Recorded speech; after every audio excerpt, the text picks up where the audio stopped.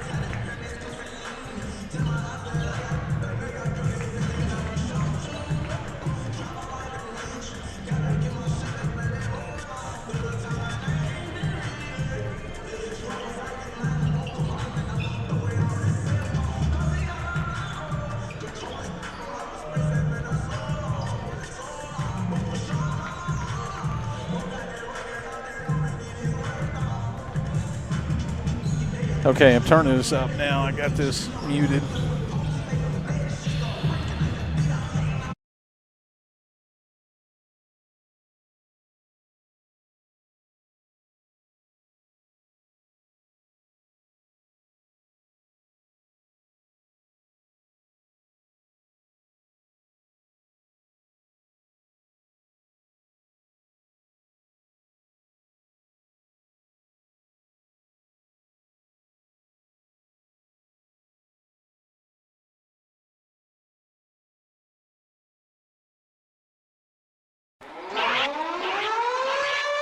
It's time for Savage Storm basketball on the Southeastern Sports Network. The Savage Storm are brought to you by Choctaw Casinos and Resorts, First United Bank, the Chutta Foundation, and the Choctaw Nation of Oklahoma. Savage Storm Athletics are sponsored by U.S. Cellular, Shelburne Heating and Air, Cherokee Communications, and El Caporal. The Savage Storm are also brought to you by Burridge Law, Westside Family Dentistry, Steubenville Chevrolet, and Shamrock Bank. Also sponsoring the Savage Storm, Choctaw Careers, Taco Casa, your local Texoma Chevy dealers, Excel Therapy, and the Wine Cellar. The Savage Storm are brought to you in part by Sparlin Realty, Applebee's, The Artisan at Brick Street Hotel, and Arnett Insurance. The Savage Storm are sponsored in part by Durant Lumber, your farmer's insurance agent, Al Olson, Discover Durant, and Green Spray Food Center. And now let's head courtside for Savage Storm basketball on the Southeastern Sports Network. And a delayed welcome into Bloomer Sullivan Arena here on a Wednesday night. Conference action in the GAC, but a little bit of a mix-up when it comes to the officials. Our women's game will actually take place after the men's game, and it's going to be quite the ride home for Northwestern Oklahoma State. Hey, if this goes well, finals tomorrow, by the way. If this goes well, it'll be like high school a few years ago. Remember when they alternated? Yeah. Men's and women's. I hope that does not happen. I like it. I like the structure as it is. The Southeastern Oklahoma State men come in off of a loss. They lost to Ouachita Baptist this past Saturday by a final of 69-52, but the bigger news is injuries. We'll get into all of that and more as Southeastern Oklahoma State welcomes Northwestern to town for the first time here in 2025. It is the First United Bank pregame show. We get it started now on the Southeastern Sports Network. Life is yours to spend. Spend it with small steps. Spend it with giant leaps. First United Bank. Spend life wisely. The Artisan at Brick Street Hotel in historic downtown Durant, where elevated American cuisine meets craft cocktails in a refined yet comfortable atmosphere. Every dish is crafted with quality ingredients, locally sourced, curated to perfection with unparalleled service. Whether it's brunch, lunch, or a special night out, The Artisan is your perfect destination with private, semi-private, and large party reservations available. Reserve your table today at theartisandurant.com. Theartisandurant.com. The Choctaw Cultural Center is so much more than a museum. It's an adventure. Hear the living stories of our vibrant people and walk in the footsteps of our ancestors. Understand the ways of the warrior, then let your inner child play. Learn a delicious new skill or eat your fill at the cafe. We can't wait to welcome you into our dance circle. Explore and discover the past, present, and the future of the Choctaw people. Plan your visit today at ChoctawCulturalCenter.com. Everyone's gearing up for the holidays. The best friend. So happy together. And the first timer. The neighborhood hero. And the out-of-towners. And it all comes together in a Chevrolet. It's Chevy Red Tag. Now well-qualified buyers can get 0% financing on all 2026 Silverado 1500 models. Plus, Costco Executive members can get a $12.50 members-only incentive. Life is yours to spend. Spend it quietly. Spend it as loud as you can. First United Bank. Spend life wisely.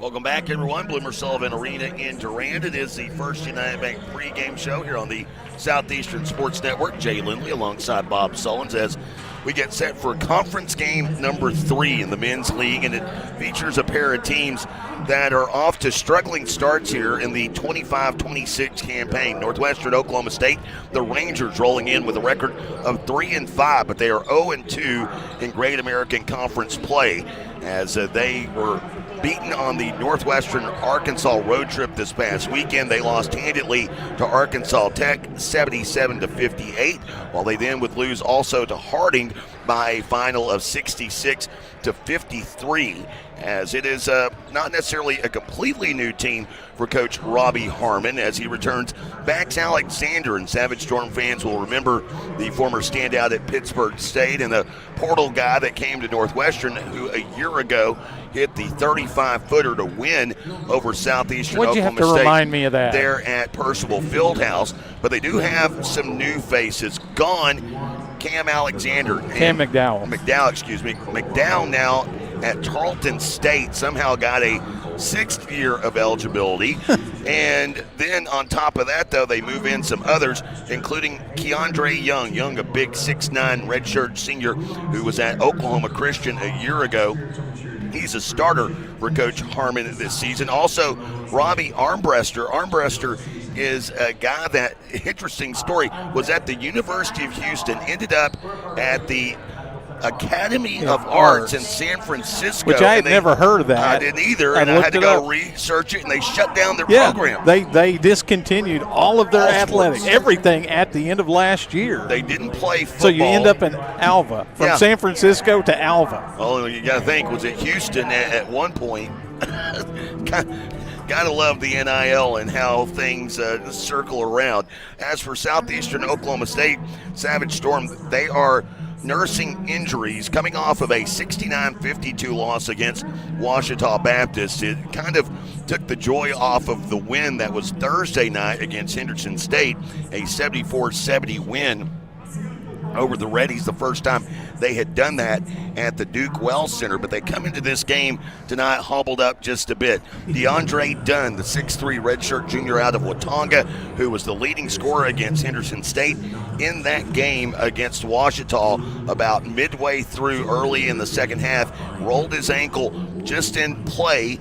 He would go to the trainer's table. He would never return. He will not play here tonight. Also injured earlier in that game against Ouachita, actually in pregame warmups, Chibe Walkaway, the freshman out of Frisco, Texas, Centennial High, been seeing some consistent playing time. Did not play against Ouachita. Fast forward to this week, he's walking around in a boot. And then another contributor that's been seeing his minutes increase, Augusto Toledo, who was actually the leading rebounder in Saturday's loss with 7 boards. He gets hurt earlier this week in the weight room. He too is out. So kind of a freak accident. Yeah, so 3 key contributors. And don't forget, DJ Dill's missing the whole year. Yeah. The leading scorer from last year. So again, some different faces will be seen here tonight for Coach Kelly Green's group. But let's talk about one face that finally had a big explosive game. Ethan Scott. Expect Scott to get a lot of minutes in this game, playing that 2-guard position as this past week. He turned in a season high for his efforts here at Southeastern. He got 19 points, went 7 of 10 from the field, 5 of 8 from beyond the arc. We pause for the playing of the national anthem. Back after this on the Southeastern Sports Network. Craving bold flavors and good vibes? Come on down to El Caporal Mexican Restaurant and Bar, your local fiesta headquarters. Sizzle your taste buds with Tex-Mex favorites, fresh seafood dishes, and don't forget their legendary top-shelf margaritas. Shaken, stirred, and always served with a smile. Whether it's date night, family night, or Margarita Monday, El Caporal is the place to be. El Caporal, where every night feels like a fiesta. Visit today. Taste the tradition, stay for the fun. Stuyvesant Chevrolet in Durant is proud to support Savage Storm Athletics. And with the same pride, resilience, and strength as Savage Storm fans, Stuyvesant Chevrolet is proud to be Durant Chevy dealer. When you need a new car, truck, or SUV, the Stuyvesant team is ready to find your perfect tailgate vehicle. No need to leave town to find what you want. Stay local, buy your Chevrolet the Stuyvesant way, and go Savage Storm. When you're dealing with an insurance company, you're already behind the eight ball. And the only way to get a level playing field is to hire an attorney.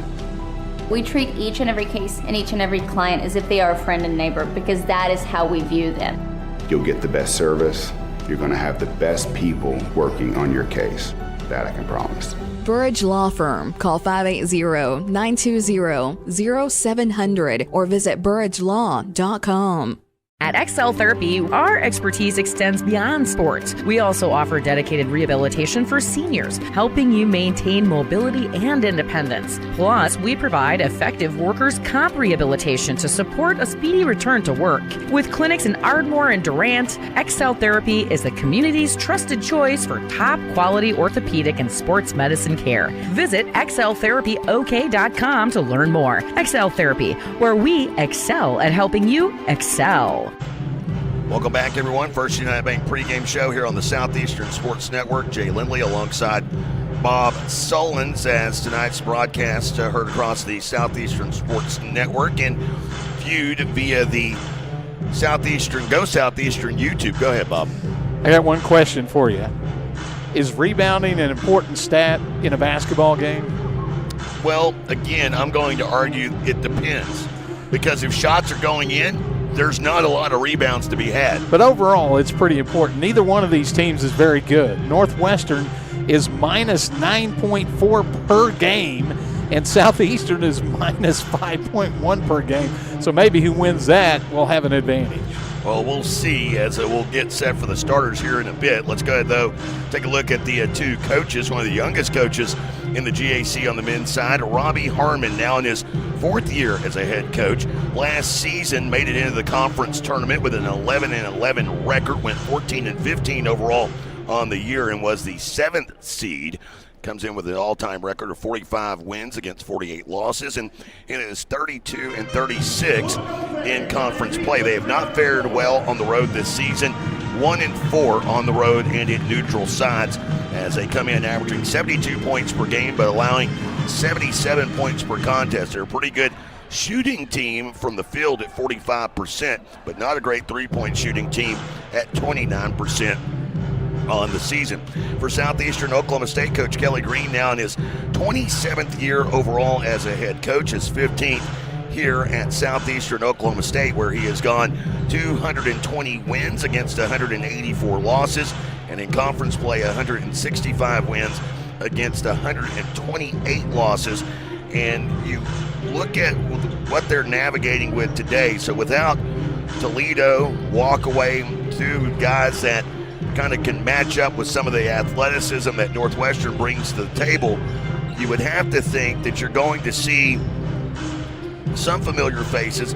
Expect a bigger dose of Jalen Williams in this game.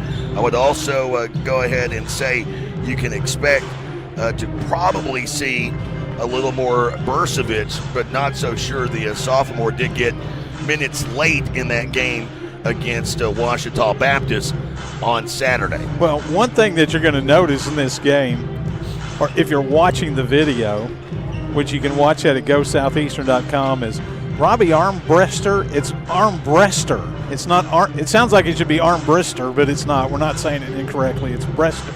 B-R-E-S-T-E-R, Armbruster. Wears number 79. That's a rule that's been in effect for a couple of years. And I don't know, you're probably more familiar with the rosters, but is Northwestern the first GAC school to buy new uniforms, or did they just buy the one? Okay, actually, I do have intel on this. that is a number that he personally requested, and they did order new uniform for him. Right. I don't think I've seen another number above 55 in the conference since the rule's been in effect for the last couple of years.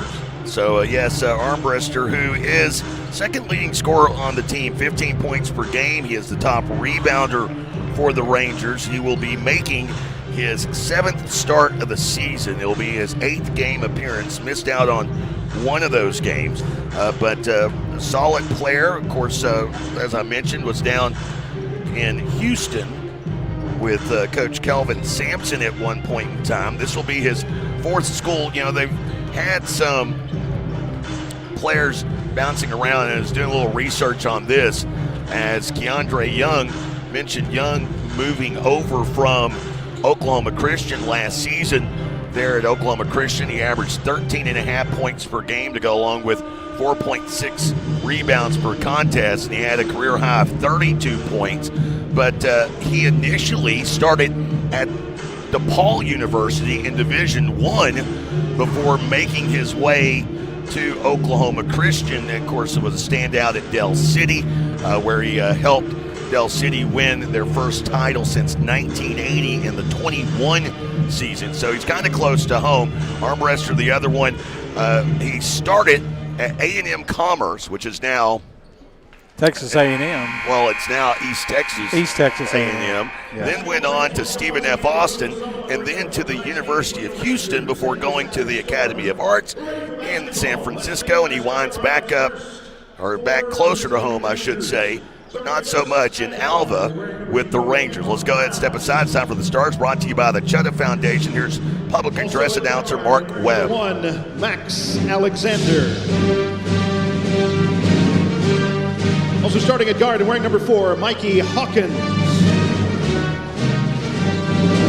At forward for the Rangers, wearing number 8, Keandre Young. And at forward, wearing number 79, Robbie Armbruster. Coach Harmon and the Rangers.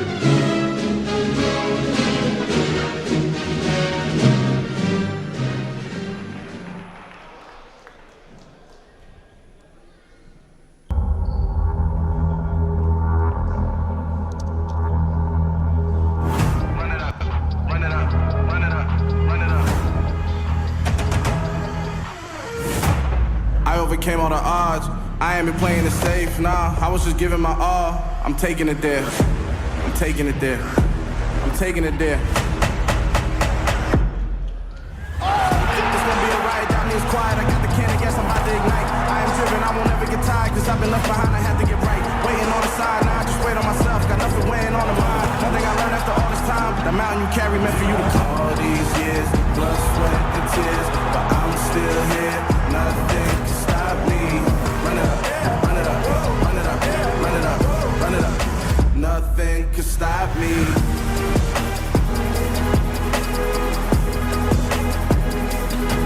Storm fans, it is basketball time in Bloomer.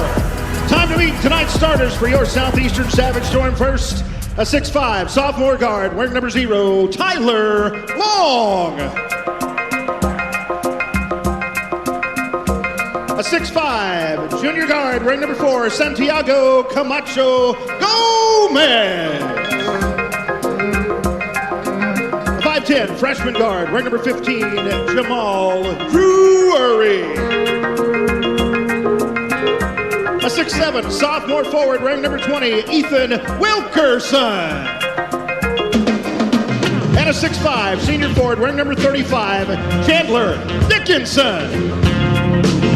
Head coach of the Storm in his 15th season is Kelly Green, assisted by Ryan Quinn and graduate assistant coach Luke Mattson. Storm fans, it is time for Southeastern Savage Storm basketball.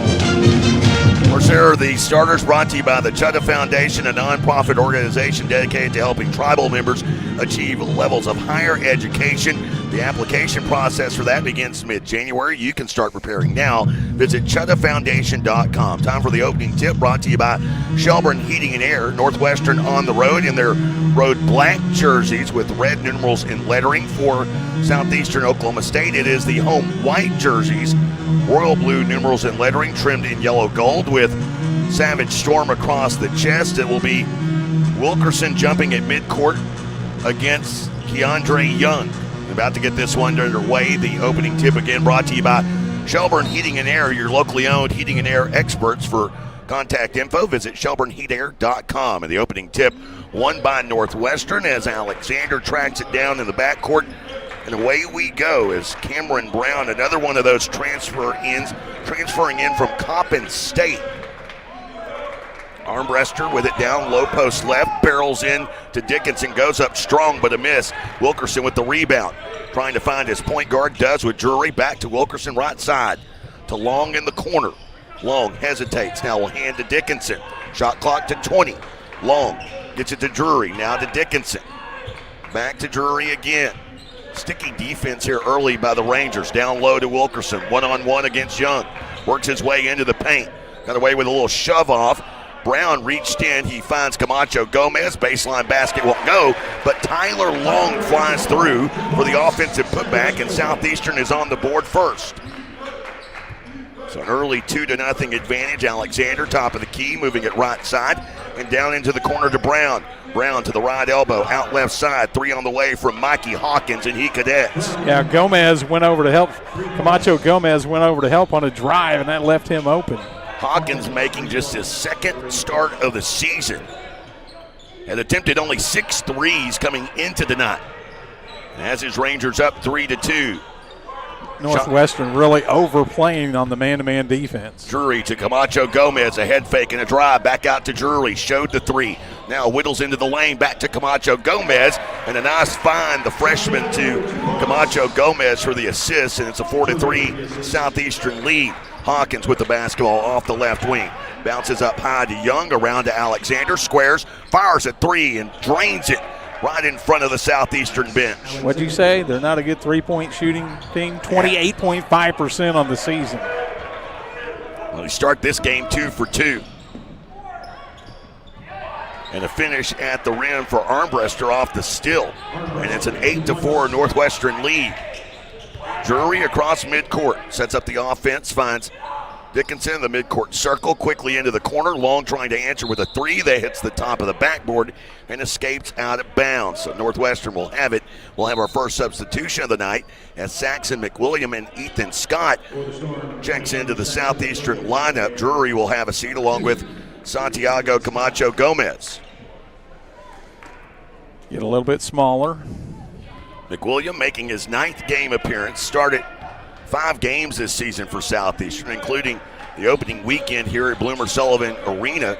The only 2 home games that they have played here this season. And now another 3, this one from Young in the left corner. So whatever the Rangers haven't been doing well, they're doing extremely well right now. They're 3 for 3 from beyond the arc, and it's 11-4. Down low is Wilkerson going up against Young, and had Young buried underneath the basket for an easy 2-pointer. It's 11-6. Northwestern's made 3 3-pointers, and Southeastern's made 3 right at the bucket. Here's Alexander, NBA range bomb. This one back of the iron, no good. Wilkerson with the rebound. McWilliam wants to push ahead. Now it gets downhill into the lane and cannot finish at the rim. Armbruster with the rebound. Armbruster across the midcourt, top of the key now. Whittles down the right side into the body of Dickinson. Goes up strong, can't finish. Dickinson with the rebound. Outlet left side to McWilliam. On the NCAA logo, he'll set up the offense. To Dickinson around right side, and the pass skips through the hands of Ethan Scott. Out of bounds, and Santiago Camacho Gomez will fill in for Tyler Long here, with this substitution occurring at the 16:40 mark, and Northwestern leading 11-6. Still one change here for Northwestern as Armbruster will take a seat, and Justin Norris checks into the game. Norris really known to be one of those three-point shooters this season for the Rangers. With the basketball, it's Alexander in the lane, kick to the corner, 3 on the way, and this one in and out. Rebound brought in by Camacho Gomez, streaking up the left side. Young cutting off his path to the basket. Now picked up by Alexander, out to Dickinson, left wing. Couple of hard dribbles, picks it up, finds McWilliam, works off of a screen, cuts down the left side, and another one where he gets to the rim, but is unable to get it over the cup, and up the right side goes Hawkins. Now to Brown. He'll hand to Young. Looking at a three. He'll square, he'll fire, he'll drain it. And a timeout taken here, or media timeout upon us as well. It's 14-6. Northwestern in front. Back after this on the Southeastern Sports Network. This holiday season, the biggest gifts aren't under the tree. They're at Choctaw Casino and Resort Durant. We're giving away a car every day of the week during the 25 Cars of Christmas giveaway, December 1st through the 25th. Play with your Rewards Club card and you could ride away a winner with your share of $2 million in cash and cars. It's beginning to look a lot like winning at Choctaw Casino and Resort Durant. Beer runs, straight up competitive. And the wine cellar, we're MVP. From ice cold game day beer to craft brews that impress your hipster buddies. And premium spirits smoother than a quarterback spiral. We've got your victory celebration in a bottle. Don't show up empty-handed, show up legendary. And proud partner of the Southeastern Sports Network. The Wine Cellar Liquor Store, Radio Road, Durant. Drink better. Celebrate more. 14-6 our score. We welcome you back. Quick look at the numbers brought to you by your local Texoma Chevy dealers. Savage Storm, they've attempted just one three-pointer, was unable to connect with that, whereas Northwestern came into today shooting right at 28.5% from beyond the arc. They're an amazing 4 of 6 from downtown, thus the 8-point lead. It's 14-6 as we welcome you back to Blimmer Sullivan Arena in Durant. So those things average out, they're going to miss 16 in a row? Is that what you're saying? It is Drury, Camacho Gomez, Jalen Williams seeing his first action of the game, along with Chandler Dickinson and Ethan Scott. The ball poked loose out of bounds by Keandre Young. For Northwestern, it is Justin Norris along with Cameron Brown and Mikey Hawkins, Max Alexander, and Keandre Young. Scott will inbound along the far sideline into Drury. A lot shorter here with Scott and Drury on the floor. Around to Camacho Gomez, tries to get a step on the lengthy Keandre Young. They'll have to reset now to Scott on the Choctaw Casino Resort logo. Gave it up, gets it back, fires a three from the right wing. That one a miss. Alexander with the rebound. Alexander passes ahead. Young gets downhill but lost it on the dribble. He was cut off by Dickinson. I believe Williams might have got a hand in there. Now Scott on the drive. High off the glass, can't finish, but he'll go the line shooting two. I didn't even hear the whistle, but it'll be our first foul of the night. Brown has first. That's the first team foul. I'm sure there is a old age joke that I have in there somewhere because I heard the whistle, but I'll leave you be. Oh, man. Scott, who is a sharpshooter for three, misses his free throw attempt. Kind of had a quick release on the free throw, just like his three-point shot. Had made his first 3 attempts of the season, now knocks down his 5th, and the lead is cut in half, 14-7. Brown directing traffic in the midcourt circle. Little weave action at the top here as they'll find Young off of an underneath screen, and he'll bury another three. So Young has buried a pair of threes in this game. They're up by 10. Drury with the basketball to Dickinson. Left corner will drive baseline. Along the baseline, tries to skip a pass. Brown got a hand on it, tipped it out of bounds.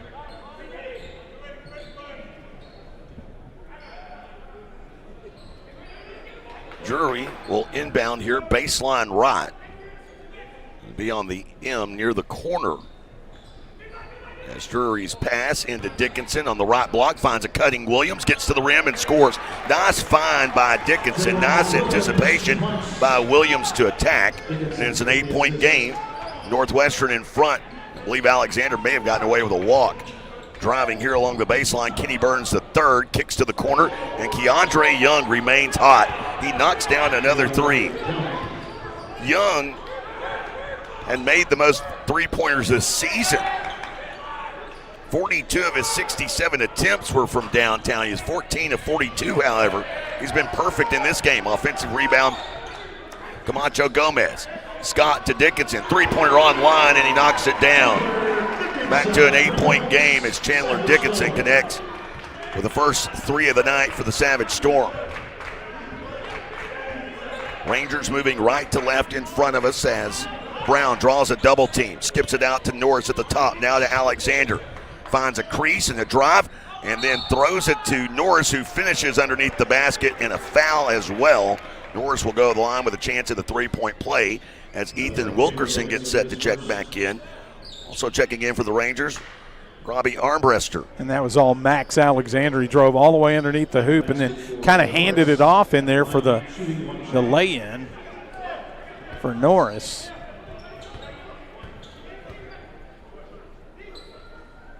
And Norris knocks down. Oh, guess what? It's another three-point play. Yeah. They can only score in threes. They've had plenty of those so far in this game. With 6 made threes already. They're 6 of 8 from beyond the arc, by the way. Driving here is Wilkerson. Pass Norris, gets to the rim and scores. So Wilkerson cuts it back to a 9-point lead. As Burns the third moves it to Brown. Brown to Norris. Norris finds Armbruster cutting to the rim. And that baseline drive finishes with 2 for Robbie Armbruster. Great ball movement by the Rangers.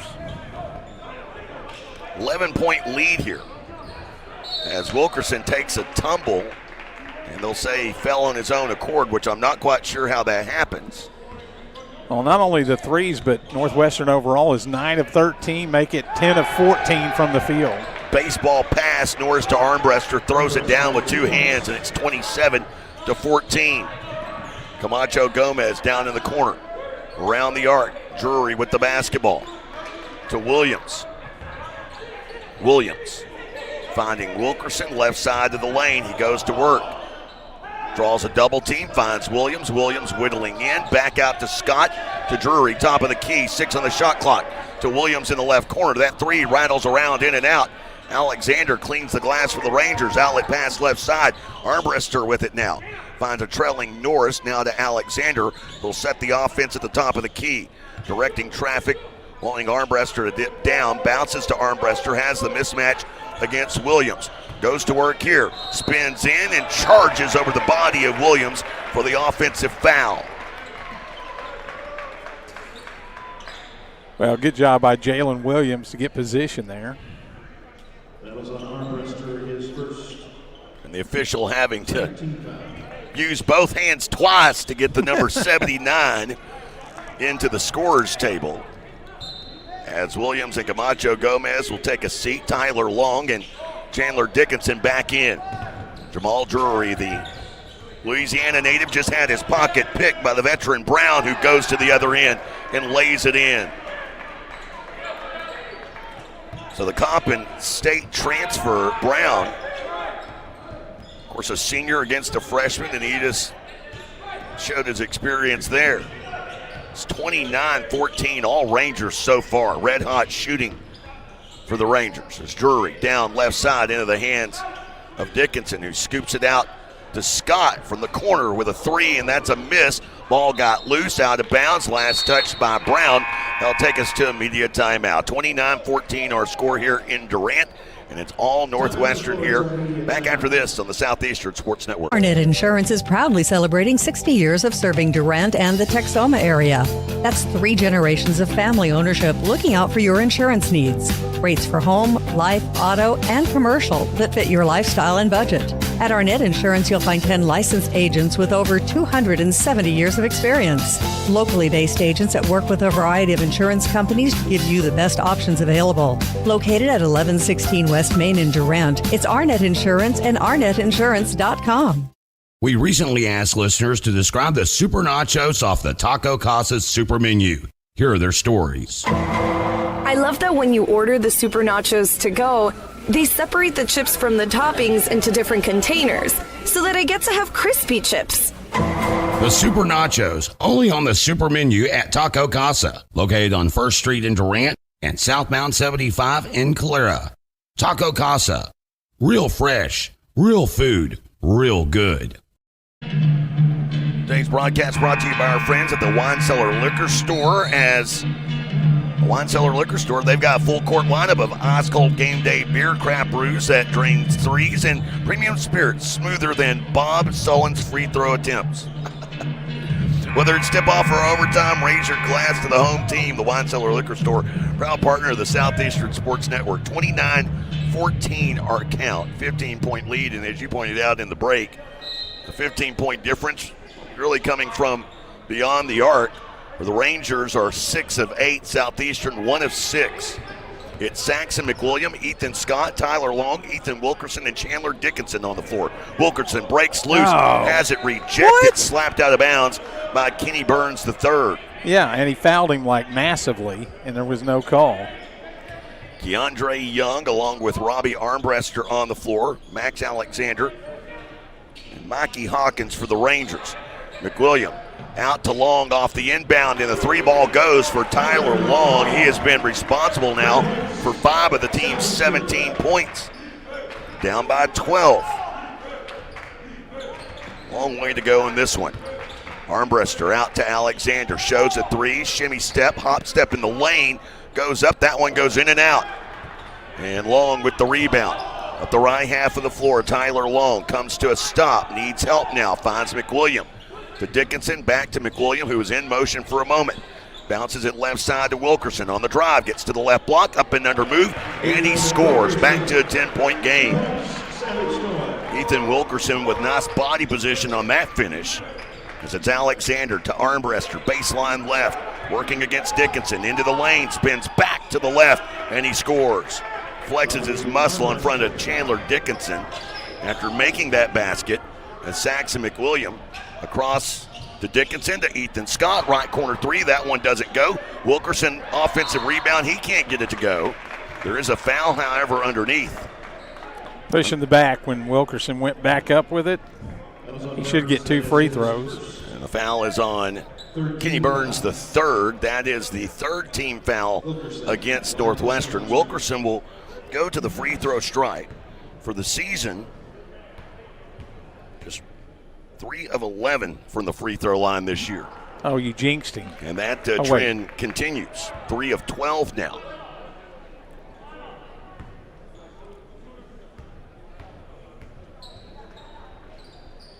And this one goes in and out as well, but Long with the offensive rebound, can't finish in a sea of black jerseys, then has it stripped loose. Hawkins across midcourt, moving right to left, finds Armbruster, who then barrels over the top of Wilkerson, who was set up, and Armbruster now has picked up his 2nd personal, both of them player control fouls, as he'll head to the bench, and Justin Norris will check in. Already 14 fouls now against Northwestern. And that one was obvious. It was clearly an offensive foul. No question. He kind of lowered the shoulder there. Yeah, he lowered everything. Just plowed right through him. McWilliam across midcourt, no-look pass, finds Wilkerson, hesitates, draws the whistle on Norris. Well, so far in the game, Jay, Southeastern has had no problem outmaneuvering the Rangers to get good shots inside. They haven't been able to finish all the time, but they've got most of their points have come right around the basket. And Wilkerson, after missing his first 2 attempts of the night, knocks down this one. Lineup for the Rangers, Brown and Tippins. So Cameron Brown will check into the game on the starters, and Chris Tippins, a 6'6" redshirt freshman out of Cypress Ranch High School down the Houston area, checks in for the Rangers.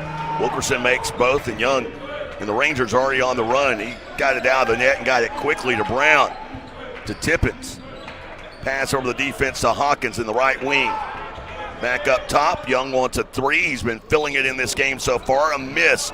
Tippins, though, with the offensive rebound. Hawkins penetrates, finds Young, left of circle, steps into another 3. And Keandre Young has 15 points. All of his attempts coming from beyond the arc. He's 5 of 6. McWilliam passing to Long, right wing 3, trying to answer. That one off the mark, deflects right into the hands of Norris. Rangers leading by 13 as Brown pulls up from the free throw stripe, missing the 15-footer. Long with the defensive rebound up the left side.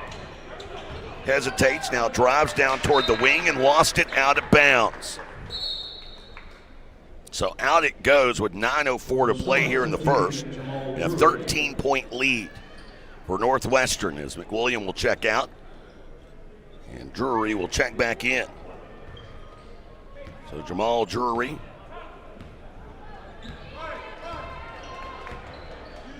as Brown watches across midcourt. A 13-point lead. To this point, they had put on quite the shooting clinic, and especially Keandre Young, who gets down to the left baseline and throws it away. Drury with the steal. Now working up the left side, finds Dickinson trailing. Dickinson top of the key to the right to Santiago Camacho Gomez, who cannot get the three to go. Southeastern 2 of 10 from beyond the arc. Northwestern 7 of 10, and that pretty much describes the current scoreboard where it's 34-21 Northwestern. Brown with the basketball. Passes over the defense, finds Tippins for three. That one in and out, and the rebound secured by Tyler Long. Dickinson up the left side of the floor. Picked up by Tippins, finds Camacho Gomez in the corner. Will now drive down to the left block, out to Drury, extra pass, and now back to Camacho Gomez to Dickinson, who wants a three. That one a miss. Wilkerson was fighting for the rebound, but Young beat him to a spot and has Brown across midcourt. Brown, shifty move to the right, but lost it in midair. Camacho Gomez with the takeaway. Somebody stripped that out as he went through the lane there. And it's Dickinson to Camacho Gomez. Bouncing to Wilkerson, that extra pass unneeded. Tippins comes away with a steal. Has numbers, 3-on-2. Takes it on his own down the center of the lane and misses everything. Drury with the rebound. Drury now jetting to the other end. Got caught in the air. He throws it away. Hawkins with the steal. Back to Tippins. One-on-one. Goes up strong and this time finishes on the right side with the right hand at a timeout taken by Coach Kelly Green. 36-21. Rangers with their largest lead of the game, 15, with 7:12 to go in the first half. Back after this on the Southeastern Sports Network. If college is in your future, then scholarship applications should be too. Visit CheptaFoundation.com for dozens of scholarship opportunities. Whether you're a high school senior or pursuing a doctorate level degree, Choctaw Tribal members will find competitive scholarships for every level of education. Applications for the Chepta Foundation open on January 15th, but you can start planning now. For more information, visit the scholarship page at CheptaFoundation.com. That's CHAHTA Foundation.com. Everyone's gearing up for the holidays. The best friend. So happy together. And the first timer. The neighborhood hero. And the out-of-towners. And it all comes together in a Chevrolet. It's Chevy Red Tag. Now well-qualified buyers can get 0% financing on all 2026 Silverado 1500 models. Plus, Costco executive members can get a $12.50 members-only incentive. Welcome back, everyone. Bloomer Sullivan Arena in Durant. We're just college past is the in your midway point. Quick look at the numbers brought to you by your local Texoma Chevy dealers. It is Chevy Red Tag season. Gear for the holidays with great offers on a Chevy that's just right for you. And see how it all comes together in a Chevrolet. Visit your local Texoma Chevy dealers to find yours. 36-21 Southeastern trailing here. As Northwestern, they have been lighting it up from beyond the arc. They're shooting 64% from downtown. They're 7 of 11. Southeastern is 2 of 11, and that is really the story here in this game more than anything else. Turnovers have been key as well. Yeah, 8 points off of turnovers, 7 turnovers for Southeastern. Here is Camacho Gomez working his way left side of the lane. Lifts one from 10. It's a miss. Saxon McWilliam, the point guard, with an offensive rebound and put back. And it's a 13-point lead here as Brown content to walk it across midcourt. A couple of new faces for Northwestern as Deeren Birhere into the game. And a put back by Norris. Alexander left the rebound or left the shot off the mark, but Norris was there to clean it up with second chance points back to a 15-point game. Yeah, but the putback, he just batted the ball wildly and it happened to go in. Literally, he did not tip that into the goal. As Dickinson threw it away, but Hawkins couldn't hang on to it, trying to save it. They did reset the shot clock, though. As Bela Clobez into the game for Southeastern here, joining Camacho Gomez, Ethan Scott, Saxon McWilliam, and Chandler Dickinson. As McWilliam takes to the left elbow. Received a little bit of a body bump, no whistle, out to Scott. And now a whistle here. And a little basketball they were giving away at the entrance got onto the court. Some kid, those kids were playing with him during the delay we had. No women's game. The women's game's actually going to follow the men's game tonight. As Scott now only 14 on the shot clock here. As he inbounds, got it back down to Dickinson through contact, and he scores. So Chandler Dickinson with a chance at a three-point play. As a foul goes on Justin Norris. If you could look at a shot clock of this, a shot chart of this game, all the Southeastern points would be right around the basket, and all the Northwestern points would be outside the three-point line.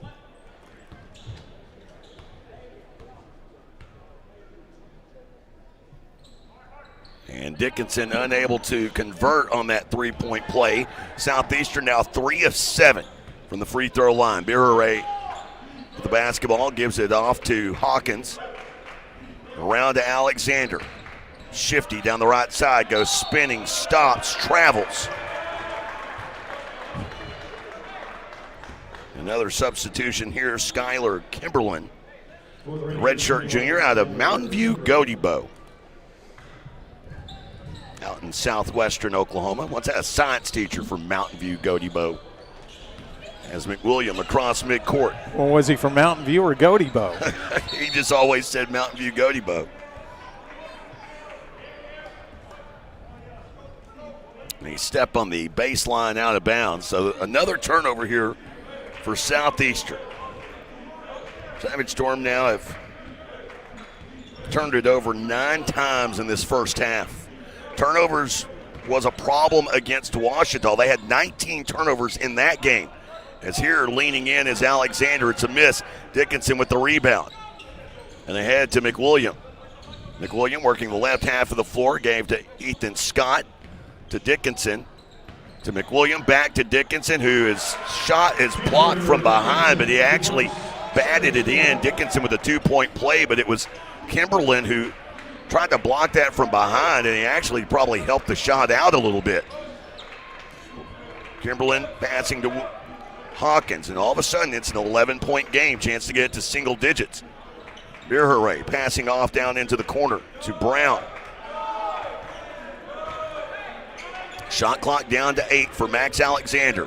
Hesitates, drives high off the glass, and then a little touch above the square, and it goes through. As driving with it here is Camacho Gomez. Wilkerson getting set to check back into the game. Dickinson picking up the dribble, being harassed nearing a 5-second call. Gets rid of it to Camacho Gomez down in the corner. Attacking from the right side, gets down low, an offensive foul as Hawkins with a flop to draw the call. Well, they called the flop on the other end, so got to call it both ways.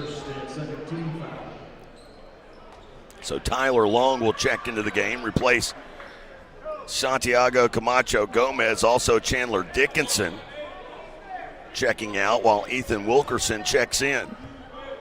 Storm down by 13, and they've pretty much trailed this game from the get-go. They held an early 4-3 lead. That was an offensive. As Birray comes through and jumped into McWilliam, who takes a tumble. The blocking foul called on Saxon McWilliam, who his head collided with the hardwood. Well, the reason I don't think that was a good call is because Birray just blasted through him. He just lowered the shoulder and plowed in there. Well, and that's what Coach Kelly Green's arguing was, hey, down here at the other end, I got a guy just backing in, and they've got someone jumping into us. 3:53 to go here in the first. Media timeout, 40-27. All Northwestern. Back after this on the Southeastern Sports Network. Shamrock Bank proudly partners with Southeastern Oklahoma State University to promote Savage Storm athletics. Collegiate athletes gain valuable experiences that translate to the workforce after graduation. Many of our employee owners have strong ties to Southeastern. At Shamrock Bank, you're more than a customer, we're more than a bank. Shamrock Bank, member FDIC. When it rains, it pours. So it's important for you to get the coverage that meets your needs. Farmers Insurance Agent Al Olson can help you understand your options so you can prepare for what the forecast brings. We know a thing or two because we've seen a thing or two. Learn more by calling Agent Al Olson at 580-924-3898 to find out how he can help you protect the things that matter most to you. That's Al Olson at 580-924-3898. We are farmers. Bum, bum, bum, bum, bum, bum. Underwritten by Farmers Truck Fire Insurance Exchanges and Affiliates. Products not available in every state. Shamrock Bank proudly partners with Southeastern Oklahoma State University in promoting academic programs that lead to growth and career opportunities. Many of Shamrock Bank's employee owners are Southeastern alumni. Our roots and our future are in Southern Oklahoma. At Shamrock Bank, you're more than a customer, we're more than a bank. Shamrock Bank, member FDIC. Bloomer Sullivan Arena in Durant. Don't forget, you can catch profiles of Savage Storm athletes by visiting the Mix 96.1 page. Profiles dropping for men's and women's basketball all basketball season long. They're brought to you by Discover Durant. Don't miss a West Side Christmas this Saturday. Just across the street from Lowe's. Brought to you by Discover Durant is Clobez with a block on Beer. And now with the basketball as Scott finds Wilkerson. Southeastern coming out of the break with a defensive stop. Wilkerson gets downhill, gets to the rim and scores, and a chance at a three-point play. Yeah, they've had no problem getting to the basket. And it's Skylar Kimberlin who picks up the foul. In fact, if you look at the stats, Jay, Southeastern is 10 for 15 on two-point shots. It's the 2 for 11 on threes that's killing them.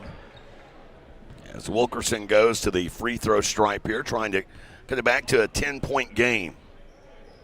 And he does. 40-30 now, 3:39 to go here in the first half.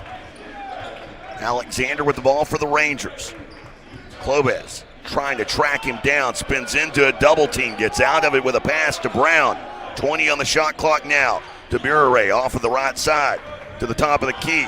Clobez almost stole it away. Alexander Euro stepping his way into the lane for shot, miss. Burray with the rebound, but then trying to save it, he ricochets it off the bottom of the glass and back out of bounds. I don't think I've ever seen that before. So does that count as an offensive rebound or not? Well, it does, and then a turnover. I mean, he had the ball. Yeah, he threw it back behind his head blindly, and it hit the back of the backboard, basically.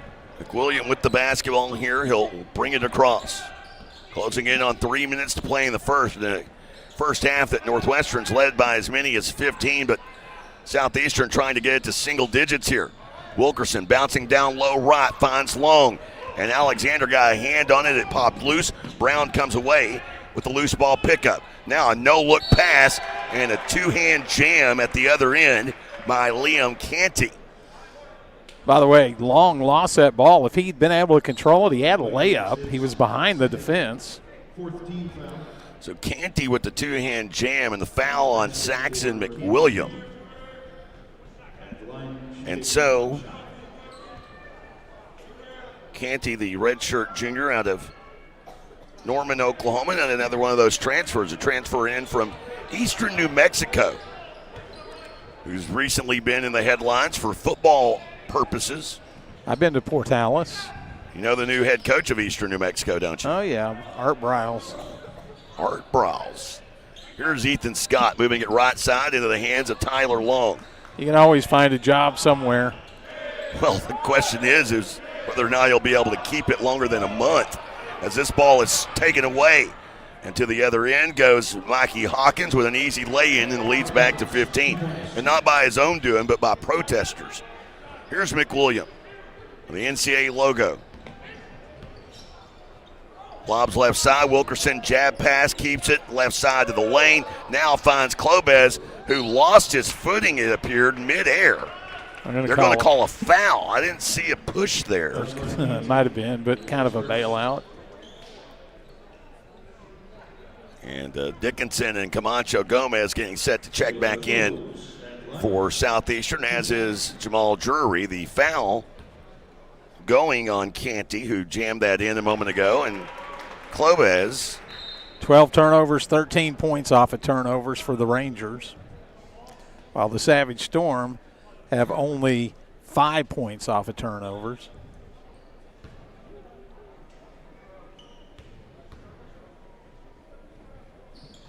And Clobez gets both to go, and it's back to a 13-point game 45-32 as he'll exit stage left. Chandler Dickinson taking his place.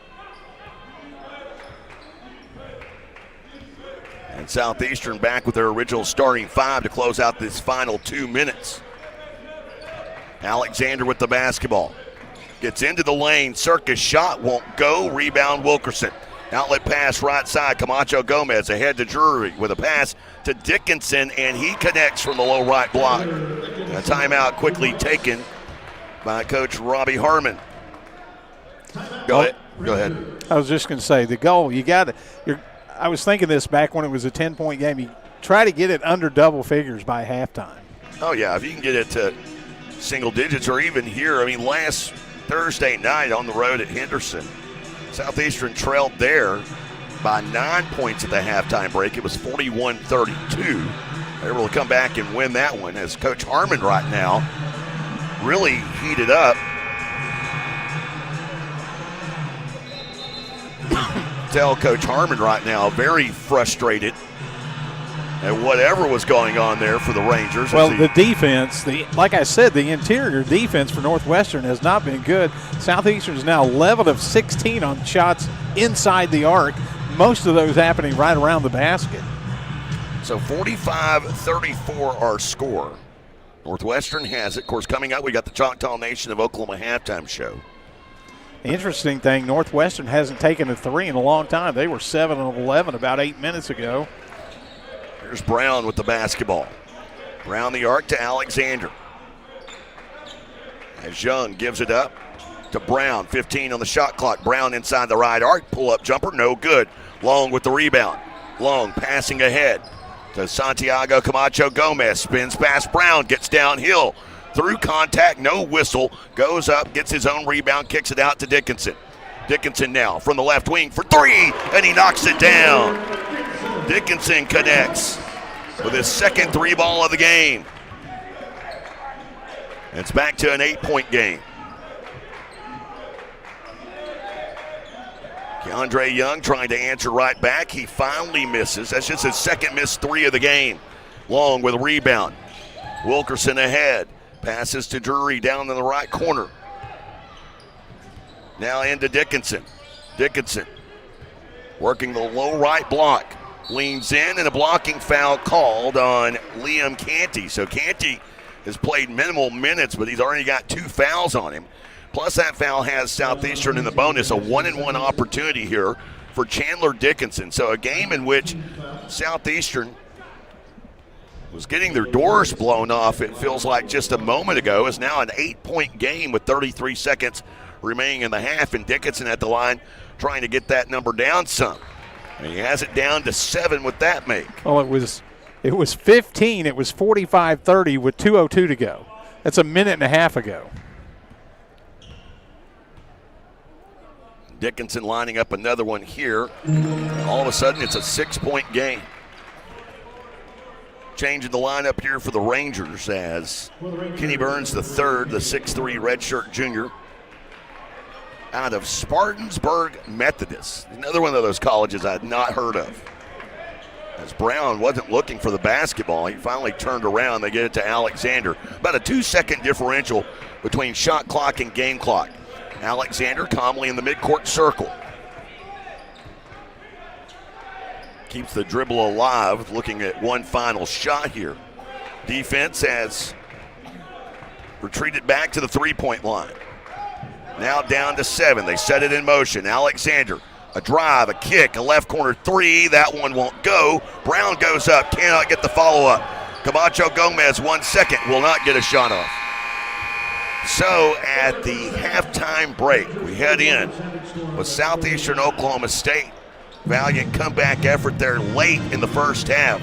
Down by only 6, 45-39. We head to the Choctaw Nation of Oklahoma halftime show on the Southeastern Sports Network. We all have stories. Stories inspired by culture, competition, creativity. Stories show our humanity. They inspire us to greatness and remind us to be humble. Stories connect us to our communities and the rest of the world. We are the Choctaw people, and these are our stories. See and share them at togetherwe'remore.com.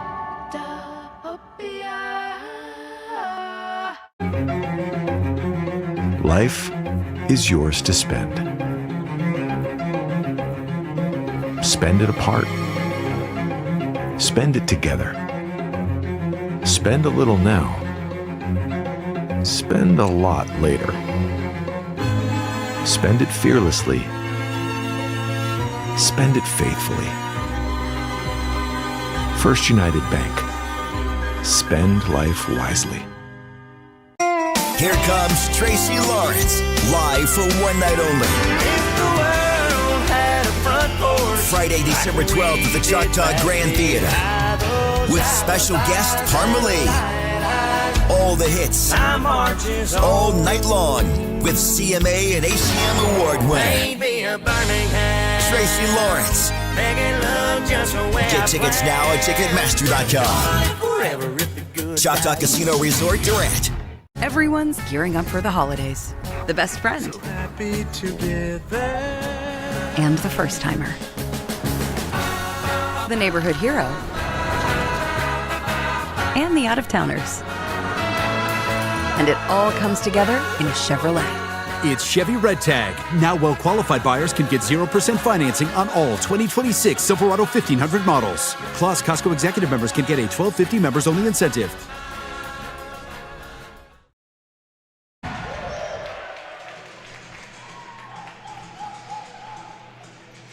Back here at Bloomer Sullivan Arena, Choctaw Nation of Oklahoma halftime show. Southeastern got off to a slow start, trailed they still trail, but the score is not 0-0, by the way. That's the score of if you're watching the video, they've got the score changed for the little kids game going on out there. The score actually is 45-39, Northwestern on top. Now 45-39 our count. Of course, we'll get into the first half numbers here in just a little bit. We are the only game on tap. Feels like football season. The only game on tap tonight in the Great American Conference. And due to the officials forgetting that they had a women's game here today, we will be having GAC After Dark. It's kind of like, West Coast basketball on ESPN. You got nothing going on, just flip on over here at 9:30. We'll have women's basketball for you a little bit later on. There is action going on tomorrow in the GAC. You've got Southern Nazarene at East Central there in Ada, while Arkansas Tech will drive down to Arkadelphia to take on Henderson State. Southwestern at home against Oklahoma Baptist, who is up next for Southeastern. Savage Storm will be playing in Shawnee on Saturday night. There was actually one game last night. It was Harding at, I think it was at Monticello. Yeah, it was. And the women's game, Harding won easily, 86-64. The men's game, Harding won easily, 70-46. And then there's actually going to be one game on Monday. This is all messed up because of finals, I guess. Southern Arkansas Tech are going to play in Russellville on Monday night. It's that crazy time of the year when scheduling is a little bit out of whack. Let's go ahead and take a look around Division I college basketball. Not a ton going on tonight. Had one final from earlier. Baylor, the Bears, playing Norfolk State, an easy win for the 8-2 Bears, 97-67, the final in that one. In other action, as I'm just kind of scanning scores here, fourth-ranked Purdue right now in a bit of a dogfight at home against Minnesota, 39-32 early in the second there. While in other action, there's more Big 12 action going on tonight. There it is, Houston, 7th-ranked Cougars just getting underway, hosting Jackson State. It's an early 3-0 lead there for the Cougars, and that's about it as far as Big 12 or SEC basketball goes. I'm just enjoying the little kids game because Blake Allen is officiating. That in and of itself is funny. 45-39 our score. Coming up, a look at the halftime numbers are on the way after this on the Southeastern Sports Network. Beer runs, straight up competitive. And the wine cellar, we're MVP. From ice cold game day beer to craft brews that impress your hipster buddies.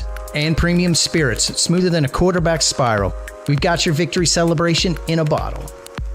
Don't show up empty-handed. Show up legendary. And proud partner of the Southeastern Sports Network. The Wine Cellar Liquor Store, Radio Road, Durant. Drink better. Celebrate more. Durant True Value Lumber is more than a hardware store. They're your community partner. From DIY projects to complete home builds, Durant Lumber has everything you need. Quality lumber, plumbing supplies, hardware, that perfect paint color, and all your home and garden essentials. The Durant True Value Lumber staff are your neighbors, always here for you with expert advice. Durant True Value Lumber is in the heart of downtown Durant. Durant True Value Lumber, your Durant family-owned True Value store. Goes up, gets his own rebound, kicks it out to Dickinson. Dickinson now from the left wing for three, and he knocks it down. Dickinson connects with his second three ball of the game. It's back to an 8-point game. Back to an 8-point game after that made three by Chandler Dickinson, who leads his team in scoring. A 14-point effort so far for Chandler, and they would have it down to a 6-point lead with a couple of free throws made there late. And it is Southeastern trailing by 6 after trailing by as many as 15. Let's take you through the first half numbers here in the Choctaw Nation of Oklahoma halftime show. They are brought to you by your local Texoma Chevy dealers. Well, in that first half, Southeastern holding a rebounding advantage, 22-14, including 15 defensive boards. They turned the ball over too much, 12 turnovers in that first half. Those 12 turnovers produced 13 points off turnovers for the Rangers. But I mentioned rebounding, 7 offensive rebounds for the Savage Storm. That produced 13 second chance points. So those two numbers kind of negating each other. Taking a look at the individual scoring here so far for Northwestern, 45 points coming off of 18 of 37 shooting from the field. That's a 49% clip. They were 7 of 13 from beyond the arc in the first half. Keep in mind, they started the game 5 of 5 from downtown. So they have gone 2 of their last 8 from beyond the arc, and that has settled down just a little bit, where at one point they were shooting above 70% from the free throw stripe. Taking a look at Southeastern. Southeastern's 39 points, coming off of 14 of 29 shooting from the field. That is a 48% clip. Savage Storm just 3 of 12 from beyond the arc in that first half at 25%. They got to the line more often than the Rangers, 8 of 12 from the free throw line after starting the game, if you recall, 1 of 4 from the charity stripe. Northwestern going 2 of 2 from the free throw line in that first half. It was a big first half for Keandre Young. Young leading the Rangers, all of his attempts coming from beyond the arc. He was 5 of 7 from downtown, as Young with 15 points in that first half, as he has not been the leading scorer in a game this season for the Rangers. As a matter of fact, the leading scorer aspect has been either handled by Alexander or Armbruster. Speaking of Alexander, 5 points in that first half while going 2 of 8 from the field. He had 2 rebounds and 2 assists, rarely left the floor. 17 minutes played in that first half for Max Alexander, while Robbie Armbruster 8 points, efficient, 4 of 6 from the field, but he has just 1 rebound, and he played just 7 minutes, mainly because 2 player control fouls relegated him to the bench for much of the first half of this one. A couple other notables, Mikey Hawkins and Justin Norris, each with 5 points apiece in that first half. As for Southeastern Oklahoma State, mentioned that Chandler Dickinson, the leading scorer at the break, 14 points, 5 of 6 from the field, 2 of 3 from beyond the arc, 2 of 3 from the free throw stripe. He also has 2 rebounds, an assist, a steal, and a block in 16 minutes of action. Unfortunately, he has a turnover, but when you have a team that has 12 turnovers, there's going to be several players that have turnovers in a half. Ethan Wilkerson having perhaps his best game so far this season. Wilkerson with 11 points. He's 4 of 4 from the field, 3 of 5 from the free throw stripe after missing his first 2 attempts of the game. And then he has 4 rebounds as well. Santiago Camacho Gomez, it's been a slow shooting night for Santiago. He's just 1 of 5, but he's got 5 rebounds. And Tyler Long, who scored the first points of the game, Long has 5 points, 2 of 5, getting the start here today, but he has a team best 7 rebounds. As again, those are a look at your first half numbers brought to you by our friends at your local Texoma Chevy dealers. It is red tag season at your local Texoma Chevy dealers. Be sure to find the tag that's right for you. Gear for the holidays with great offers on a Chevy, and see how it all comes together in a Chevrolet. Visit any one of your local Texoma Chevy dealers today for great incentives. We were talking, Bob, you brought this up in the pregame about rebounding, and, you know, I did pop off. It doesn't matter, you know, if shots are going in, but I do find this interesting. Southeastern with an 8-rebound advantage, 7 offensive rebounds. Those 7 offensive rebounds producing 13 second-chance points. Savage Storm turned it over 12 times. That resulted in Northwestern with 13 points off turnovers. Those two aspects kind of negating things. If you're Coach Kelly Green, I think the message at half is really simple. Protect the dang ball. Well, it just depends. Are you a glass half full or glass half empty kind of guy? Oh, no. In this case, I'd say, look, guys, it's a 6-point game. We were down by 15. We did everything wrong. The ball. We did everything wrong. We turned it over. We missed shots. We didn't cover the 3-point line. Somehow we're within 6. I know. It's crazy, crazy first half here at Bloomer Sullivan Arena. It's been a crazy evening at Bloomer Sullivan. Of course, if you're just tuning in, you're like, oh, well, we got one more half to go. No, because we have got 2 halves of women's basketball coming up at the conclusion of our men's game here tonight. And, of course, we'll have a whole another set of pregame show and everything else coming up for you here in a little bit. But still, we've got a half of men's basketball to go here at the Choctaw Nation of Oklahoma halftime show. It is Northwestern 45, Southeastern Oklahoma State 39. And we'll be back after this to get started for the second half on the Southeastern Sports Network. Dive into the new Ultimate Trio at your neighborhood Applebee's of Durant, where every combo is a winning play. Pick, mix, and score for just $14.99. Who will you draft? Will it be chicken quesadillas with chipotle lime salsa, or boneless wings with house-made ranch or blue cheese? With 10 apps and 10 dips to combine, any combination could be the winning play. The Ultimate Trio, only at your neighborhood Applebee's of Durant, 1001 Westside Drive. Open till midnight Sunday through Thursday, and open till 1 a.m. Fridays and Saturdays.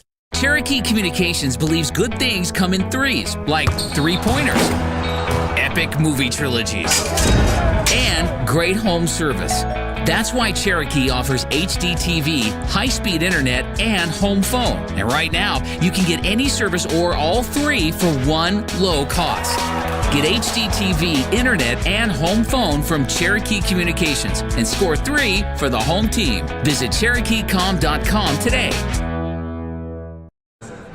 Wrap up the Choctaw Nation of Oklahoma halftime show. To find out how together we're more, visit ChoctawNation.com. Also, if you're into entertainment, don't miss out on some big shows coming to the Choctaw Grand Theater out at Choctaw Casino Resorts Durant. For ticket info on some big shows, like including one coming up here Friday night, as Tracy Lawrence and Parmalee is going to be performing at the Grand Theater. You can get your tickets today.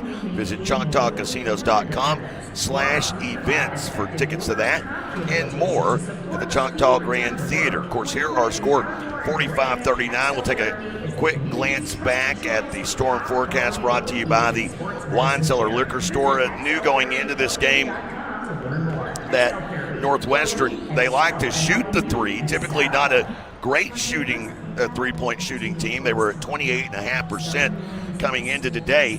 Remember, Bob, they started this game 5 of 6 from beyond the arc. Since then, they have gone just 2 of 8. And that is a stat to know as we get ready to wrap up this halftime break. Obviously, we have 20 more minutes to go, but they're shooting double their regular percentage, basically. Yeah. You would have to think that the law of averages would come into play at some point. Southeastern, on the other hand, while we look at Northwestern's 3-point shooting percentage, Savage Storm for the season, a 34% 3-point shooting team.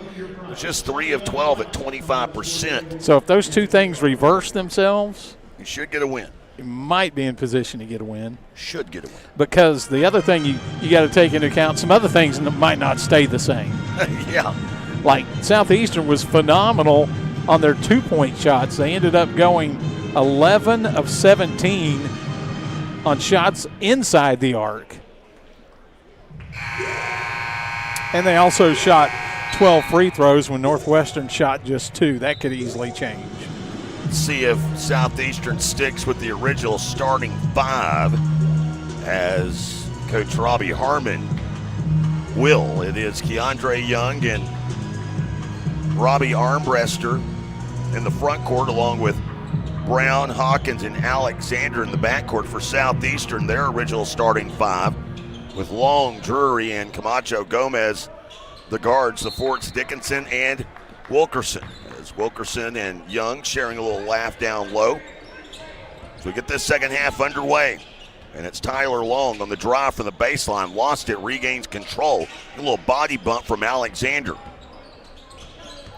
With the basketball, it is driving here Wilkerson, and a foul is called. Yeah, one thing about Northwestern's defense, and maybe the reason they got in foul trouble in the first half, Jay, is they like to bump you a lot and reach in as you're driving with the ball. A lot of body contact and reaching. It did create some turnovers. Keandre Young whistled for that one. First whistle of the second half. Wilkerson down to the right block, high over the top of the taller Young, and he connects, and it's a 4-point game. Well, and the thing about that is, though, it's my philosophy about cornerbacks and pass interference. Be handsy, because they're not going to call all of them. And that can work to your advantage, and at least to this point, it's worked to the Rangers' advantage. There's a pass out to Young, right wing, 3 on the way. He misses. And rebound brought in by Long. Long passing ahead to Dickinson. Dickinson downhill, baseline left into a double team. Out to Long, 3 on the way, won't go. Back of the iron, no good. Camacho Gomez with the offensive rebound. And the Storm find more second chance points. They had 13 in the first half. Drury skipping it to Long, back right side to Dickinson. Fakes the pass, drops the 3, and it's a 1-point game. Dickinson now with 17 points. That was some kind of fake, too. Faked the defender completely out and went for the pass. Alexander into the body of Long, and a blocking foul. Ridiculous call on the part of the official. Well, Alexander extended the arm, which is the go-go for an offensive foul. Long played along with it. Coach Green is pantomiming that. I think you could have gotten away with just letting it go and no call would have been okay. Yes. But to call a foul on Long, you can't do that. Armbruster dives in, kicks it back out. Extra pass to Brown. Whittles passes to the right. Young in the lane. Almost traveled, finds Armbruster underneath, and he puts it in. The lead back to 3. That's Wilkerson across midcourt. And Armbruster reached in, slapped it away. Shot clock now under 20 as Wilkerson brings it back across the midcourt stripe. Dickinson with the basketball, picks up the dribble. Out to Camacho Gomez, shot clock to 8. Camacho Gomez, left side of the lane. Needing to get something up. Tries, cannot. And Hawkins comes away with the loose ball pickup. Finds Brown. Scoop shot underneath, and Dickinson called for a foul. Yeah, it's kind of a bailout, too. His shot hit the bottom of the backboard. Never even got it up to the rim.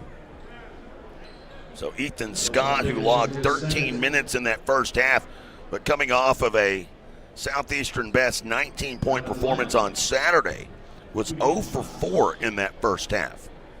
And at the free throw line here shooting 2 is Cameron Brown. Brown 11 of 12 this season from the free throw line, and that trend continues. Knocks down the first of 2.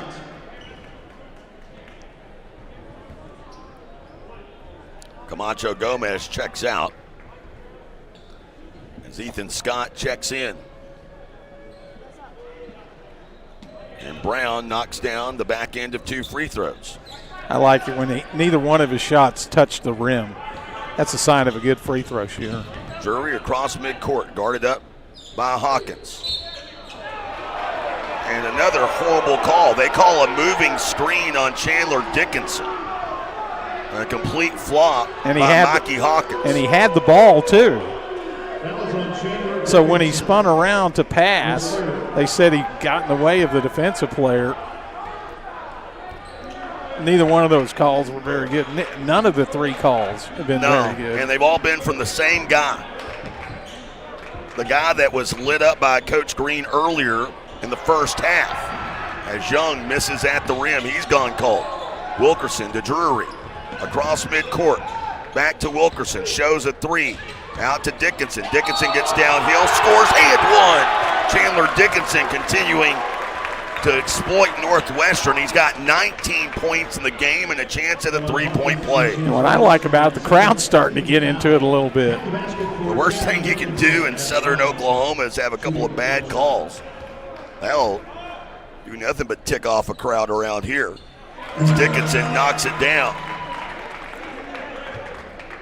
Well, Southeastern's gotten within one. They did lead for a few seconds, 4-3 in the first half, but that's been it. And a travel here on Armbruster. He just got the ball hung up on his hip when he was trying to make a move. So Dickinson will inbound here in front of the Northwestern sidelines. Drury takes the inbounds pass. Working against Hawkins. Bounces to Dickinson. Dickinson finding Wilkerson, backdoor cut, one dribble, goes up, had it stripped loose in midair. I think Alexander got a hand on it. Young comes away with it. Now Brown, no-look pass, finds Hawkins, leaves the lay-in short and is bailed out with a foul. I told you the fouls could change in a hurry, Jay. They just tend to do that. It's going to be 6 free throws, or actually I guess 4 free throws in this half.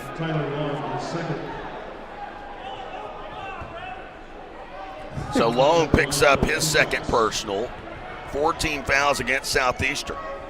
Hawkins at the line, and he hits the first of 2. It was a great setup to Hawkins, though. He was way over in the corner and cut down the baseline. And I think it was Alexander who found him. He was rewarded with 2 free throws because he clanked the layup. Hawkins hits both and is now 8 of 9 this season from the free throw line. Back to a 4-point Northwestern lead. Drury across midcourt. Given to Ethan Scott. Scott to Long in the corner. To Dickinson. Right wing 3. That one goes in and out. There's Alexander downhill. Hop step in the lane. Blocked from behind by Dickinson. Rangers will have it inbounding underneath the left side of the basket with 23 seconds on the shot clock. I actually think Alexander got away with the travel there. And seeing his first action tonight, Pablo Jimenez, the 6'6 freshman out of Madrid, Spain. Played at Sunrise Christian Academy. Brown will inbound.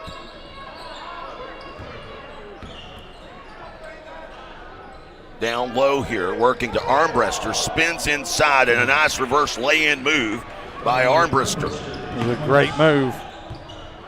Back to a 6-point lead here. Next stoppage will take us to a media timeout. Drury bouncing high to Dickinson. As Drury finds Dickinson down low and a chance at a 3-point play again. I think it's an Armbruster. It is, and if it is, it's his third, and it takes us to a media timeout. We'll let him sort it out. 53-49 with a free throw to come after this on the Southeastern Sports Network. When you're dealing with an insurance company, you're already behind the 8 ball. And the only way to get a level playing field is to hire an attorney. We treat each and every case and each and every client as if they are a friend and neighbor because that is how we view them. You'll get the best service. You're going to have the best people working on your case. That I can promise. Burridge Law Firm. Call 580-920-0700 or visit burridgelaw.com. Since 1971, Westside Family Dentistry has been committed to enhancing the natural beauty and function of your smile while improving your oral and overall health. Using state-of-the-art technology, our friendly staff will take care of all your needs, from routine care, crown and bridge, implants, and even orthodontics, including Invisalign. Westside Family Dentistry is the premier choice to create beautiful, healthy smiles for the whole family.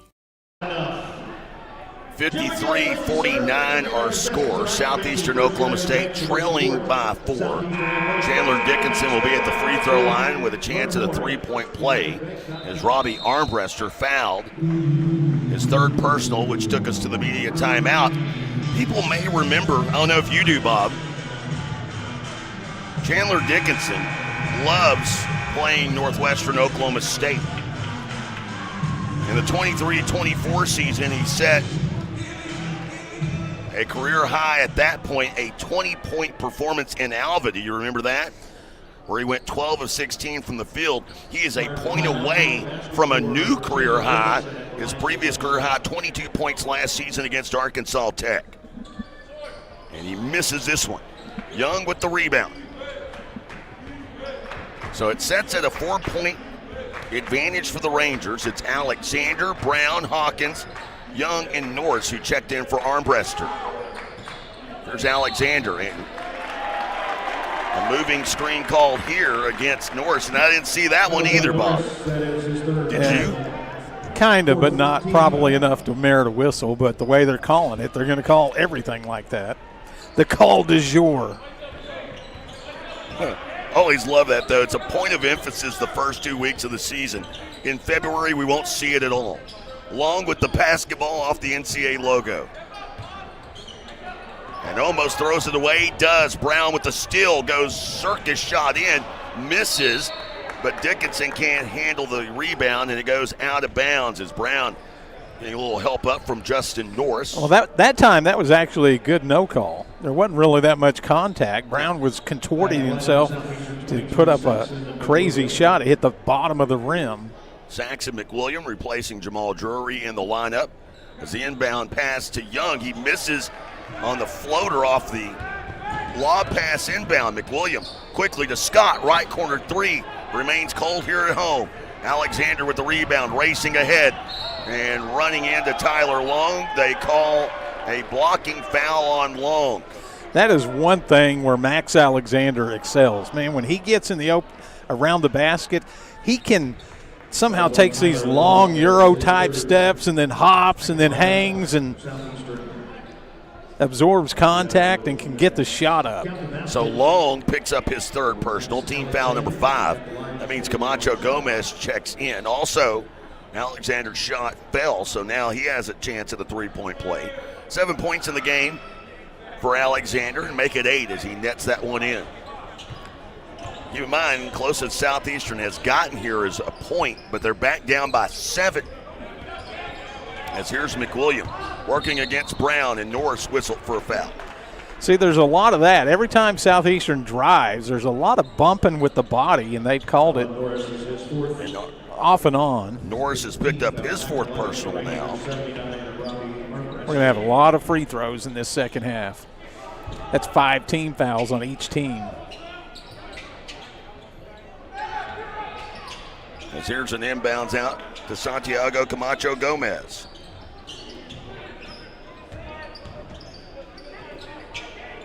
McWilliam on the drive, left to right, across the lane. Scoop shot off the glass and in. 56-51, 14:30 to go. Alexander in transition, and he pulls up and knocks it down from the GAC logo in the lane. Gets those 2 points right back. Camacho Gomez off the left wing sets up the offense.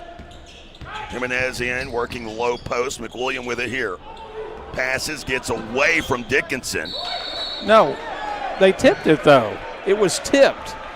I thought Armbruster tipped it as well. Official says backcourt violation. Coach Green's asking for a review, but I don't know if he'll get one or not. Nope. So the inbound here goes to Brown. Lead at 7 for Northwestern. They led by as many as 15. Southeastern got it down to 1. And Armbruster pushes it back to 9. 60-51. As McWilliam fouled here. The foul is on Cameron Brown. 16 foul. Back in the lineup for the Storm, number 28. So the next foul will put Southeastern in the bonus, as that is team foul number 6 against the Rangers. McWilliam inbounding to Wilkerson. Been quiet here in the second half. Gets into the lane. Out to Camacho Gomez, left wing 3, and he splashes it in. And that was a good design. They had cutters going by, and the defense sank in. And Wilkerson faked it a couple times and then kicked it to the wide open man. And then they throw it away out of bounds as Keandre Young's foot was on the sideline out of bounds stripe. And so Southeastern gets it back, a 6-point deficit. It's McWilliam, Scott, Wilkerson, Dickinson, and Camacho Gomez, who just hit his first 3 of the game, only his second shot of the night. He has it now off the right wing to McWilliam, around to Scott.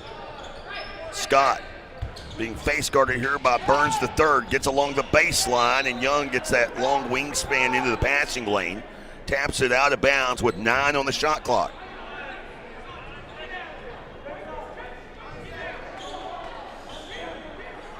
You know, Alexander is kind of a free agent on defense for the Rangers, too. He kind of goes everywhere. See, he just left his man right there. Camacho Gomez with a pull-up from 6, and he taps it off the glass and in.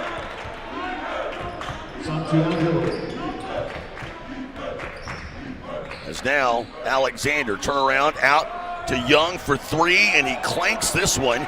Camacho Gomez with the rebound. His 7th of the game. Big rebounding night for Santiago. A 5-0 run for the Savage Storm here in the last minute plus. As here's Wilkerson to Camacho Gomez. Out to Scott, right wing 3, and he splashed it in. His first made 3 of the night, and it's a bomb, and it's a 1-point game. A little bit of a run here for the Savage Storm. 8-0. Almost turnover there. Southeastern arguing it should have been. As Alexander now will attack right wing into the lane, throws up a prayer of a shot, bailed out with a foul with 12 minutes to go. It should take us to the media timeout. And it is 60-59, Alexander at the line when we return. Savage Storm basketball continues on the Southeastern Sports Network.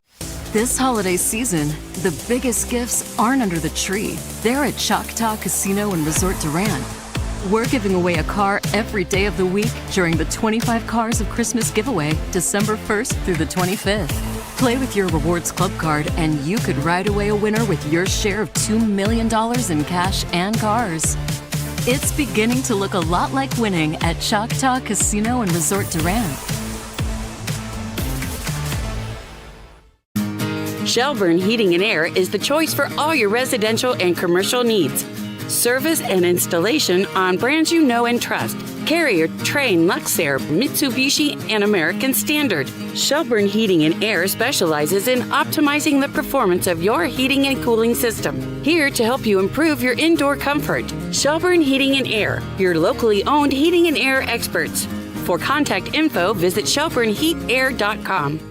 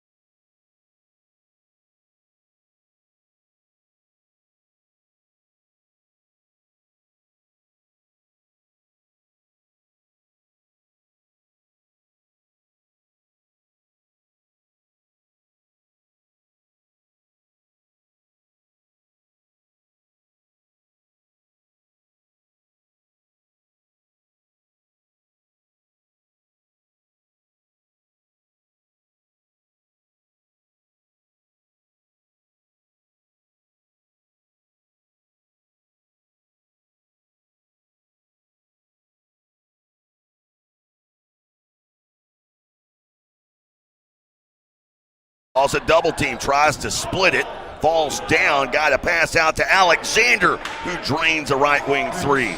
Well, you can see when the game's gotten close here in the second half, they've gone to Max Alexander. He's now running the offense. He was not. Brown was running it most of the first half. Yeah, he had 5 points in the first half. He's got 15 now, and McWilliam throws it away. Armbruster ahead to Alexander, trying to finish, and he cannot. The finger roll finish off the rim. Wilkerson with the rebound.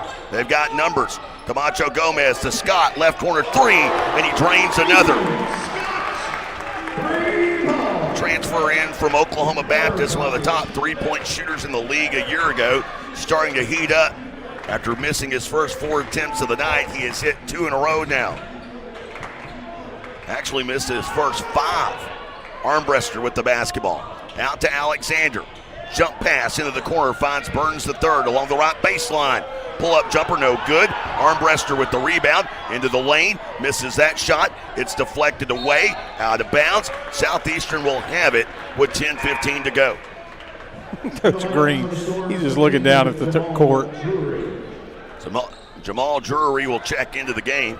Saxon McWilliam checking out. He's a freshman. And both of them are freshmen, and William was getting a talking to there as he came to the sideline. Drury with the basketball, finding Scott to Camacho Gomez, working against Alexander to Wilkerson, left elbow jumper good from 15. And it's back to a 1-point game as Wilkerson now 4 points here in the second half. He's got 15 off of a highly efficient 6 of 7 shooting. He's got 6 rebounds as well. Brown, hop step down below the left block. Out to Armbruster, now to Alexander off the right wing. Trying to dry off the basketball, it appears. He now goes to work, finds Keandre Young. Tries to split 2 defenders, and he's bailed out with a foul.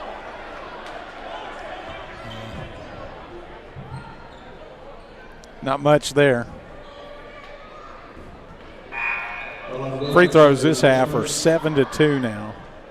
17 foul. And the Rangers, I'm going to try to use the broadcaster jinx. They haven't missed one all game. They're 9 for 9. For the season, only a 67% free throw shooting team. Young, though, one of the better shooters for the Rangers this season, knocks that one down easily, pushes the lead back to 2.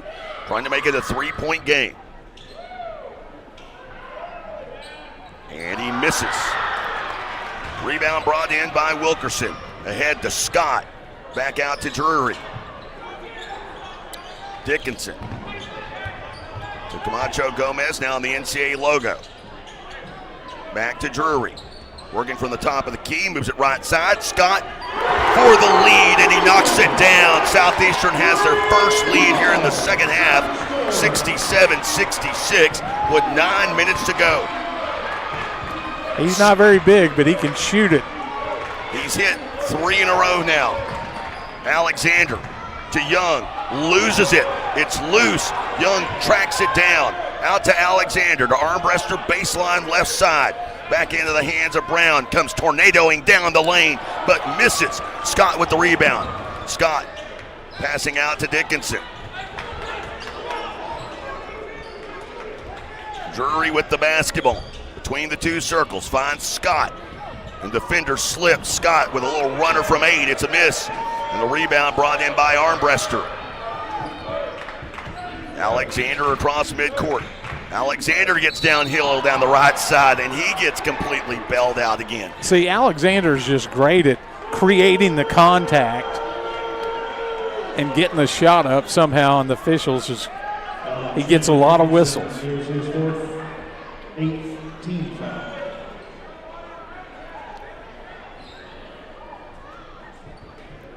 I mean, he initiated all the contact there, but ends up the one going to the line. Foul, by the way, on Chandler Dickinson, who has been quiet after getting his 22nd point in the game. Is that 4 on him? It is. Tyler Long will check in. He's got 3 personal his own right. Northwestern's living at the line. They're taking their 10th and 11th free throw attempts here in the second half. Southeastern has shot a whopping 2.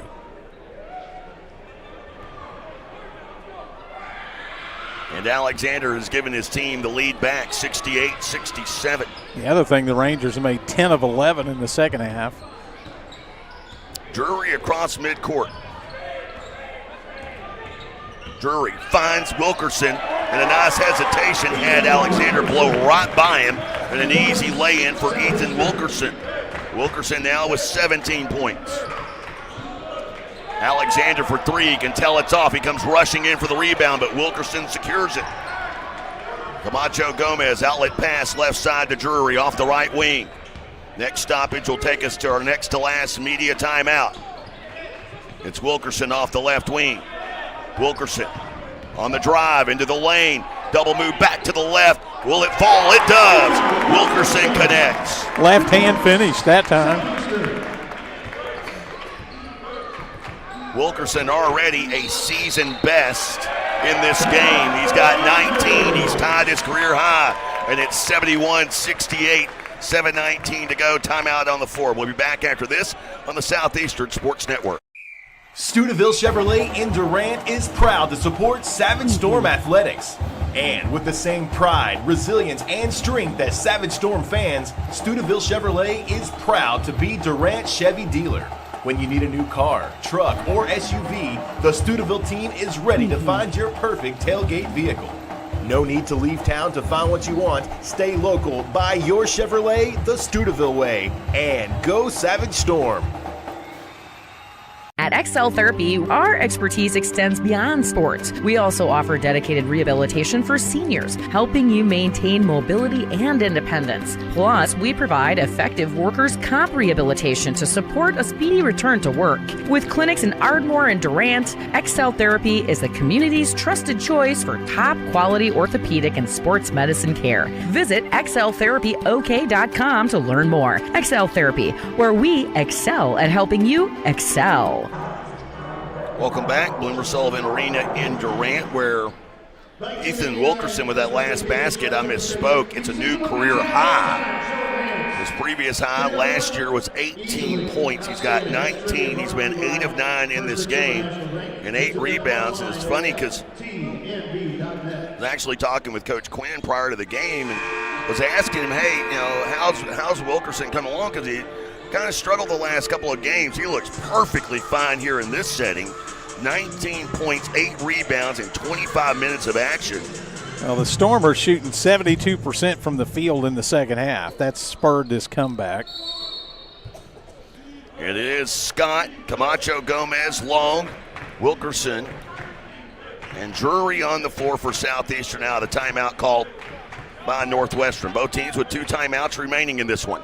Hawkins gets free in the left corner, misses, and Camacho Gomez hauls in the rebound. His 8th of the game. 3 players for Southeastern with 8 rebounds now. Drury in the midcourt circle, being guarded by Hawkins. Drury slides past him, no look into the corner, finds Long for 3, won't go. Camacho Gomez had the rebound ripped loose, and with his 9th rebound, he is fouled. He'll go to the line with a 1-and-1 opportunity here. Another chance for second chance point. Southeastern has 16-7. I guess now we're going to have the media timeout. Yes, so we'll take it with them. 71-68.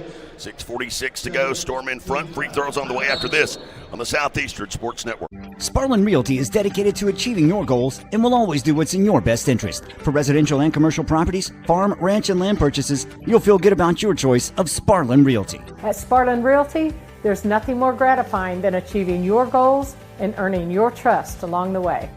Whether you're selling your property or buying your dream home, it would be our privilege to assist you. Please call us today at 580-745-1055 or SparlinRealty.com. Visit Durant, Oklahoma, where the people are just as special as our town. From our bustling Main Street full of boutiques, stores, and recreational shops everyone can enjoy, to our wide variety of family-friendly and fine dining options. You can enjoy cultural experiences at the newly opened Choctaw Cultural Center, or tons of water recreation activities on Lake Texoma. Durant is a weekend of fun waiting to happen. Plan your next adventure at discoverdurant.com. 71-68 our score here. Bloomer Sullivan Arena in Durant, where Southeastern holding on to this 3-point lead. Santiago Camacho Gomez going to the line with a 1-and-1 opportunity. And for Camacho Gomez, this will be his first trip to the free throw line after getting 12 free throw attempts in the first half. Only 2 here in the second half for Southeastern. And he knocks down the first of 2. Which is a good thing. That was actually the old-fashioned 1-and-1 right there. There's another one coming here. This one is good, and Camacho Gomez now 13 of 14 this season, shooting over 92% from the line. Southeastern has their largest lead of the game. It's Alexander. He lost it. Young comes up with it. Wilkerson took a spill diving for it. Young gets away with a walk, gets inside and scores. A little hop step there. Wilkerson slipped down, and he was guarding Young. Camacho Gomez to Drury. Harassed by Hawkins. Up top to Wilkerson. Goes to work against Young. Down low, spins left to right, and Wilkerson continues to add to his career high. He's got 21 now. The Rangers really have no defense against him operating in there around the basket. Alexander along the baseline. Into the lane. Jumper from 10. It's a miss. Long with the rebound. Alexander whining for a call. Yeah, he's gotten a few of those already. As Wilkerson with the basketball goes to work against Norris now, who has 4 fouls. Alexander comes sweeping in, and Wilkerson scores again. Great touch. That thing just bounced around 3 or 4 times. Soft touch for the big man. Wilkerson now with 23, and he leads all scorers. Brown between the 2 circles here. Works to his left, hesitates. Picked up by Scott. Left side of the lane. Pass to Norris, right corner 3. He lofts it in. So Justin Norris, that's his first 3-point attempt of the night. And he knocks it down. He's got 8 in 13 minutes, and it's back to a 4-point game. 5:04 to go. There's Drury with the basketball. To Scott, top of the key. Scott bouncing it back out. Shot clock now under 10. Drury with the basketball. Drury gets downhill, and shot is waved off, as they'll say it was on the floor. Too bad, because he made a acrobatic circus shot. And let's go back to that conversation that you and I and Rob had in that first matchup of the year against Minot State. Remember, they changed the continuation rule in college basketball this year. By the way, that 3 that Norris made, that ended a 26-10 run in about the last 4 or 5 minutes. Drury will go to the free throw strike. Small sample size for the Baton Rouge native, 7 of 11 this season. I think Green's arguing for the shot to count. And that's what I was saying, is the new rule would allow that. Well, the 1-and-1 attempt, Drury connects.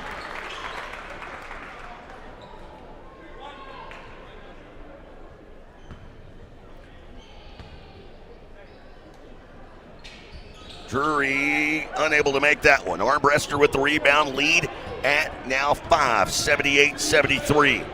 Alexander splits 2 defenders, throws it almost away. It's deflected right back to Keandre Young, who misses from the right corner. Drury with the rebound. You know how many almost turnovers Northwestern's had? They've had like 10 almost turnovers. Only 9 total in the game. Southeastern has turned it over 18 times. Drury with the basketball. To Camacho Gomez in the corner. Back to Scott, around the long in the left corner. Scott down to the left block. Hesitates. Goes up over Young. Shot is missed. Camacho Gomez tips it out. Armbruster with the rebound to Brown. Goes into Dickinson. And coming from behind, slamming it down is Armbruster. Dickinson really fortunate. Remember, he's got 4 fouls. He went straight up.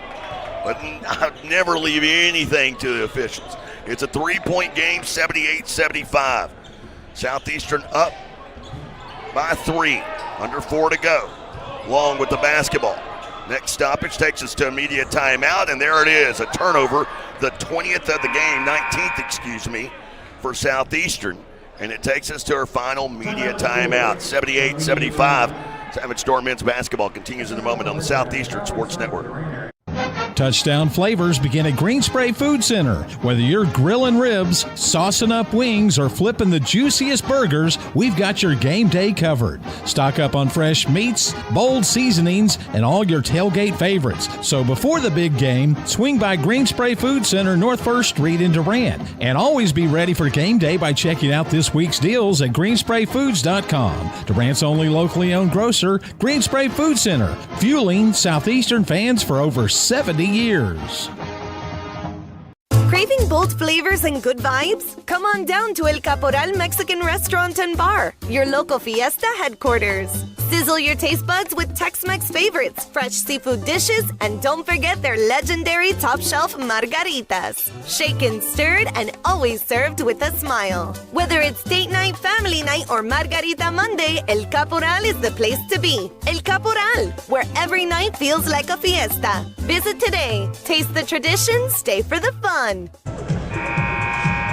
What's coming up? We've got the Choctaw Casino Resort post-game show. And then we've got the women's game. Yeah. We still got a lot more to go here, Bob. That means I've got about 2.5 more hours of you. Don't miss out on the 25 Cars of Christmas giveaway. 25 cars in 25 days. The drawing for a luxury vehicle at 8 p.m. every night. So if you're here, you missed your chance tonight. But guess what? They'll be doing it again tomorrow, and we'll be doing it every night through the 25th. 78-75. Hey, that date sounds important. Yeah. The 25th. What is it? That would be Christmas Day. Oh, yeah, all the way through Christmas. So 25 cars at Christmas at Choctaw Casino Resorts Durant. Southeastern's in his zone, I think, for the first time. Armbruster out there working against Alexander, driving. Alexander's shot an air ball. Camacho Gomez secures the rebound. I think Wilkerson got a piece of that. I think he got a block on that. So let's set the lineups. It's Drury, Camacho Gomez, Wilkerson, Dickinson, and Scott, who's down alone in the left corner for the Rangers. And here's Young stepping into a passing lane, coast to coast, and an easy finish makes it a 1-point game. Too easy of a steal there for Keandre Young. Didn't even have to work for that one. This time he gets into the body of Wilkerson. And now Armbruster goes down for some reason. Might have rolled his ankle or something. Oh, no, I think he might have got hit in the bad spot. But he's okay. He's up now. Well, they're having to mop the floor up. I think he just slipped on the sweat of Keandre Young. Wilkerson goes to the free throw line, and that's been the lone weird area of the night for the sophomore. It's 3 of 5 from the free throw stripe. It's 1-1, so that was big. Yeah, next foul will take it to the double bonus finally for Southeastern. Lining up the second, and this one is good. Wilkerson, after missing those first 2 free throws, Bob, he has been perfect. Money. 10 of 11 from the field and 5 of 5 since then from the free throw line. His team is only up by 3. Under 3 to go here. With the basketball, it's Armbruster, baseline left into the lane, goes up over Wilkerson, has it back to a 1-point game. Northwestern has won 2 in a row in this series. That's across midcourt. Jamal Drury, every possession so vital. Southeastern with 20 turnovers in this game, but they lead. Drury to the right, works off of a screen, shot clock under 9 now to Wilkerson, guarded by Armbruster. And Armbruster reaching in is called for that one, and that is going to be his 4th personal foul.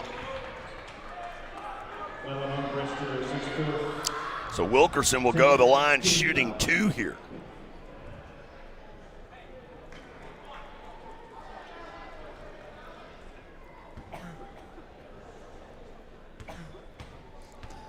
Right now, Armbruster is the best scoring option for the Rangers. He's got 18 points in the game. None of it has been from beyond the arc. He's 9 of 12. Yeah, all his shots right around the basket. Keandre Young leading the Rangers in scoring with 20. As Wilkerson knocks that one down, pushes the lead back to 3. 82-79. Waning moments of this one at Bloomer Sullivan Arena. It's Alexander to Brown, top of the key. Back to Alexander. Extra pass finds Young. 3 on the way. That's a miss. Long rebound out, though, by Hawkins. Finds Brown. Back to Alexander off the right wing. He attacks. Gets into the lane. Kick pass to Hawkins. Jab step. Step back to the left wing. 3 on the way. That won't go. And Camacho Gomez rips down the rebound with Young draped on his back. To Scott in the corner. Back to Dickinson. Minute 39 to go. Drury out near midcourt. Working against Young. Goes to work here. Works off of a screen. Drifting to the right. Lob down to Wilkerson. Goes up strong on the inside, and he scores again. Wilkerson. Career day at Bloomer Sullivan Arena. He's got 29 points and 8 rebounds. Just a phenomenal for the sophomore out of Medill.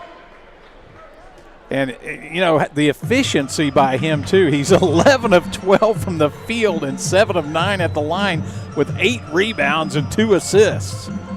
And throw in I think he's had more than one block, in my opinion, but. So it was Dickinson who kind of paced things in the first half.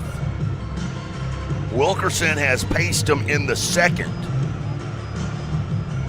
Yeah, those two guys have combined for 51 points. Dickinson had 14 at the break. Wilkerson had 11. So he's had 18 points in the second half. That's amazing. Almost all of his points, you know, he can make a three-pointer, but he really hadn't tried any tonight. All of his points have been right around the basket. He hasn't had to attempt any three-pointers. Oh, I know. Northwestern is not a good interior defensive team. They've really taken advantage of that. Well, I also think that maybe, and I saw this against Henderson State and Ouachita as well, there's a concerted effort this season to get the ball inside. And I think a lot of that is to get defenses collapsing to then free things up for guys like Ethan Scott, Dickinson, and Camacho Gomez. And if you're going to spread out, you've got the interior guy like Wilkerson who can make you pay. Alexander across midcourt here. Minute 20 to go. A 5-point lead for Southeastern. Here's Hawkins on the drive into the air. Out to Norris. Left wing 3. Won't go. Rebound loose. Picked up by Norris. Out to Alexander. Right of circle 3. And he drains it.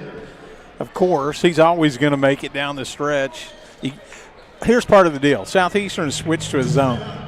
And they've got a small lineup out there. When you go to a zone, you're not nearly as good a rebounding team. And Northwestern scored twice now when they got the offensive rebound. And that's one of the reasons why coaches don't like to go to a zone.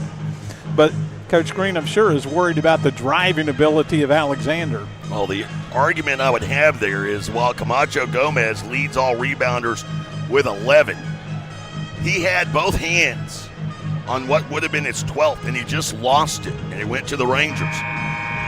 So Southeastern here needing to execute offensively. Just a minute 5 remaining in the contest. Southeastern up 2.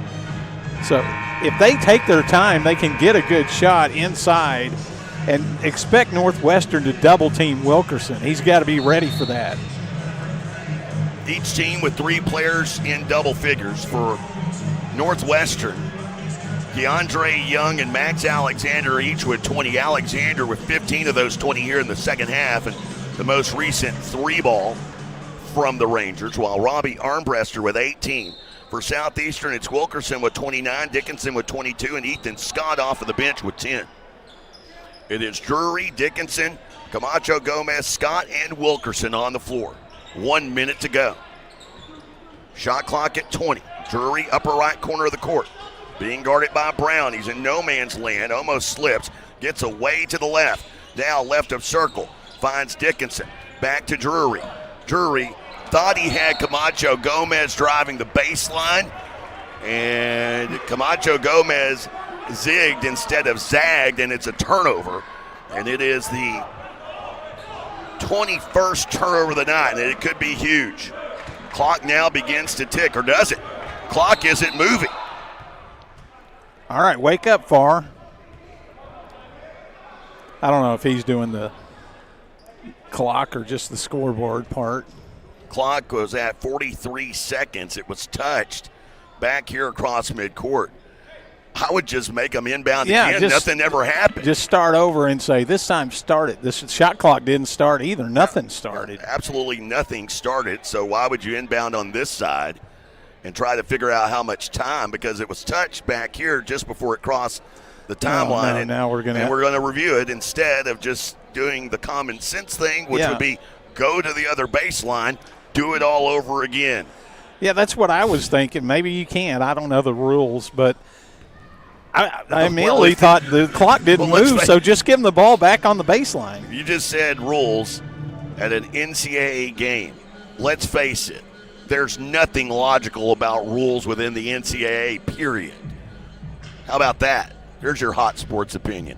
84-82 our score. Southeastern leading by 2. The clock just moved to 41.9. Wasn't it 42.3? It's 43.2. 43.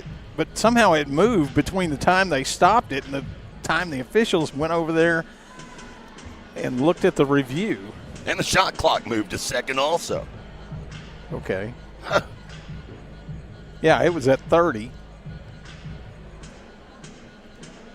Look, whoops, my finger slipped. Yeah. It's been a crazy game. Southeastern couldn't do anything right in the first half. They trailed by 15. They did cut it down to 6 right before halftime, and then they went on a 26-10 run in the middle of this second half to take the lead, and they've had the lead most of the way since then. Turnovers are going to be absolutely huge here if Northwestern gets a bucket. 21 turnovers in the game. Northwestern with 21 points off those turnovers. Well, the situation, Southeastern has 18 fouls, so the next one. Southeastern has had 40 turnovers, Bob, in the last 79 minutes and 20 seconds of basketball. They take 2 seconds off the shot clock, put it at 40.6. Inbound to Alexander, and here we go. Alexander into the lane, looking to tie, and he does. We're tied 82 all. 4-second differential between shot clock and game clock, each team with 1 timeout remaining. Drury with the basketball. Guarded by Brown out near midcourt. There's about a 5-second difference, 3-second difference in the shot clock and the game clock. Oh. Coach Green directing traffic, shot clock down to 7.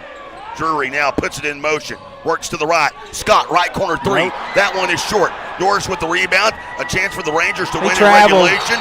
And did they call it? They did, I think. They called carrying. It was. And they may end up putting a couple of seconds back on the clock. They're going to have to. They're going to have to. Norris in his, he's looking at the clock and thinking, I got to get this up. And he kind of cupped the ball in his arm and carried it as he was dribbling it down the court. And they'll go back and look at the clock again. So I think there should be about 2.5 seconds to go. That's about where my mind was leading. Would be about 2.3. Either way, be a desperation. Well, you got time to catch it and take a dribble or two and then shoot or pass it once or twice. But not a lot of time, true. Depending on where they put the clock. Shot clock is off, obviously. The best part, though, is, Jay, you're talking about turnovers. The turnover by Northwestern, they don't have a chance to win it. I mean, they had a 2-on-2 down there and could have scored right at the end of the game. By the way, if you are curious, and I know that you are, Southeastern leads this series 17-10. You got to remember wins and losses. But there have been 2 overtime meetings in the previous 27, and those 2 have occurred here at Bloomer Sullivan Arena. One of them was last year. Don't you? You talked about the game up at Alva that Alexander hit the 35-footer to win at the buzzer, and that was a crazy mad scramble, like 109 to 108 or something like that. 101 to 99. The game here, McDowell hit a crazy 3 at the end of regulation, and then he hit another 3 at the end of overtime to win it for the Rangers. So 84-84, the officials continue to look at the clock. Now, I promise you we'll get to the Choctaw Casino Resort postgame show at some point. And then we'll have the women's game. Yes. We'll have to do it all over again. Don't forget the women's game got delayed because the officials didn't arrive, so we're playing it after this game. And I was just sitting here thinking, would it be fitting if this went to overtime? I'm just thinking I'm glad I didn't schedule any sales meetings tomorrow. That's what I'm thinking. Well, maybe afternoon. I'm also glad that I visited the wine cellar liquor store earlier this week. So they put 2.6 back on the clock. We were close.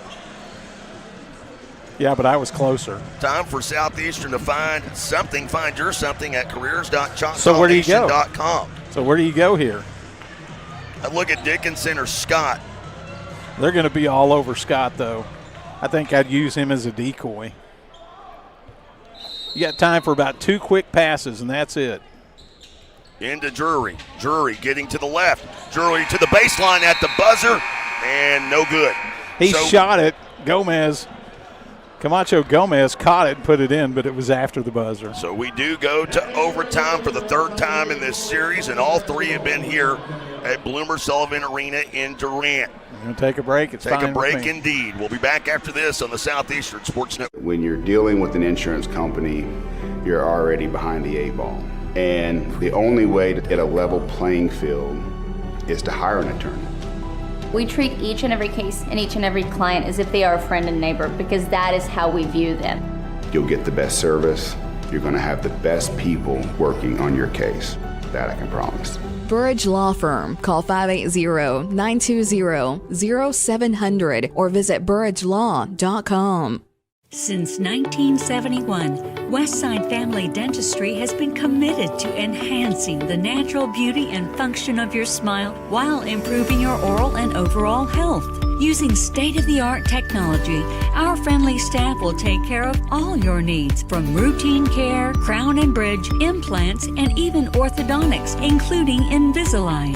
Westside Family Dentistry is the premier choice to create beautiful, healthy smiles for the whole family. Welcome back, everyone. Bloomer Sullivan Arena in Durant. We're only 10 days into the holiday season, but one guy here is full-on Christmas spirit.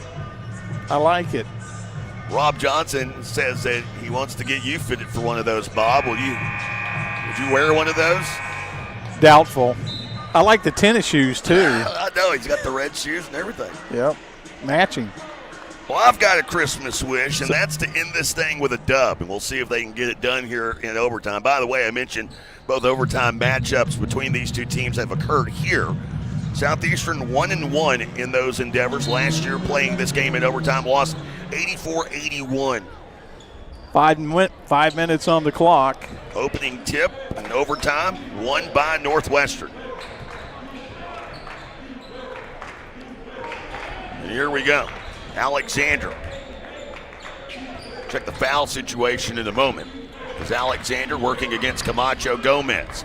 Out to Keandre Young. Goes up over the top of Dickinson, a miss. Dickinson has 4 fouls for Northwestern. It's Armbruster and Norris with 4 fouls. Norris and Armbruster all out on the floor. Here with the basketball, it is Jamal Drury. 14 on the shot clock, drifting to the left. Now back around to Camacho Gomez. Right wing attacks to the elbow to Dickinson. Dickinson down baseline right, shifts in and scores. And now it's Dickinson with a new career high. He's got 24.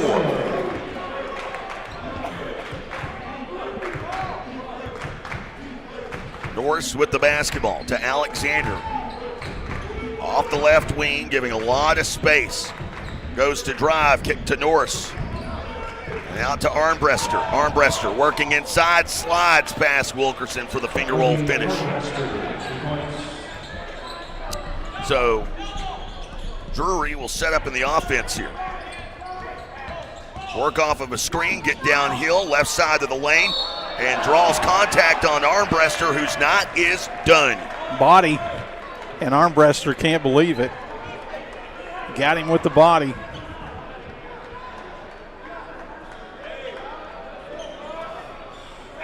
And it was a great move by Drury. He ball faked and got him up off his feet and then kind of created the contact by jumping into him.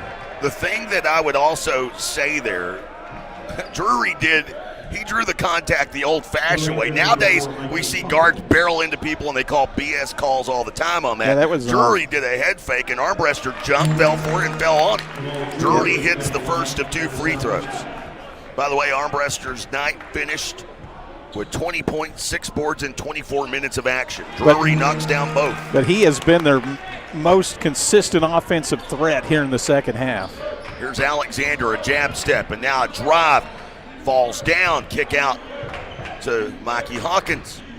Driving, threw that one up. I believe it was deflected by Camacho Gomez. I know it deflected off the rim. It did. Drury with the rebound. Drury to the right wing. Now spins off of a defender. One-arm pass, cross-court, finds Camacho Gomez. Driving, pass is tipped, picked up by Dickinson. Back to Camacho Gomez, left wing 3, and he knocks it in. 91 to 86, 2:54 to go. In overtime. Norris with a head fake and a drive, kicks out to Alexander from the NCAA logo. Now will drive into the body of Camacho Gomez, lobs it up for Keandre Young, who slipped back door behind everyone for an easy tap-in basket. Dickinson with the basketball. Southeastern in the double bonus, by the way. They're letting Drury create on offense. Hawkins guarding Drury, finds Scott, top of the key. Scott backpedaling out. Back to Drury, shot clock down to 9. Dickinson guarded by Norris, who has 4 fouls. Pumps, throw errant, picked up by Wilkerson. Wilkerson avoids a shot clock violation, but it's a miss. And Brown with the rebound, passing ahead to Young.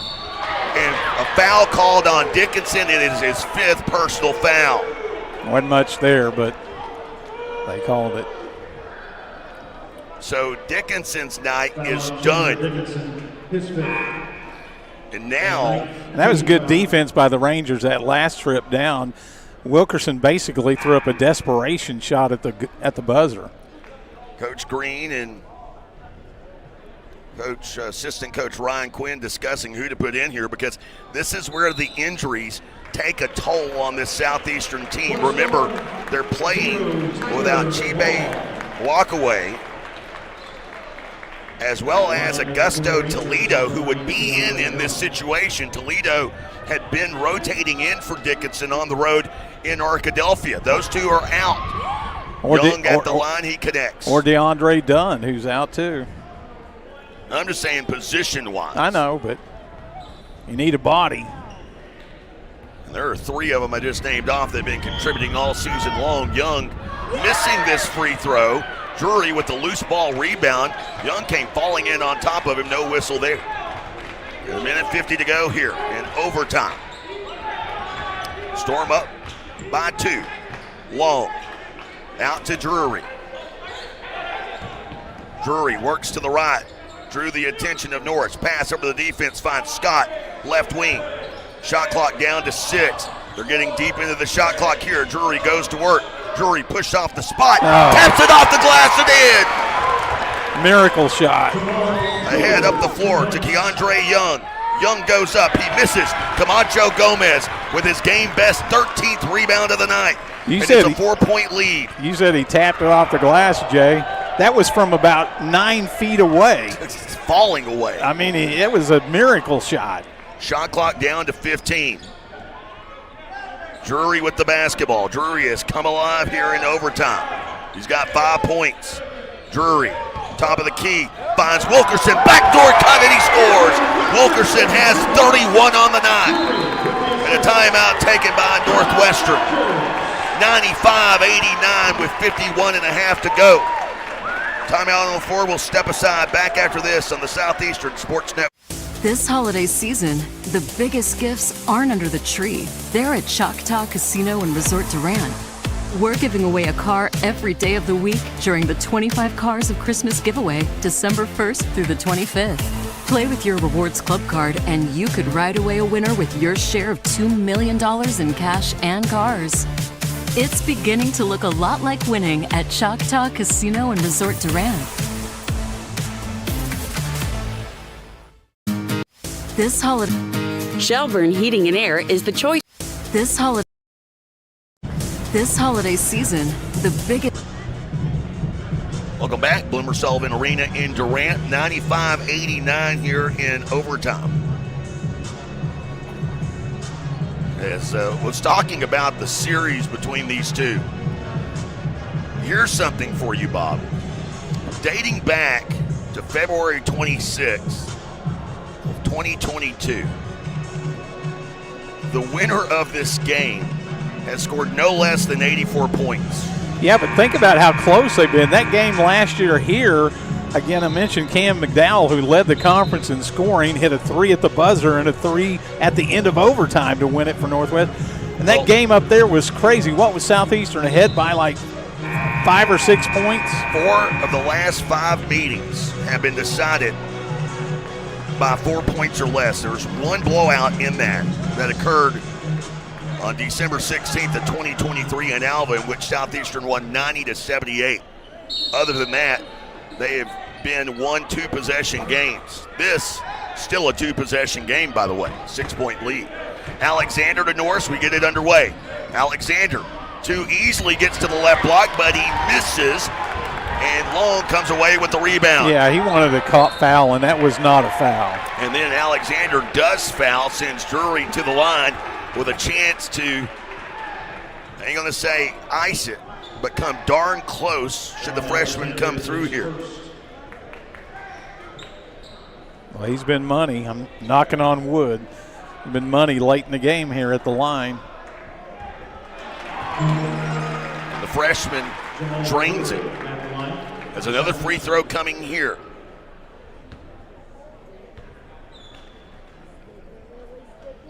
And this one catches the front of the iron and falls through. 97-89 after trailing by 15 in the first half. Young down low, and he's left alone for an easy basket and a timeout taken by Northwestern. That's their last timeout. And back to a 6-point game with 31.2 to play here. That might have been just a little bit too easy. Now, what I was going to say before they got that bucket was they're going to have to start shooting threes pretty soon, so guard the three-point line.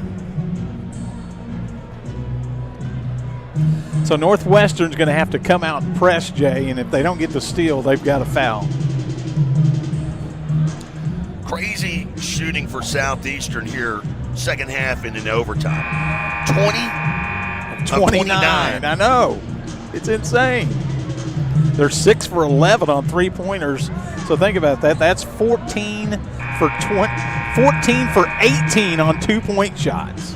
And in the whole game, if you add up all the stats, they're 25 of 35 on two-point shots. 42 points in the paint for Southeastern, 31 of them from their standout sophomore Ethan Wilkerson with a new career high. He takes the inbounds. They're harassing, trying to get the ball. A tie-up is the call. 5 seconds runs off of the clock. Possession arrow in favor of Southeastern. Luckily it is. Maybe they knew that. But Ethan tried to put that ball on the court. You can't do that when you're double teamed like that. You cannot do that. Camacho Gomez into Wilkerson again. Passes ahead to Scott. Scott dribbles out of trouble. Passes over the defense. Finds Long. Out to Drury, who will take the foul from Norris. And Norris's night is done, as he'll foul out of this one. You know, that's kind of interesting. I'm sure Coach Green would say that was the right thing, but there was nobody back for Northwestern. They could have had a layup easily. I mean, there was 0 black uniforms back by the basket, and there were 3 Southeastern players down there, but they elected to kick it out and run some time off. Chris Tippins will replace Norris in the lineup. Drury continues to be red hot as he knocks down the first of 2 free throws. Southeastern again in the double bonus. Man, it'd be nice if Southeastern would score again. You know why? Because Drury came in, almost stole it away. Alexander getting downhill, forces up a shot. It's a miss. Rebound Drury, and Southeastern's going to win this game in overtime. They're going to move to 2-1 in Great American Conference play. And Camacho Gomez with a head fake and just kind of smiles away as he walks away from Hawkins. And Southeastern Oklahoma State victorious, and all of a sudden find themselves 2-1 in Great American Conference play, winning this one tonight shorthanded. Coming up, it is the Choctaw Casino Resort postgame show. We get it underway next on the Southeastern Sports Network. Could it be the king himself? No, it's Craig Parker. Sunday, December 14th, live at the Grad Theater. Doors open at 1 p.m. Show at 3. It's the Elvis Christmas Spectacular, world premiere tribute with Craig Parker. Get tickets now at Ticketmaster.com for Sunday, December 14th at Choctaw Durant. Details at ChoctawCasinos.com. At XL Therapy, our expertise extends beyond sports. We also offer dedicated rehabilitation for seniors, helping you maintain mobility and independence. Plus, we provide effective workers' comp rehabilitation to support a speedy return to work. With clinics in Ardmore and Durant, XL Therapy is the community's trusted choice for top-quality orthopedic and sports medicine care. Visit xltherapyok.com to learn more. XL Therapy, where we excel at helping you excel. When you're dealing with an insurance company, you're already behind the 8 ball. And the only way to get a level playing field is to hire an attorney. We treat each and every case and each and every client as if they are a friend and neighbor, because that is how we view them. You'll get the best service. You're going to have the best people working on your case. That I can promise. Burridge Law Firm. Call 580-920-0700 or visit burridgelaw.com. What's your something? My something is getting my very first apartment. My something is staying on the cutting edge of the tech industry. My something is to make a difference. What's your something? My something? Making every plate a work of art. There's something for you here. Find your something at careers.choctawnation.com.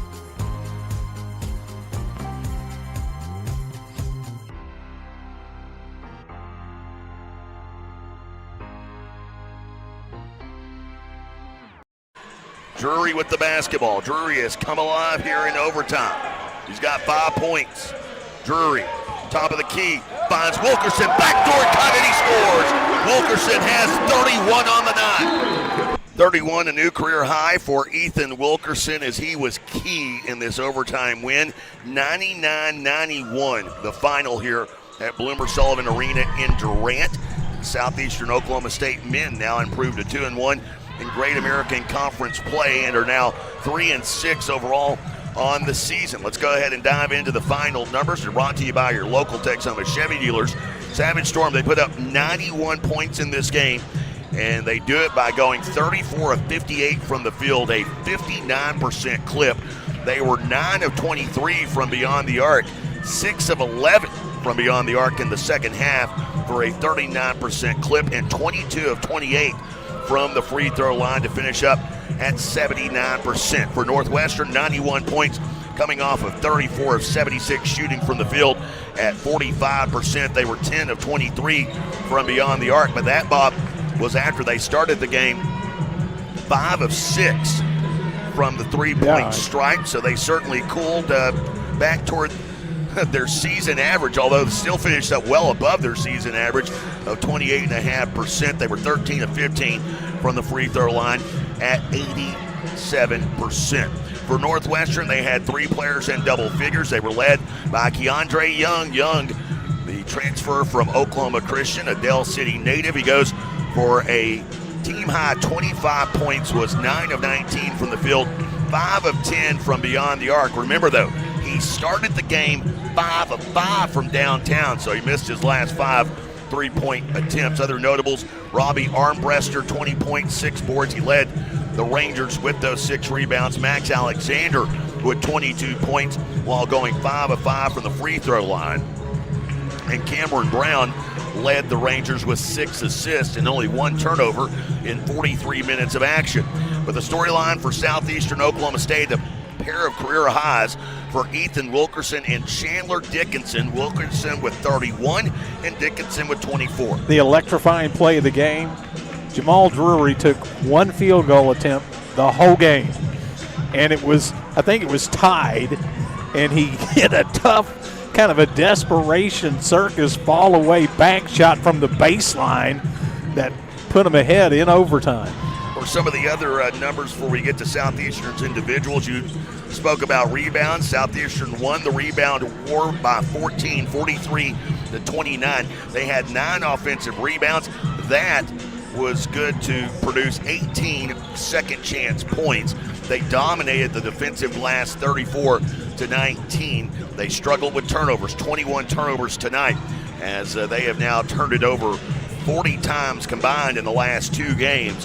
Those 21 turnovers resulting in 23 points and darn near cost them the game tonight. You know, you got to give a lot of credit to me. I mean, obviously Wilkerson and Dickinson, but Ethan Scott got hot there for a little bit, and that helped him when they were behind. We'll take a quick commercial break. Post-game conversation with Kelly Green coming up next on the Southeastern Sports Network. Steubenville Chevrolet in Durant is proud to support Savage Storm Athletics. And with the same pride, resilience, and strength as Savage Storm fans, Steubenville Chevrolet is proud to be Durant Chevy dealer. When you need a new car, truck, or SUV, the Steubenville team is ready to find your perfect tailgate vehicle. No need to leave town to find what you want. Stay local, buy your Chevrolet the Steubenville way, and go Savage Storm. Since 1971, Westside Family Dentistry has been committed to enhancing the natural beauty and function of your smile while improving your oral and overall health. Using state-of-the-art technology, our friendly staff will take care of all your needs, from routine care, crown and bridge, implants, and even orthodontics, including Invisalign. Westside Family Dentistry is the premier choice to create beautiful, healthy smiles for the whole family. Shamrock Bank is an employee-owned company based in southeastern Oklahoma. We are a proud sponsor of Savage Storm Athletics. Many of our employee owners are alumni of Southeastern and know firsthand the opportunities higher education can bring. Our success is tied to the success of the communities we serve. Come see the difference employee ownership makes. At Shamrock Bank, you are more than a customer, we are more than a bank. Shamrock Bank, member FDIC. Welcome back, everyone. Bloomer Sullivan Arena in Durant. It is the Choctaw Casino Resort post-game show. Time for our post-game conversation with Coach Kelly Green for the 3rd time in this series history since being members of the GAC. This game goes to overtime. All 3 of them have occurred here at Bloomer Sullivan Arena. And for the 2nd straight year in overtime, winning this one 99-91. I know turnovers, they've been a concern of yours, of course, going back to last Saturday. But I look at it from the standpoint of like the Henderson game. You guys were down at 9 at half in that game. You fight through it. You come back and win. You were down 15 early in this game. They were red hot, knocking down 3-pointers left and right. What did you say to them there late in the first half? You guys go on a massive run, get it down to single digits, and then started playing basketball. You know, we were trying to go with a little bit of pace in the first half, and it seemed like every time we weren't doing anything, and we got down. You know, we were trapping some ball screens, which we've been doing lately, and they were finding some open people, and we were short closing out. And one guy we knew was a really good 3-point shooter, he only hit 5 the first half, and we told our guys, you can't short close him out. You got to close him out better. And so, I mean, everything was going wrong offensively. We were just running amok. But we've got to play with a little more pace, though. But we've got to play with a steady pace going down the floor, where we come down, we push the defense back, because we're running deep. We're running offense at half court, and everybody's just up there pushing us up, and then our other players are standing there. I mean, we turned the ball over, and our guards, what we said to them at the very first is, you can't go slow against these guys going up the floor, because you're stopping at half court, and they're stopping us there. We've got to go with pace, and we've got to push them back, so now we can run offense from about the hash mark, or at least the logos, instead of half court. And somehow we chipped away, got the ball inside a few times. and they fortunately missed a couple shots, and we got it down to a respectable margin. And we told the guys at half, it's just like, guys, that may have been the worst half of basketball I think I've ever seen. I mean, and somehow we're in the game. Yes. And so if we can just come out these first couple of minutes and get a couple stops and a basket, we're going to have a great opportunity. But goodness gracious. Of course, you go out, you win the rebounding war, you shoot lights out, especially in the second half, 20 of 29 from the field. Talk about your two forwards, Wilkerson and Dickinson, both career highs tonight. Wilkerson darn near perfect after missing those 2 free throws to start his night. He goes 12 of 14 from the field, 7 of 9 from the free throw line. Been watching him this season. Thinking he's coming out of the gate a little bit slow. What does a game like this do for a young player like him? I have no idea, Jay. I have no idea. I mean, I would hope, we've made a conscious effort of getting him around the basket. And when he gets around the basket, good things happen. It scares the life out of me whenever he's out there dribbling the ball down the floor. But, a couple times he's down there and then he'll pick it up and give it to somebody. But it's just, if we can get him down around the basket, then good things can happen for us. And now we can play inside out where some of these other guys can get on the perimeter. They can stand. We can cut a little bit. We can go into him. He can kick it out to our shooters, and we can stand and shoot the ball. What about your freshman point guard, Jamal Drury, the way he closed out that game? He had a big off-balance shot for you late in regulation and then just goes Iceman from the free throw line there in overtime. Well, that's what you got to do. You got to make free throws, and that's the one thing I think we did a decent job of down the stretch. This is the most free throws we've shot all year. And part of the reason was we're driving the ball. And, I thought he did a good job of taking care of the ball. But even at the end, he's over there in the corner by the scorer's table dribbling the ball. And it's like, Jamal, you got to get to the middle of the floor. And he's coming across half and he's stopping there. And so now Ethan's running all the way from the block, or Chandler is, to run out there and set a ball screen 40 feet from the basket. Well, by the time we come off of it and they get back, they got 30 feet to recover. And you've lost 10 seconds off the shot clock. And guess what? Here's a news flash. They're faster and quicker than us. And so in a dead sprint, we lose. Now, if we can move the ball moves faster than people does. So. Well, it did at certain times tonight, and it did so in right moments. You win in overtime 99-91. Enjoy this one, and I know we'll see you on the road Saturday evening in Shawnee. Okay. Thanks, guys. Coach Kelly Green, Thanks. everyone. Again, final numbers, individual numbers. Ethan Wilkerson, a career-high 31-point performance. He was 12 of 14 from the field, 7 of 9 from the free throw line. He had 8 rebounds in the game, while Chandler Dickinson with a career-high 24 points. He was 9 of 11, so those two combined to go 21 of 25 from the field. That's pretty remarkable. Dickinson 3 of 5 from the field. Santiago Camacho Gomez with a double-double. He had 12 points and 13 rebounds, but he did have 6 of those 21 turnovers. And Ethan Scott, after the slow start for Ethan, he got on fire there late, hit 3 straight threes. That was huge down the backstretch as he finishes up with 10 points. Coming up, we move into the First United Bank pregame show. It is on the way. We wrap up the men's Choctaw Casino Resort post-game show. Victorious in overtime, 99-91. Back after this on the Southeastern Sports Network. Life is yours to spend. Spend it with small steps. Spend it with giant leaps. First United Bank. Spend life wisely. If college is in your future, then scholarship applications should be too.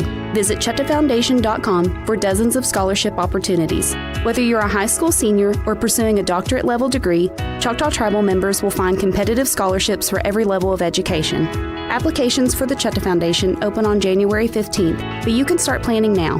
For more information, visit the scholarship page at ChetaFoundation.com. That's CHAHTA Foundation.com. Looking for the perfect spot to unwind? Blue River Valley Winery is the place to be, with breathtaking views, amazing food, and unforgettable wine. It's the perfect escape, whether you're planning a wedding, a family gathering, or just a peaceful afternoon. We've got something special for you. Come visit us at Blue River Valley Winery, located on Sawmill Road in Caddo. Be sure to follow us on Facebook, Blue River Valley Winery. Life is yours to spend. Spend it quietly. Spend it as loud as you can. First United Bank. Spend life wisely. Welcome back, everyone. Bloomer Sullivan Arena in Durant, where Southeastern men victorious in the Savage Storm men. They move now to 2-1 in Great American Conference play, 3-6 on the season. And in a rarity, welcome to GAC After Dark on the Southeastern Sports Network for all you West Coast basketball fans. It is a late tip for Southeastern Oklahoma State women as they look for their first conference win of the season. Hey, I just looked. There are 3 officials here. Yeah. We're good. We're good to go. They weren't on time. And I'm not saying that these were the 3 that were supposed to be here. And it's kind of like the last I heard, it's kind of like the Spider-Man meme of the 3 Spider-Men pointing at one another. I think everybody's blaming everybody for this one. Southeastern Oklahoma State women, after winning 3 in a row, including 2 here at home, 1 against Cameron, 1 against Arkansas Fort Smith. They have lost 3 in a row. Those 3, though, on the road.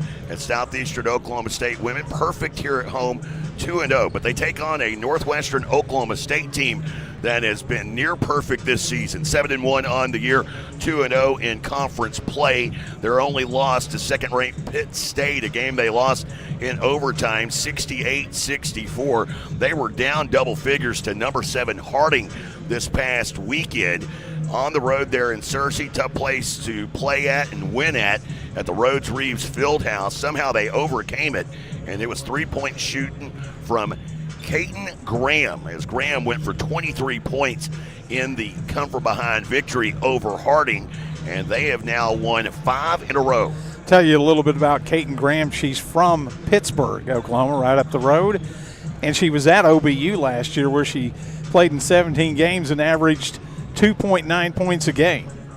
And Coach Grover said, we wanted to recruit her, but she's just a liability on – she can't play in the man-to-man. But Northwestern plays a zone. OBU plays man-to-man too. So she fits in perfectly there, and she's a really good three-point shooter. She was 7 of 13 for 23 points against Harding. And shooting this season, 61 of her 70 field goal attempts have been from beyond the arc, and she is knocking down those three-pointers at a near 40% clip, 39.3% coming into tonight. We'll take one final break here in the First United Bank pregame show. We get set for the starters and more after this on the Southeastern Sports Network. Craving bold flavors and good vibes? Come on down to El Caporal Mexican Restaurant and Bar, your local fiesta headquarters. Sizzle your taste buds with Tex-Mex favorites, fresh seafood dishes, and don't forget their legendary top-shelf margaritas. Shaken, stirred, and always served with a smile. Whether it's date night, family night, or Margarita Monday, El Caporal is the place to be. El Caporal, where every night feels like a fiesta. Visit today. Taste the tradition, stay for the fun. Cherokee Communications believes good things come in threes, like three-pointers, epic movie trilogies, and great home service. That's why Cherokee offers HD TV, high-speed internet, and home phone. And right now, you can get any service or all three for one low cost. Get HD TV, internet, and home phone from Cherokee Communications and score 3 for the home team. Visit CherokeeCom.com today. We recently asked listeners to describe the super nachos off the Taco Casa's super menu. Here are their stories. I love that when you order the super nachos to go, they separate the chips from the toppings into different containers so that I get to have crispy chips. The super nachos, only on the super menu at Taco Casa, located on 1st Street in Durant and southbound 75 in Calera. Taco Casa, real fresh, real food, real good. Welcome back. First United Bank pregame show here on the Southeastern Sports Network. Let's get into the Storm forecast brought to you by the Wine Cellar Liquor Store. We've got your full court lineup. Ice cold game day beer, craft brews, and premium spirits smoother than the perfect free throw. Whether it's tip-off or overtime, raise your glass to the home team. The Wine Cellar Liquor Store. Drink better, celebrate more, celebrate responsibly. Taking a look here at Tasha Dieselhorst, now in her 10th year as head coach of Northwestern Oklahoma State, and off to a 7-1 start on the year. She has 135 wins career-wise against 133 losses. She's done outstanding there in Alva. Very difficult place to recruit, and she has been able to put some quality teams on the floor for several years now. Remember, she took over for a program that went 0-22. By the way, it's been a while, but congratulations to Coach Grover on his 300th win as the head coach at Southeastern. That's been, 3 weeks ago when they beat Midwestern? Well, not quite 3 weeks ago, but close, the 25th. Player to watch, though, for Coach Dieselhorst. We talked about Graham, but how about Kira Bass? Bass, the returner from a year ago, she shoots 51% from the field. She's averaging a team best 15 points and 8 rebounds per game. Let's go ahead and get set to kick it down to public address announcer Mark Webb as he will give you the starters, brought to you by the Chutta Foundation.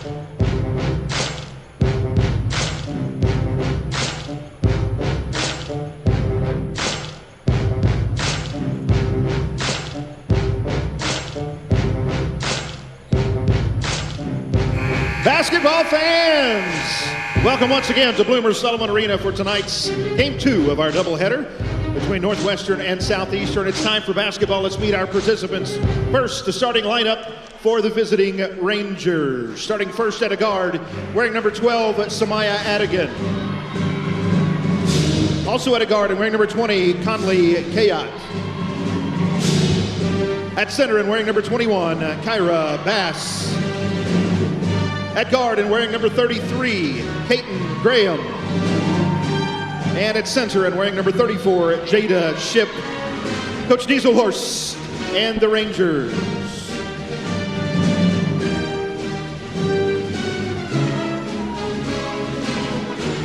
Fans, quickly before we introduce the starters for your Savage Storm, turn your attention to center court.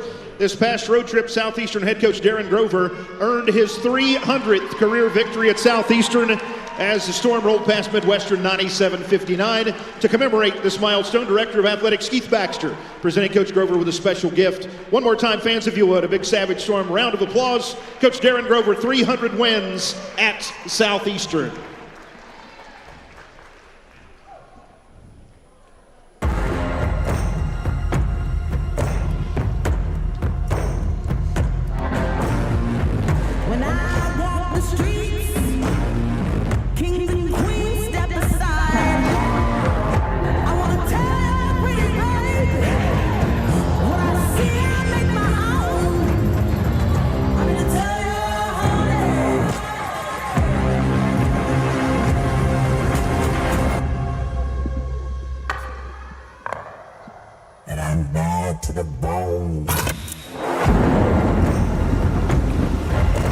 And now it is basketball time in Bloomer. Time to meet the starters for your Southeastern Savage Storm.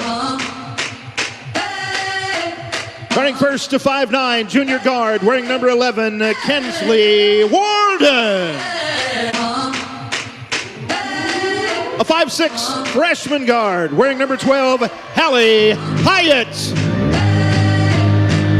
A 6'1", sophomore forward, number 13, Akira Hawk.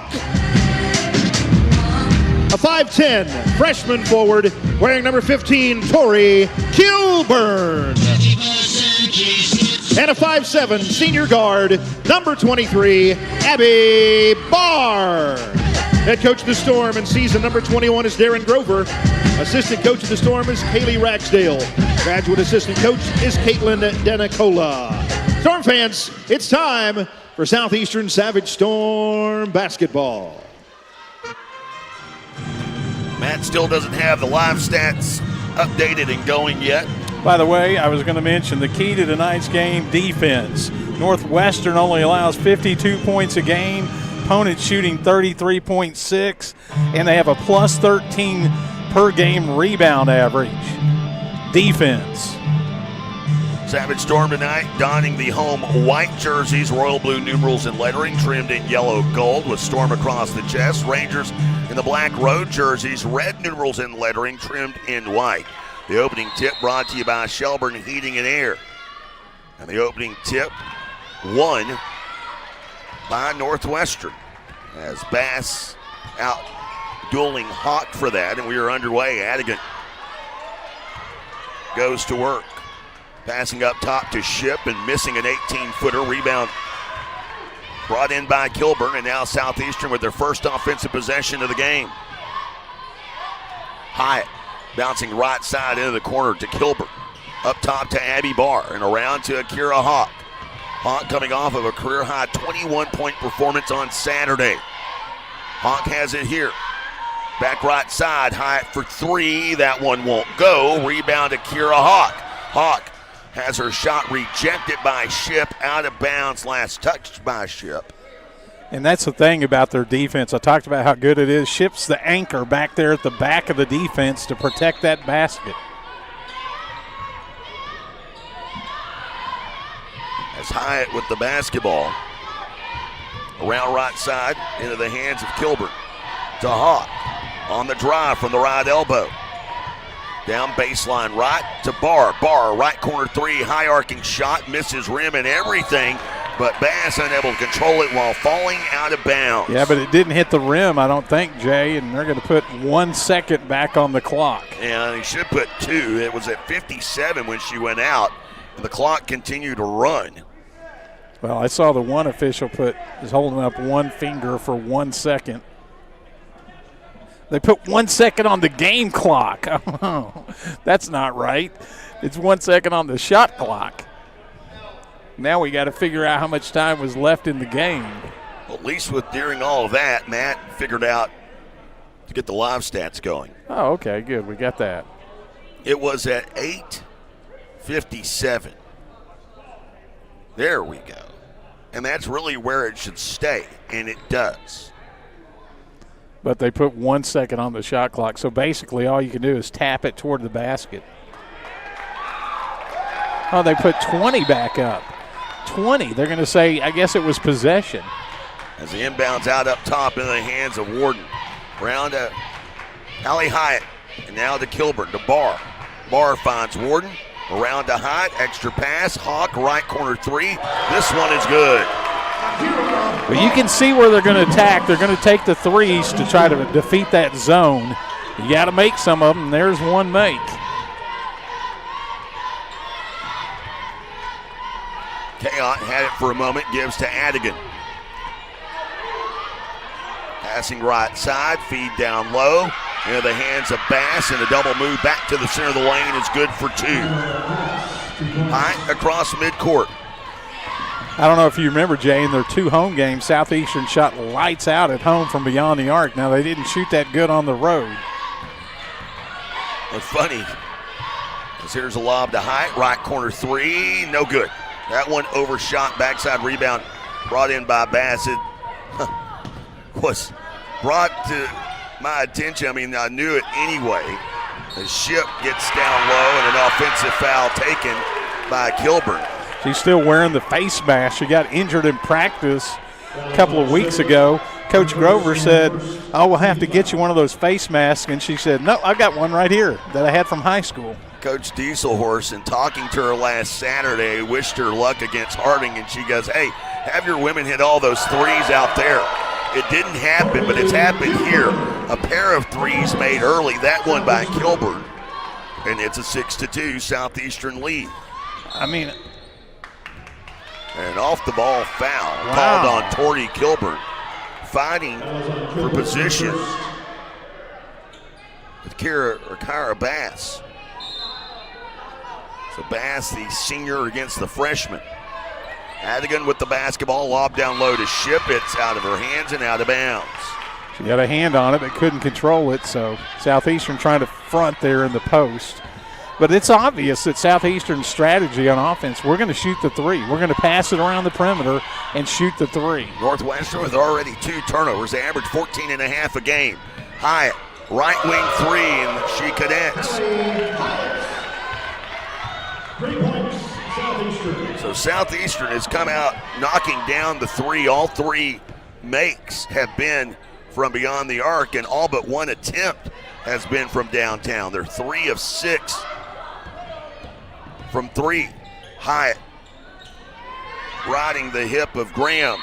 Bass with a rebound, put back underneath, draws a whistle, I believe, on Kinsley Warden. I just looked it up. Those 2 road games that you went to, Jay, at Henderson and Ouachita, Southeastern shot 11 of 55 on three-pointers. Oh, I was there. I believe the phrase I used, couldn't hit the ocean that they fell out of the boat. You might get wet, but you didn't hit the ocean. No. Right? Bass at the free throw line.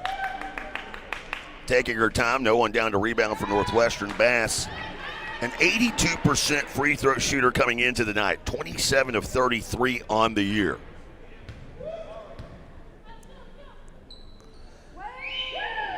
Mackenzie Espinoza checks into the game as Kilburn goes to the bench.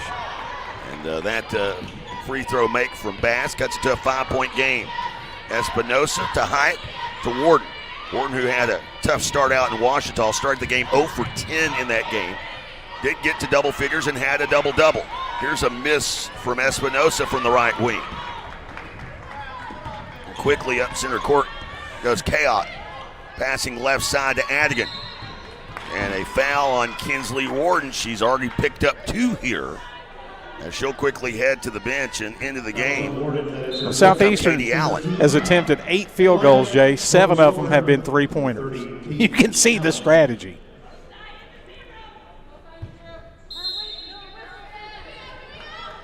Inbounding Kaot, sideline, near side. Now to Bass and gets it right back. Guarded by Barr. Barr to Adigan, right wing. Lob down low, gets to Bass. Harassed by Akira Hawk and lost it out of bounds. It's last touch by Southeastern. Hyatt had a chance to pick that ball up. It bounced there on the baseline once, but she let it go out thinking it was going to be off of Northwestern. Kaot, inbound here. Baseline right, into Ship.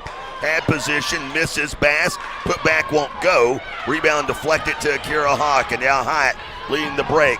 Pass ahead to Barr, left side. Back around to the right, Espinoza to Hawk, back to Barr. Open in the corner is Allen. Barr whittles her way inside the lane. Back out to Hawk. Hawk, 15 on the shot clock. Around to Allen, left wing. Shot clock now down to 10. Hyatt for 3.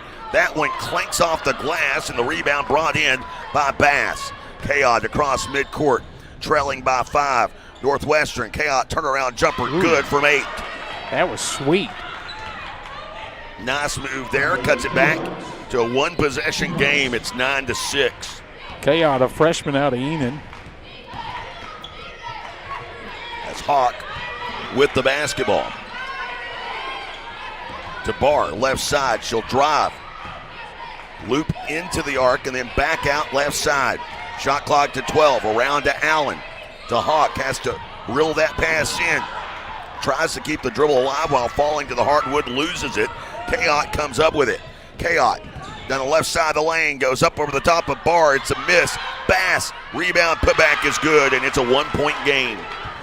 Ship and Bass, they're the main factors on offense and defense for the Rangers. Hawk receives the inside pass, then an errant pass to Espinoza. Coming away with the steal is Graham. Ahead to Kaot. And a left to right move, unable to finish. Hyatt, shortest player on the floor, comes away with the rebound. Storm holding on by a point. Espinoza off the left wing. Next stoppage will take us to a media timeout. Espinoza to Allen in the corner. Cross court, Hyatt to Hawk. Playing a game of hot potato here with Barr. Inside the arc now, top of the key, has a crease out to Espinoza. Shot clock to 6. No one wants it. Barr to Espinoza to Hyatt, not afraid to shoot. And she'll miss from the left wing, hit the back of the iron. Bass with the rebound. Kaot will slow it down a bit.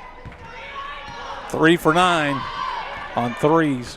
Northwestern hasn't even taken one. Southeastern about to have a complete line change when this immediate timeout comes.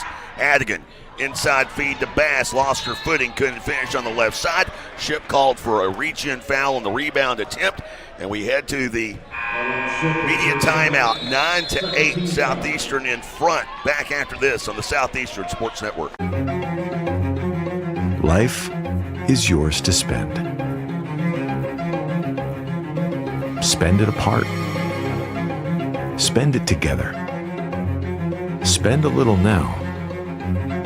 Spend a lot later. Spend it fearlessly.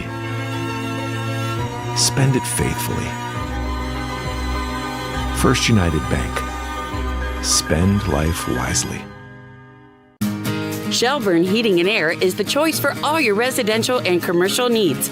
Service and installation on brands you know and trust. Carrier, Trane, Luxair, Mitsubishi, and American Standard. Shelburne Heating and Air specializes in optimizing the performance of your heating and cooling system. Here to help you improve your indoor comfort. Shelburne Heating and Air, your locally owned heating and air experts. For contact info, visit shelburneheatair.com. Starters this season brought to you by our friends at the Chutta Foundation. They'll also be bringing you the starters in the Bryan County Tournament, which is broadcast rights officially owned by Mix 96.1. Chutta Foundation, a nonprofit organization dedicated to helping tribal members achieve levels of higher education. They have an outstanding scholarship program. The application process for that begins mid-January. Interestingly enough, the week of the Bryan County Tournament, you can begin preparing now. Visit ChuttaFoundation.com. Storm up by a point, 3:40 to go here in the first quarter. Those changes that I spoke of, Chloe Eversole into the game, as well as Allen. She remained on the floor, missing that shot attempt, as unable to come up with a rebound, Brenna Howard. So it's Howard, Allen, Kilburn, the lone starter on the floor, along with Lindert. And here's a lob down low that's stolen away by Kilburn.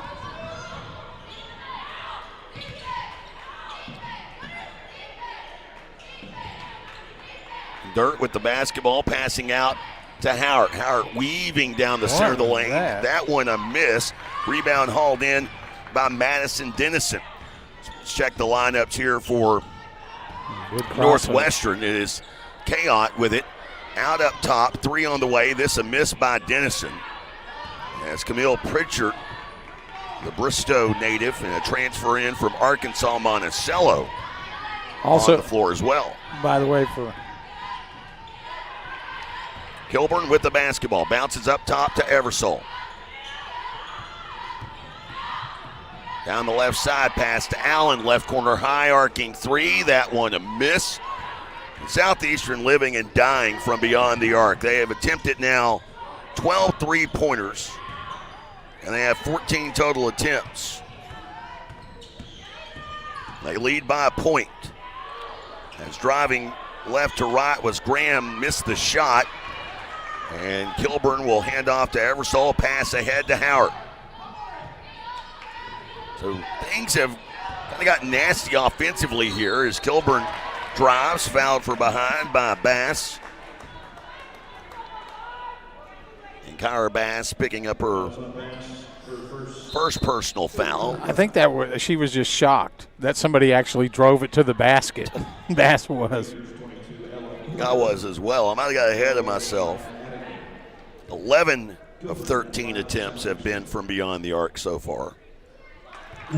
Kilburn knocks down the first of two free throws. But what's amazing about all of that, Jay, is Southeastern has been ahead the whole time.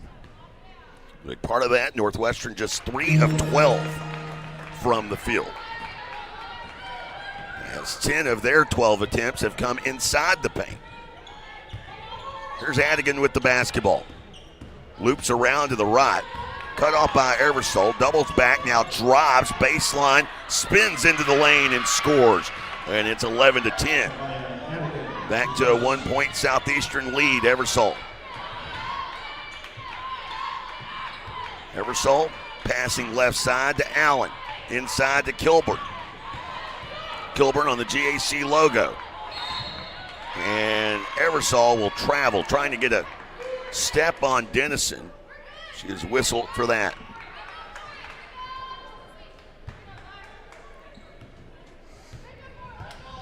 Kayot will walk it across midcourt. waning moments of this first quarter.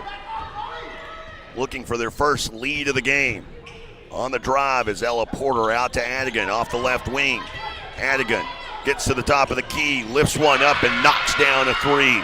It's the first three-ball make of the night for Northwestern, and it's 13-11. Rangers take the lead. And now Denison with strong defense tipped it loose to Porter. Ahead to Kaot. Down the right side and an and one opportunity coming for Conley Kaot. So Kilburn picks up her second personal foul. She and Warden each already have 2 fouls as Akira Hawk will check back into the lineup. Well, there's only 4 fouls, Jay. Yeah. Kaot unable to complete the three-point play, but the Rangers now, their first lead of the game, they are up by 4, 15-11. Driving here is Hawk down the right side. Finds Eversole in the lane, unable to connect from 8 feet out. Rebound hauled in by Denison. An outlet to Kaot, who will walk it across midcourt. Shot clock is off, likely the final possession of the quarter. Kaot guarded by Howard. Howard trying to stay in front, sticks with her, now switched off. Passing back to the left into the hands of Porter. Down to 2 seconds, Porter draws a foul. Yeah, there was a reach in. I think it was Akira Hawk. She didn't need to because it was going to be a tough shot, but she did reach in trying to get the basketball. Got the wrist instead.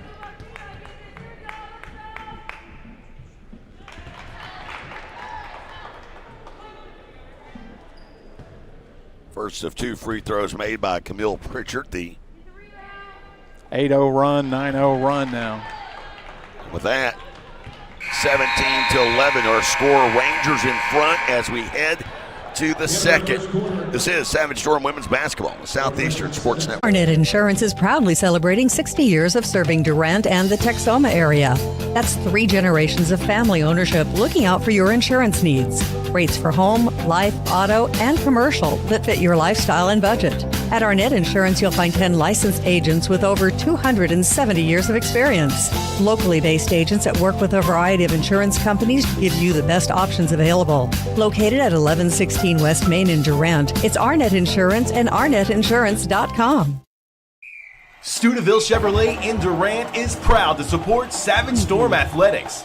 And with the same pride, resilience, and strength as Savage Storm fans, Stuyvesant Chevrolet is proud to be Durant Chevy dealer.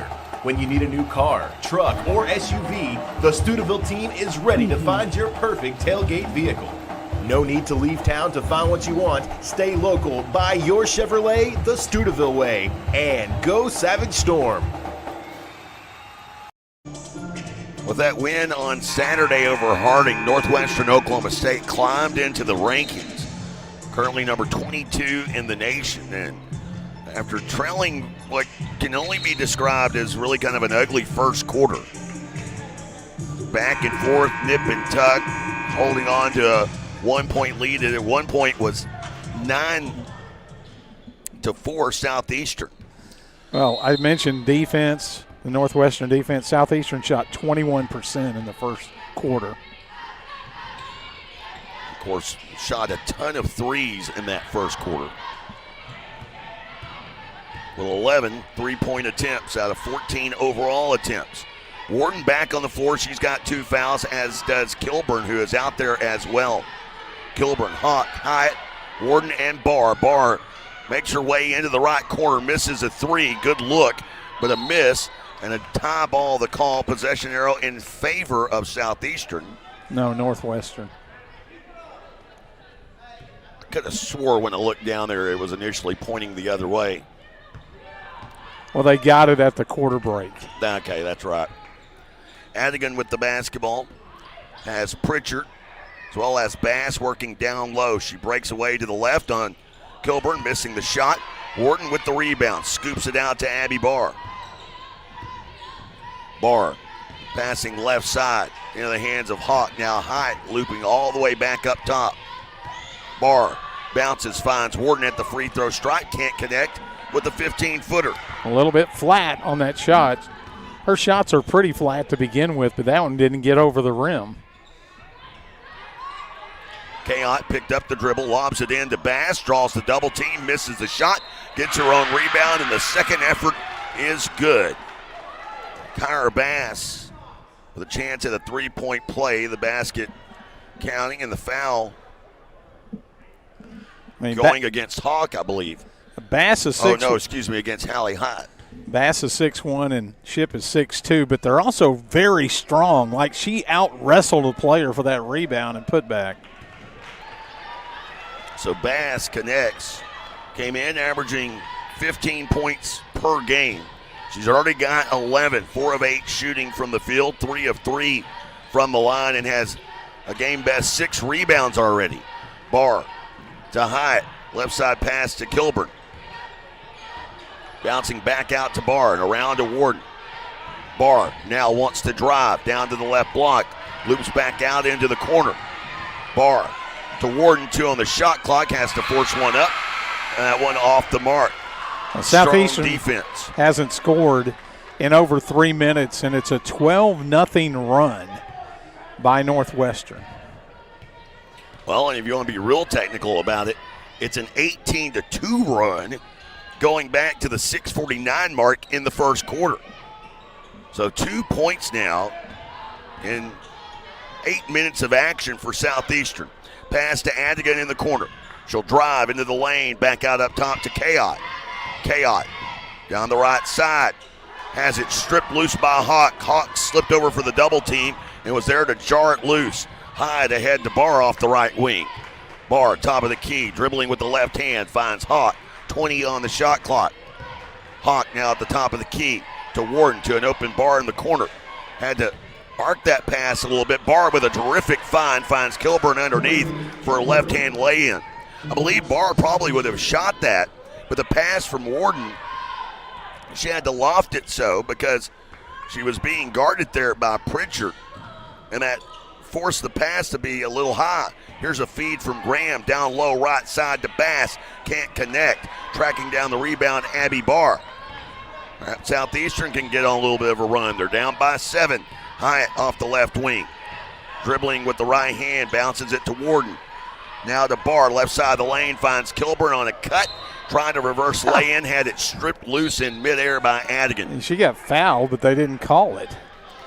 Espinosa checking into the game for Southeastern. She replaces Kilburn. Also, Madison Dennison into the game for Camille Pritchard for Northwestern. Barr inbounding out to Espinosa. Finds Warden at the free throw line to Hyatt. Bouncing it to Barr. 10 on the shot clock. Working against Adigan. Barr continuing to drive. Graham got a hand in there for a moment. Now Hyatt, 3 on the shot clock, out to Barr. Left of circle, high arcing 3. Hits the front of the iron, resets the shot clock. Espinosa with the offensive rebound.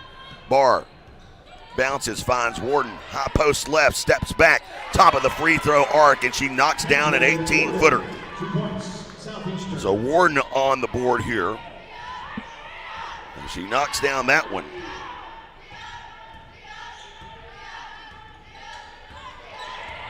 And here, bouncing to the left, it's Dennison, and the ball is kicked by Akira Hawk.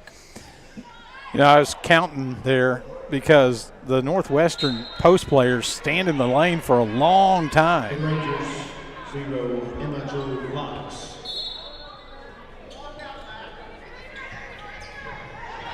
Inbounding here for the Rangers is Emma Jo Locks. Out to Graham, fires up a 3, her first attempt of the game. As Adigan gets locked up with Kinsley Warden on that rebound try. The foul on Adigan, her first, now one-team foul for the Rangers here, Lady Rangers, in this second quarter. Warden to Hyde up top, to Barr, to Espinosa. Left elbow, finds Warden, right wing. Inside feed to Akira Hawk, cannot connect. As Dennison comes away with the rebound. Locks with the basketball here. Moves it right side into the hands of Adigan. Every time you say Denison, I think Yellow Jackets. I don't know why. Don't. Makes me want to throw up. 3 on the way, and Denison knocks down a long 2-pointer. 22-15. Barr, left corner 3, trying to answer. She cannot. Hot had the rebound, but finally gotten shoved in the back. Had to try to save it from going out of bounds with no whistle to help her out. Now Graham from the left corner, and Barr is called for a foul. That'll be 3 free throws. And Coach Grover not happy with that. So Kaiten Graham goes to the free throw line shooting 3 here.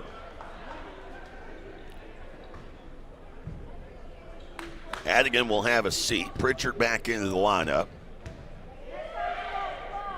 And Graham's first of 3 free throws is good. Yeah, free throws are starting to mount 10-2 advantage for Northwestern, but you could expect that because they play inside around the basket while Southeastern's all perimeter. 14 of 22 attempts for Southeastern has been from beyond the arc. Graham knocks down all 3, whereas 17 of 21 total attempts for Northwestern have essentially been 15 feet and in. And it's a 10-point lead for the Lady Rangers. Hyatt to Barr off the left wing. Back pedals out, now between the 2 circles, moves it to Hyatt. Back to Barr. Suffocating defense. Locks get a hand on it, comes away with a steal. Finds Graham, passing back to Locks, right side. Locks will dribble it back out.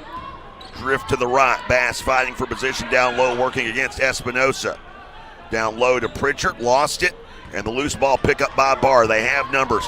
Ahead to Hyatt. Hyatt to Espinosa. Lindart baseline 3, or baseline jumper, I should say, missing that from 15.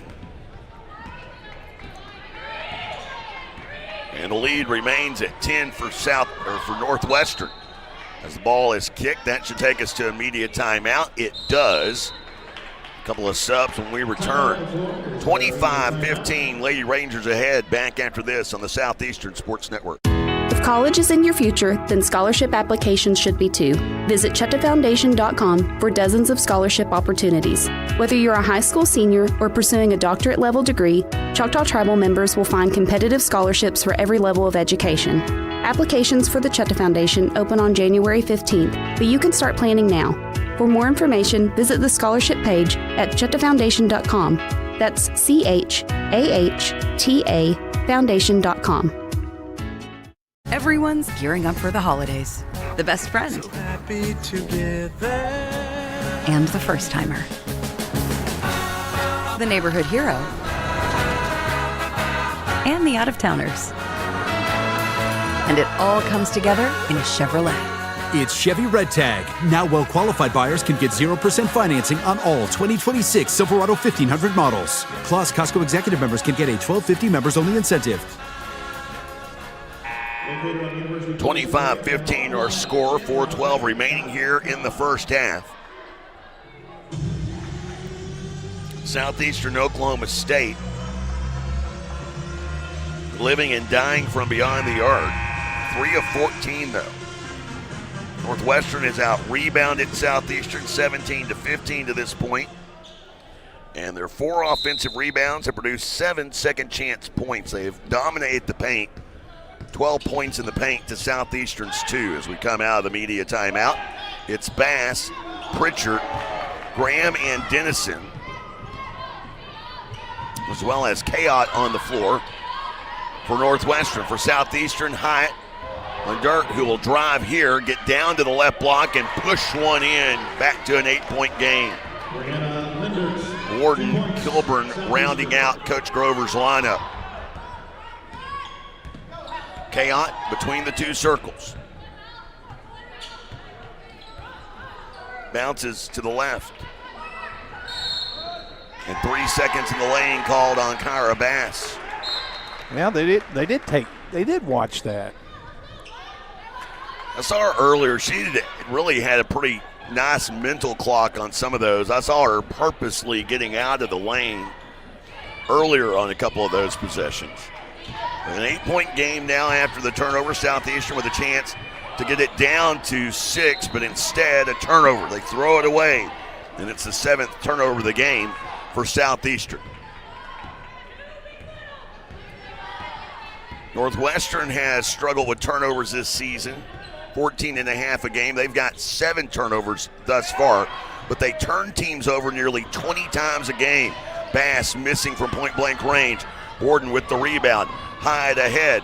Throws left side to Allen. Down low to Kilburn. Left to right. Has her shot blocked by Bass. Chaot passing ahead. They have numbers. Graham finds a wide open Madison Dennison, but Lindert there to get back and defend. Chaot now inside the free throw arc, out to Adigan. 15 to go on the shot clock. Adigan at the free throw stripe, lifts one up from 15 and rattles around and in. Back to a 10-point Lady Ranger advantage.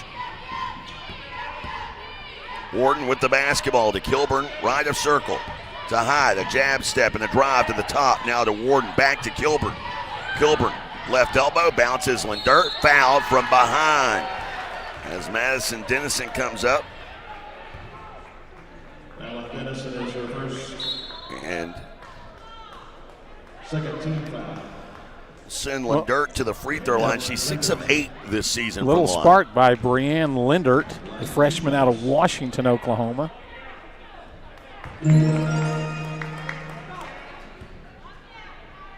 Knocks down the first of 2. Barr getting set to check back in.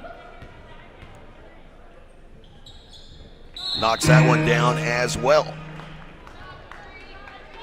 Warden will have a seat. Abby Barr returns to the lineup. Just 2:13 to go here till the Choctaw Nation of Oklahoma halftime show.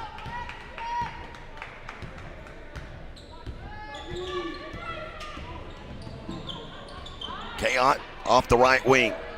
Bounces right side to Bass. Out to Adigan off the left wing.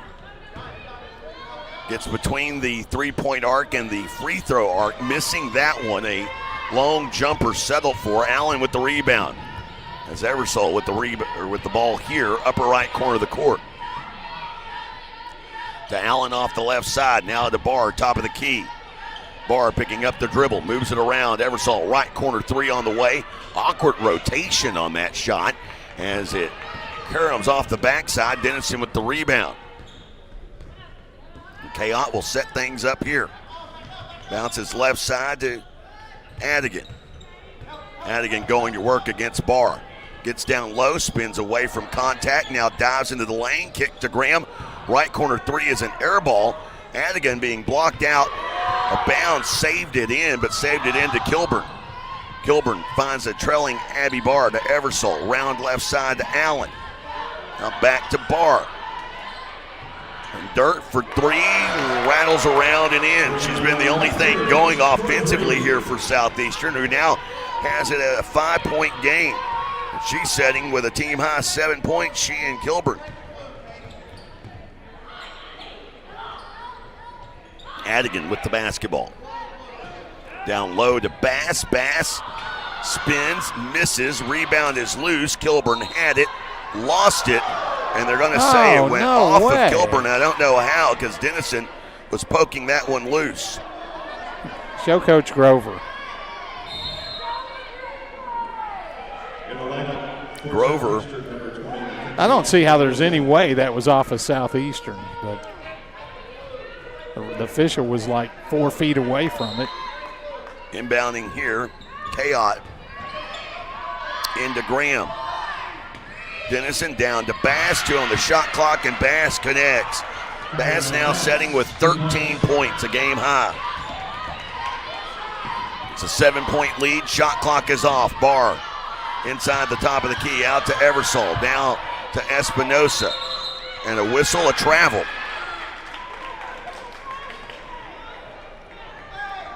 So a travel on Espinosa as the 8th turnover of the game against Southeastern. And now Rangers with a chance to cap it with 7.5 seconds to go. Inbound to Chaot, working against Allen. Cross midcourt. Smart foul because had fouls to give. And that foul on Allen will force Northwestern to set up in the half court with 3.7 to go. You could foul again as far as that goes to Graham in the corner.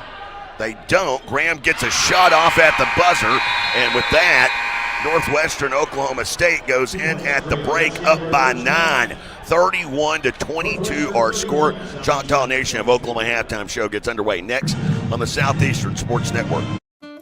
Shamrock Bank proudly partners with Southeastern Oklahoma State University in promoting academic programs that lead to growth and career opportunities. Many of Shamrock Bank's employee owners are Southeastern alumni. Our roots and our future are in Southern Oklahoma. At Shamrock Bank, you're more than a customer, we're more than a bank. Shamrock Bank, member FDIC. Cherokee Communications believes good things come in threes, like 3-pointers, epic movie trilogies, and great home service. That's why Cherokee offers HD TV, high-speed internet, and home phone. And right now, you can get any service or all three for one low cost. Get HD TV, internet, and home phone from Cherokee Communications and score 3 for the home team. Visit CherokeeCom.com today. Shamrock Bank proudly partners with Southeastern Oklahoma State University to promote Savage Storm athletics. Collegiate athletes gain valuable experiences that translate to the workforce after graduation. Many of our employee owners have strong ties to Southeastern. At Shamrock Bank, you're more than a customer, we're more than a bank. Shamrock Bank, member FDIC. 31-22 our score here as we head into the Choctaw Nation of Oklahoma halftime show. Kyra Bass facing the offense for Northwestern. The Lady Rangers have the lead, and they've done it behind her. So Bass, has 13 points, 7 boards here at the halftime break. She's the only player in double figures so far tonight.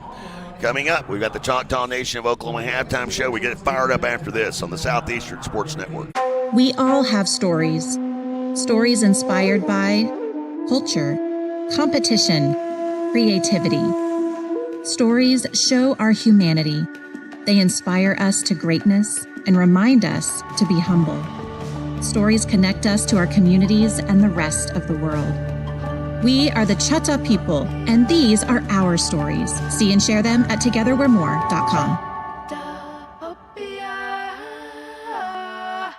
Beer runs, straight up competitive. And the wine cellar, we're MVP. From ice cold game day beer to craft brews that impress your hipster buddies and premium spirits smoother than a quarterback spiral. We've got your victory celebration in a bottle. Don't show up empty-handed, show up legendary. And proud partner of the Southeastern Sports Network, the Wine Cellar Liquor Store, Radio Road, Durant. Drink better, celebrate more. Everyone's gearing up for the holidays. The best friend. So happy together. And the first timer. The neighborhood hero. And the out-of-towners. And it all comes together in a Chevrolet. It's Chevy Red Tag. Now well-qualified buyers can get 0% financing on all 2026 Silverado 1500 models. Plus, Costco executive members can get a $12.50 members-only incentive. This holiday season, the biggest gifts aren't under the tree. They're at Choctaw Casino and Resort Durant. We're giving away a car every day of the week during the 25 Cars of Christmas giveaway, December 1st through the 25th. Play with your Rewards Club card and you could ride away a winner with your share of $2 million in cash and cars. It's beginning to look a lot like winning at Choctaw Casino and Resort Durant. Only game going on in the GAC tonight, and as I said earlier, GAC After Dark on the Southeastern Sports Network. 10:22 our time officially here. The latest women's game played at the Bloomer Sullivan Arena in Durant in history. Let's go ahead and dive into scores. Now, I don't know, Bryan County tournament, some of those final games get started late when they play 7 games a day. I've never seen them really get this late as far as where we are at, because we're going to be here till 11-something. Let's take a look at scores from Division I college basketball earlier tonight.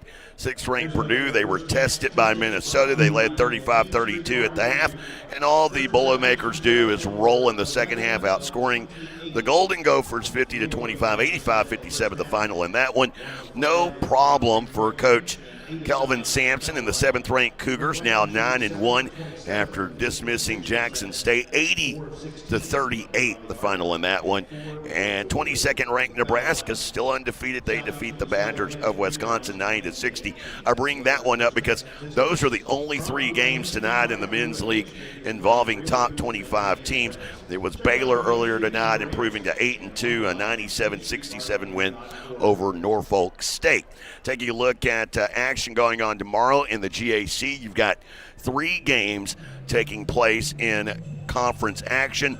East Central at home against Southern Nazarene, while Henderson State at home against Arkansas Tech. And then it is Southwestern Oklahoma State at home against Oklahoma Baptist, who Southeastern will meet up with on Saturday in Shawnee.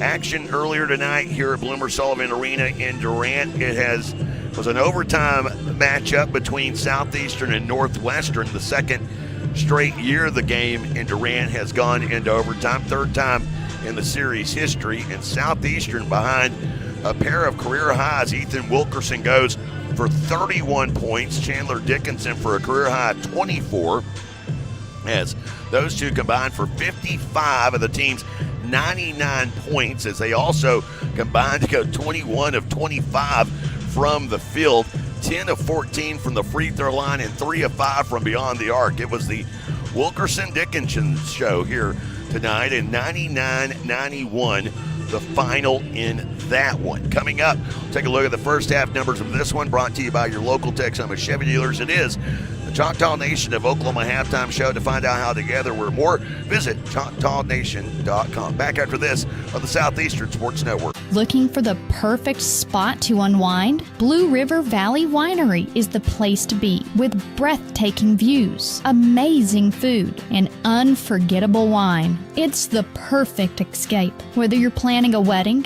a family gathering, or just a peaceful afternoon. We've got something special for you. Come visit us at Blue River Valley Winery, located on Sawmill Road in Caddo. Be sure to follow us on Facebook, Blue River Valley Winery. Dive into the new Ultimate Trio at your neighborhood Applebee's of Durant, where every combo is a winning play. Pick, mix, and score for just $14.99. Who will you draft? Will it be chicken quesadillas with chipotle lime salsa, or boneless wings with house-made ranch or blue cheese? With 10 apps and 10 dips to combine, any combination could be the winning play. The Ultimate Trio, only at your neighborhood Applebee's of Durant, 1001 Westside Drive, open till midnight Sunday through Thursday, and open till 1 a.m. Fridays and Saturdays.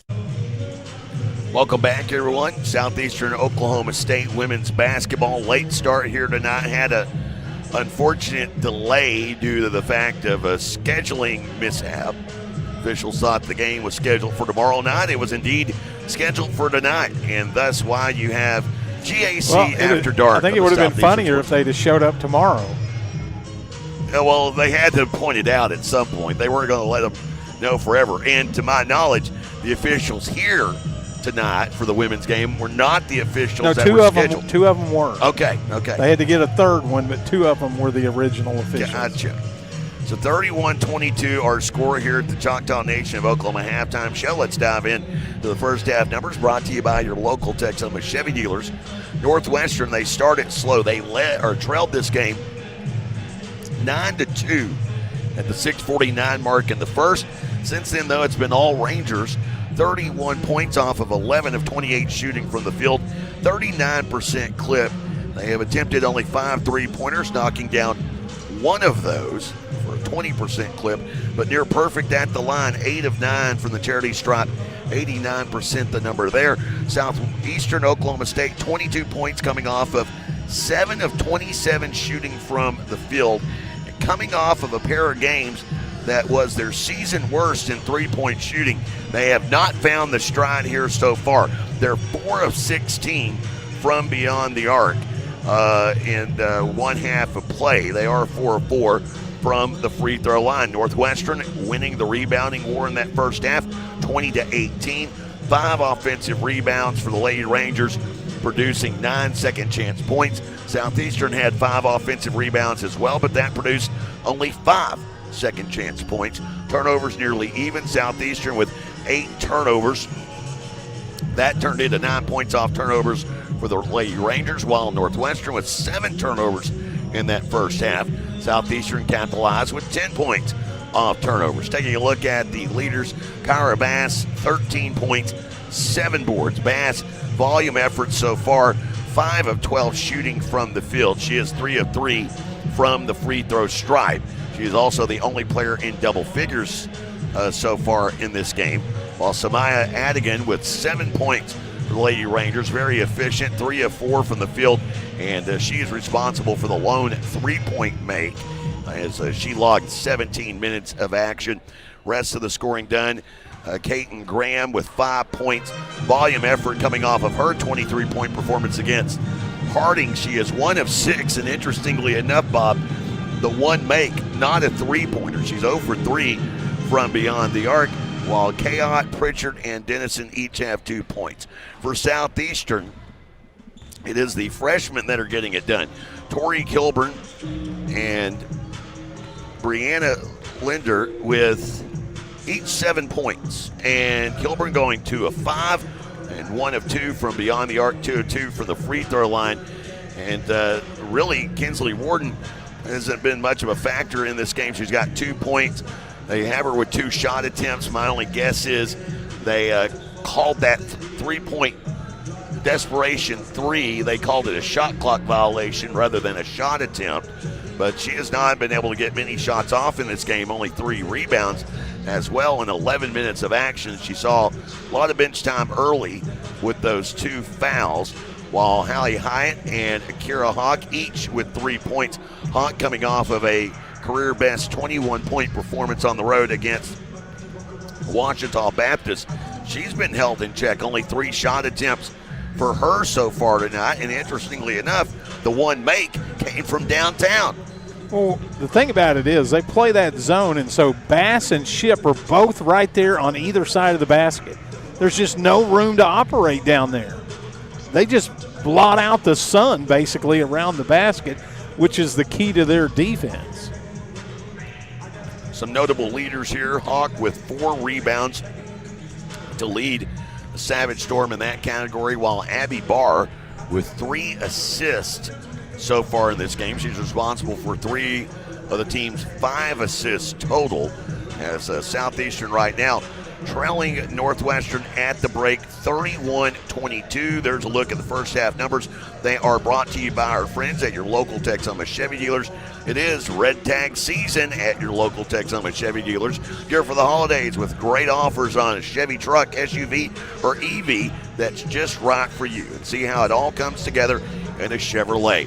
Second half around the corner, we wrap up the Choctaw Nation of Oklahoma halftime show. 31-22, Northwestern in front at the break. Back after this on the Southeastern Sports Network. 45% of people put off buying life insurance, according to industry research. Insuring yourself and your family can help you be more prepared in the event of an illness or a tragic accident. Call your local farmer's agent, Al Olson, and discover coverage options that you can tailor to your priorities and budget. To learn more about your covered options, call Al Olson at 580-924-3898. We are farmers. Bum, bum, bum, bum, bum, bum. Life insurance issued by Farmers New World Life Insurance Company, Bellevue, Washington. Industry research conducted by Lima, and Life Happens in 2021. Durant True Value Lumber is more than a hardware store. They're your community partner. From DIY projects to complete home builds, Durant Lumber has everything you need. Quality lumber, plumbing supplies, hardware, that perfect paint color, and all your home and garden essentials. The Durant True Value Lumber staff are your neighbors, always here for you with expert advice. Durant True Value Lumber is in the heart of downtown Durant. Durant True Value Lumber, your Durant family-owned True Value store. 31-22 our score here as we wrap up the Choctaw Nation of Oklahoma halftime show. Revisit the storm forecast brought to you by our friends at the Wine Cellar Liquor Store. Well, Kyra Bass has been as good as advertised. She came in averaging 15 points per game. She is 2 points away from matching that. Bass, who has been the leading scorer in 4 of 8 games so far this season. Her season best was in the season opener against Minnesota Duluth, where she had 26 points and 12 rebounds. Right now, she's on pace for 26 points and 14 rebounds. As that brought to you by our friends at the Wine Cellar Liquor Store. Drink better, celebrate more, celebrate responsibly. Southeastern Oklahoma State women holding an edge against Northwestern, 17-11 all time. But last time they played here a year ago, they won that game in overtime, 77-68. But the Lady Rangers have had the best of Southeastern here in recent memory. Prior to that overtime win a year ago, Southeastern had lost 4 straight to the Lady Rangers, lost to them in Alva last season to wrap up the regular season. They have lost 5 of 6 contests and have also lost 6 of 8 contests if you go back against Northwestern Oklahoma State. Right now they trail by 9 as we get set for the start of the second half of this one. Jay Lindley alongside one Bob Sullins. Our cameraman extraordinaire, Noah Fowler, who has like a 6:30 a.m. final. He's legging it out with us. The non-surprising stat of the first half, neither coach called a timeout. No. It's too late at night. As Akira Hawk tries to get things started for Southeastern to start this second half, but she is off the front of the rim. Let's set the starters. It's Barr, Kilburn, Hyatt, Hawk, and Warden on the floor. Original starting 5. Adigan and Ship. Ship, who has it, now travels. Ship, Bass, Kaot, and Graham are the starters for Coach Tasha Dieselhorse. And it's a 31-22 lead for the Lady Rangers. But a turnover to begin this second half. Barr bouncing left to Kilburn. Ship got a hand on it. Kaot comes away with the steal. Kaot now at the top of the key. Between the two circles, moves it right to Graham. Guarded by Hyatt. Left side to Kaot. Bounces the Ship down low into the hands of Bass. High off the glass and in. Bass picking up where she left off. She's got a game-high 15 points. I mean, Kilburn has the fouls. She's afraid to fight her. Bass got great position down there. Hawk is going to be fouled here by Caton Graham. Graham got a little greedy there, reached in and picked up the foul. Of course, Graham, a former teammate of Akira Hawk, playing together at Pittsburgh. Down low is Hawk, and Hawk with the position on Ship. She'll score. Akira Hawk, 2 points, Southeastern. 33-24, back to a 9-point game. Kaot with the basketball. Bounces left side into the hands of Ship. Now to Bass. Bass going to work, gets down to the low right block, stripped loose by Kilburn. Kilburn leading the break. Cut off by Graham. Out to Barr. Hesitated too long, finds Hawk. Slides past one defender. Hyatt in the right corner. 3 on the way, and it goes. Hallie Hyatt with her second made 3 of the game. She's got 6, and Southeastern has cut it back to a 6-point game. And the reason that works so good, it came inside out. You can step into those and you make a much higher percentage. Down low, it's Bass, and Bass with 3 defenders around her may look easy. Oh, you and I see it all the time. They've got the shooting gun out here, the big net underneath the basket. That thing just propels them out from underneath. That's why players are so used to it. Here's Barr for 3. That a miss. Warden underneath. Rebound put back is good for Kinsley Warden. So Warden now with 4 points in the game to go along with 5 rebounds. Kilburn with a steal. 6-point lead, holding tight here. Hyde ahead to Warden. Warden back to Hyde and around to Barr. To Kilburn in the corner, sidesteps Adigan, now drives into the lane, high off the glass and in. Kilburn connects, and a timeout taken here by Northwestern. 4-point game, 35-31. Savage Storm women's basketball continues after this on the Southeastern Sports Network. Studeville Chevrolet in Durant is proud to support Savage Storm Athletics. And with the same pride, resilience, and strength as Savage Storm fans, Steubenville Chevrolet is proud to be Durant Chevy dealer. When you need a new car, truck, or SUV, the Steubenville team is ready to find your perfect tailgate vehicle. No need to leave town to find what you want. Stay local, buy your Chevrolet the Steubenville way, and go Savage Storm. Craving bold flavors and good vibes? Come on down to El Caporal Mexican Restaurant and Bar, your local fiesta headquarters. Sizzle your taste buds with Tex-Mex favorites, fresh seafood dishes, and don't forget their legendary top-shelf margaritas. Shaken, stirred, and always served with a smile. Whether it's date night, family night, or Margarita Monday, El Caporal is the place to be. El Caporal, where every night feels like a fiesta. Visit today. Taste the tradition, stay for the fun. 9-2 run for Southeastern Oklahoma State. They've cut the lead down to 4 now, 35-31. Of course, today's broadcast brought to you by our friends at Choctaw Casino Resort Durant, which, hey, they've had the car drawing already, the 25 cars of Christmas, a drawing for a luxury vehicle every evening at 8 p.m. You can earn entries throughout the month. Be sure to visit the Rewards Club to find out more. And as I try to figure out what I'm eating this late at night, you know what? There will be food at Choctaw Casino Resort. That may be my post-game meal. Bass down low, and Bass continues to take advantage of the inside. Well, what do you do out of the timeout? Get the ball inside the Bass. 19 points for Bass. That's what. And I think you missed this. Her season best came in the first game of the year against Minnesota Duluth. She had 26 points, 12 rebounds. She's got 19 points and 8 rebounds right now. And we've got a quarter and a half to go, and a turnover for Southeastern gives it back to the Rangers. Well, part of the problem is Southeastern's really small, and Kilburn was guarding her that last time, and, you know, she's got a couple of fouls, so she's a little tentative. Camille Pritchard has replaced Ship in the lineup. Graham, right of circle, long-range bomb. That one nips the front of the iron. Rebound hauled in by Warden. Hyatt leads the break, brings it across midcourt. 6 to go in the third.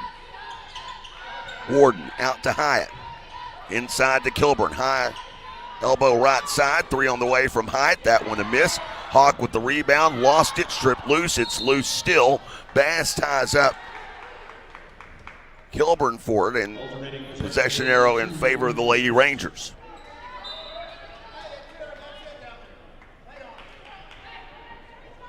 And the lineup for Northwestern 22, Ella Porter.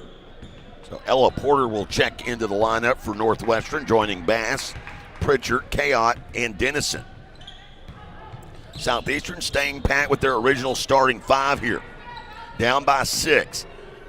As Madison Dennison, a flat 3 from the top, a miss. Pritchard wrestles away the rebound, and a foul called on Warden. That is her 3rd. They were just both kind of going for the ball. It was kind of an awkward play. Warden, her 3rd, first team foul. Inbounding here is Kayott. Down underneath, quickly to Bass. Bass muscling through, draws a foul. Kira Hawk just picked up her 2nd personal, and Bass go to the free throw line where she is a perfect 3 of 3. Bass at the line, shooting 2 shots. For Southeastern 32, Brianna Lindert. So Lindert checks into the game. She replaces Hawk with 2 fouls. That's the only sub so far here in the second half for Coach Darren Grover. Bass. Well, the other thing that makes Kira Bass a really good player, I mean, she's a big player, but the senior out of Killeen is a great free throw shooter. A lot of times big girls aren't that good as shooters. This one a miss. The broadcaster jinx worked again. 7-point lead here for Northwestern.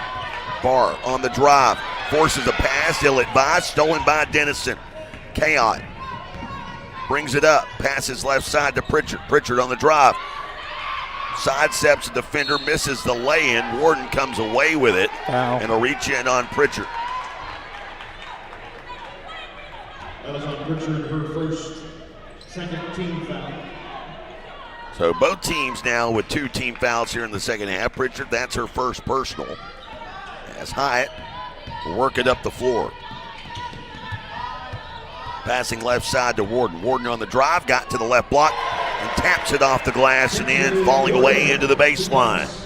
5-point lead now. Close as they have been here in this second half. Had it down to 6 earlier. Dennison. And a pass that's too high. Warden touched it. She had to save it from going out of bounds. Hyatt bounces ahead right side. In the hands of Barr. Barr to Warden. Back around to Hyatt. To Kilburn. Right corner 3. That one won't go. Dennison fighting for the rebound. Passes ahead. Now the Lady Rangers with numbers. 3-on-2. As Porter down into the right corner. Back up top. Dennison lobs down low to Bass. Bass goes up strong. Misses. As Lindert with the rebound. Outlet pass right side into the hands of Hyatt. Barr finding Warden. 16-footer. That one a miss. Bass with another rebound. It's her 9th of the game. 6 of them on the defensive glass. Kayot with the basketball. 3 Lady Rangers getting set to check in, while Chloe Eversole getting set to check in for Southeastern. Kayot muscling her way down. A foul is called. Oh, man, you talk about a bailout. She didn't even really shoot that. She just threw it blindly up there toward the basket. The foul called on Abby Barr, and Coach Darren Grover asking the what for on that one. Media timeout is upon us, 38-33. Southeastern trailing here at home. Back after this on the Southeastern Sports Network. Here comes Tracy Lawrence, live for one night only. Friday, December 12th at the Choctaw Grand Theater with special guest Parmalee. All the hits, all night long with CMA and ACM award winner Tracy Lawrence. Get tickets now at Ticketmaster.com. Choctaw Casino Resort, Durant. Sparlin Realty is dedicated to achieving your goals and will always do what's in your best interest. For residential and commercial properties, farm, ranch, and land purchases, you'll feel good about your choice of Sparlin Realty. At Sparlin Realty, there's nothing more gratifying than achieving your goals and earning your trust along the way. Whether you're selling your property or buying your dream home, it would be our privilege to assist you. Please call us today at 580-745-1055 or SparlinRealty.com. 38-33, our score. 3:28 remains here in the third. Media timeout after the foul on Abby Barr, her second personal, 3rd team foul of the quarter against Southeastern. A shooting foul will send Conley Kayot to the free throw line. Kayot for the season averaging double figures at just under 11 points per game, 8 of 10 from the free throw line coming into tonight, but 0 for 1 so far as she hits the first of 2, pushing the lead back to 6. That 5-point lead for the Lady Rangers, that's as close as Southeastern has gotten. And Kayot, another miss. She has missed 2 of 3 free throws in this game. It's Eversole on the floor with Barr, Kilburn, and Warden, who tries to attack backdoor cut. Ship got a hand on the passing lane. Kayot with the steal to Adigan, who attacks left to right, gets down left block, high off the glass and in.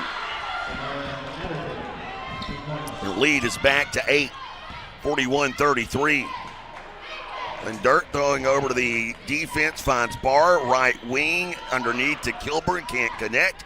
And the rebound by Kayot. Dribbling up the left side with the right hand, comes to a stop on the NCAA logo. Now moves between the 2 circles, drifting to the right wing. Looking for a screen set by Ship. We'll find Graham, who slipped off of that screen, banks it off the glass and in. Yeah, thank you very much. Even this late at night, the bank is still open. Which one? Hit that perfectly in the square. Here is Kilburn trying to muscle past Ship, cannot, and a foul is called on Ship. That was kind of a bailout, too, to be honest. Glad you're seeing things both ways, though, Bob. It shows real personal growth in you. Gilbert at the line. Warden will check out, or actually go over and get some instruction from Coach Grover. I'm just going to tell you something, Jay. You might not know yet, but at some point you stop worrying about personal growth. Bass checks into the game for Northwestern. It just is what it is. Espinosa getting set to check in for Kilburn if she can knock this one down.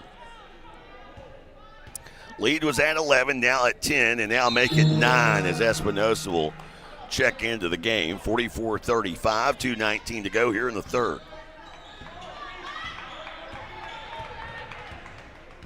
Remember, last Thursday night, Southeastern was held to a season-low 59 points. And they are on pace for that right now as things sit. Well, the Rangers might have, if not the best, one of the best defenses in all of Division II. Of course, held Harding to 57 points on their home floor last Saturday evening. Allen with the basketball. Moves it to the left to Eversole. Espinosa in the left corner, open for three, and she knocks it down. So Espinosa, just her second field goal attempt of the night. Needed that. Very much so. Pushed it back to a 6-point game. Kayot bouncing it right side to Adigan. Now to Ship with a lob to Bass. Bass underneath, and it's almost too easy for the senior. She's got 22 points and 9 boards in 25 minutes. Well, they got the lob to work that time, and she gets the ball there, it's almost automatic. Eversole, right side of the lane, pull up from 10, a miss. Bass with their team high 10th rebound of the game. Just to show you how amazing Bass is in her rebounding. Adigan finds Ship, who'll drain one from the left elbow. Espinosa's listed at 6'1", and she just took that rebound right over her. I mean, just reached over with her long arms and got it right over her. Allen down low. Lindert shoved away, missing the shot. Backside rebound by Adigan. Adigan loops inside the arc. Up top to Graham and around left side to Kayot. About a 15-second differential between shot clock and game clock. Adigan on the drive, splits 2 defenders, and an and-one opportunity coming here. There's your continuation. Yeah, didn't have it in the men's game, but did have it there. And Adigan now in double figures with that one. She's got 11 with a chance to make it 12. It's her first free throws attempted of the night. By the way, I actually looked this up. Adigan is from Yucatan, Kansas. That's how you pronounce it. Yucatan. 12-point lead. Largest lead of the game for Northwestern. Shot clock is off. Allen with the basketball. Works off of a screen, passes right to Warden, jump pass. Extra one finds Allen, top of the key for 3, and that won't go. We head to the fourth. Southeastern, after cutting it all the way down to 5 points, they're down by 12 as we head to the fourth. Back after this on the Southeastern Sports Network. When you're dealing with an insurance company, you're already behind the 8 ball. And the only way to get a level playing field is to hire an attorney. We treat each and every case and each and every client as if they are a friend and neighbor, because that is how we view them. You'll get the best service. You're going to have the best people working on your case. That I can promise. Burridge Law Firm. Call 580-920-0700 or visit burridgelaw.com. At XL Therapy, our expertise extends beyond sports. We also offer dedicated rehabilitation for seniors, helping you maintain mobility and independence. Plus, we provide effective workers' comp rehabilitation to support a speedy return to work. With clinics in Ardmore and Durant, XL Therapy is the community's trusted choice for top-quality orthopedic and sports medicine care. Visit xltherapyok.com to learn more. XL Therapy, where we excel at helping you excel. 50-38 our score as we head into the fourth. Northwestern in front. Southeastern Oklahoma State. Don't forget to find your something. Find your something at careers.choctawnation.com. Looking for a job? That's the best place to start. Careers.choctawnation.com. Southeastern needing to get a start. Savage Storm women threat of losing 4 in a row now after losing their 2 conference openers in their last non-conference game against Northeastern. They're down by 12 here at home. A near walk. They'll find Eversole top of the key, and that one away and out of bounds off of the air ball. So it's Eversole, Allen, Lindert, who just had her player profile, which we provide on the Mix 96.1 Facebook page, presented by Discover Durant. Also Espinosa and Warden on the floor to begin this fourth quarter, but some changes about to come for Coach Darren Grover as Espinosa collapses down on Adigan, regains control. Out to Madison Dennison, who can't connect with the 16-footer. Eversole passing ahead into the hands of Warden over the defense. Espinosa, extra pass to Allen in the left corner. Warden now, left side to the lane. Backpedaling out, forces a pass. Adigan gets into the passing lane, comes away with a steal. It's such a weird thing because you don't play against the zone defense very much. Not many teams run a zone, and it looks like that player's open, but of course there's another defender there. Allen with the basketball. She comes away with a steal. Neither team valuing the basketball right now. 14 turnovers for Northwestern. Their season average 13 for Southeastern as Warden unable to get the follow away to go. And the score remains the same, 50-38, a minute and a half into this fourth quarter. Kayott, Dennison, Graham, Bass, and Adigan on the floor. As Dennison unable to connect, Allen with the rebound. To Eversole, back to Allen on the left half of the floor.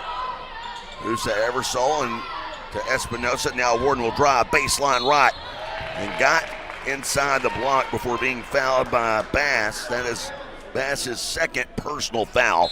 First foul of the quarter against the Lady Rangers. As Ship will return to the lineup. Jada Ship checking in, replacing Dennison in the lineup for the Lady Rangers. Changes for Southeastern as well with Kilburn, Hawk, and Hyatt returning to the lineup. And Warden unable to connect on that free throw attempt. Her first free throws attempted of the night. And she knocks that one down. 11-point lead now for the Rangers, 50-39.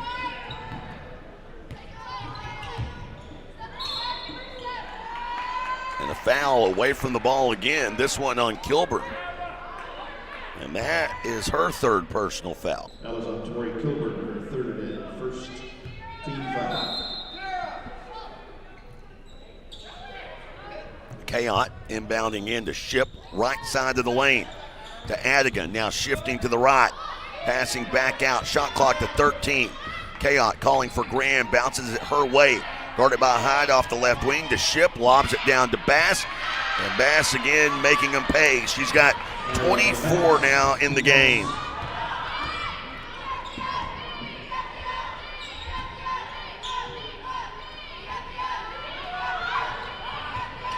Allen moving it right side to Hawk. Shot clock to 15. Bouncing to the corner. Kilburn was on the sidelines, out of bounds.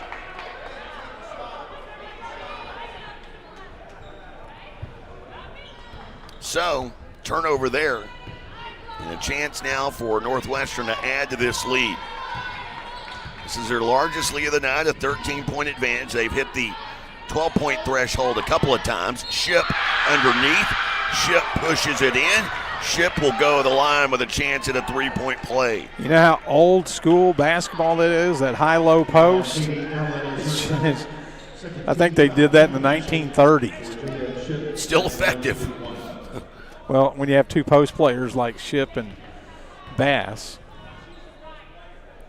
And Ship able to knock that one in.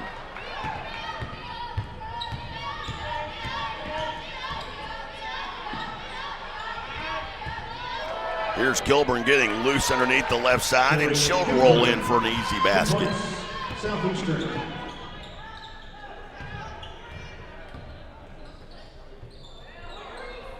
Is in the corner. Here's Kayot for three. This one a miss. Well defended by Wharton. Rebound by Hyatt. So the Storm down by 14.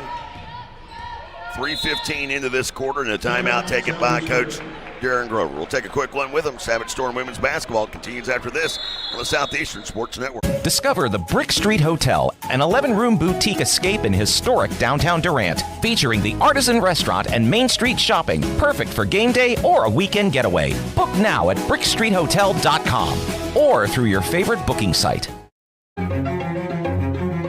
Life is yours to spend. Spend it apart. Spend it together. Spend a little now. Spend a lot later. Spend it fearlessly. Spend it faithfully. First United Bank. Spend life wisely.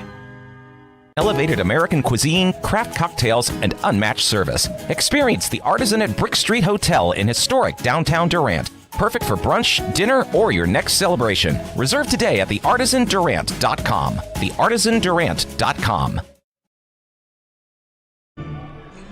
55-41 our score. Be sure to stick around for the Choctaw Casino Resort post-game show, and be sure to get out and win a luxury vehicle this holiday season. It is the 25 Cars of Christmas, a car given away every day at 8 p.m. You can earn entries throughout the month. Be sure to visit the Rewards Club at Choctaw Casino Resort Durant to find out more.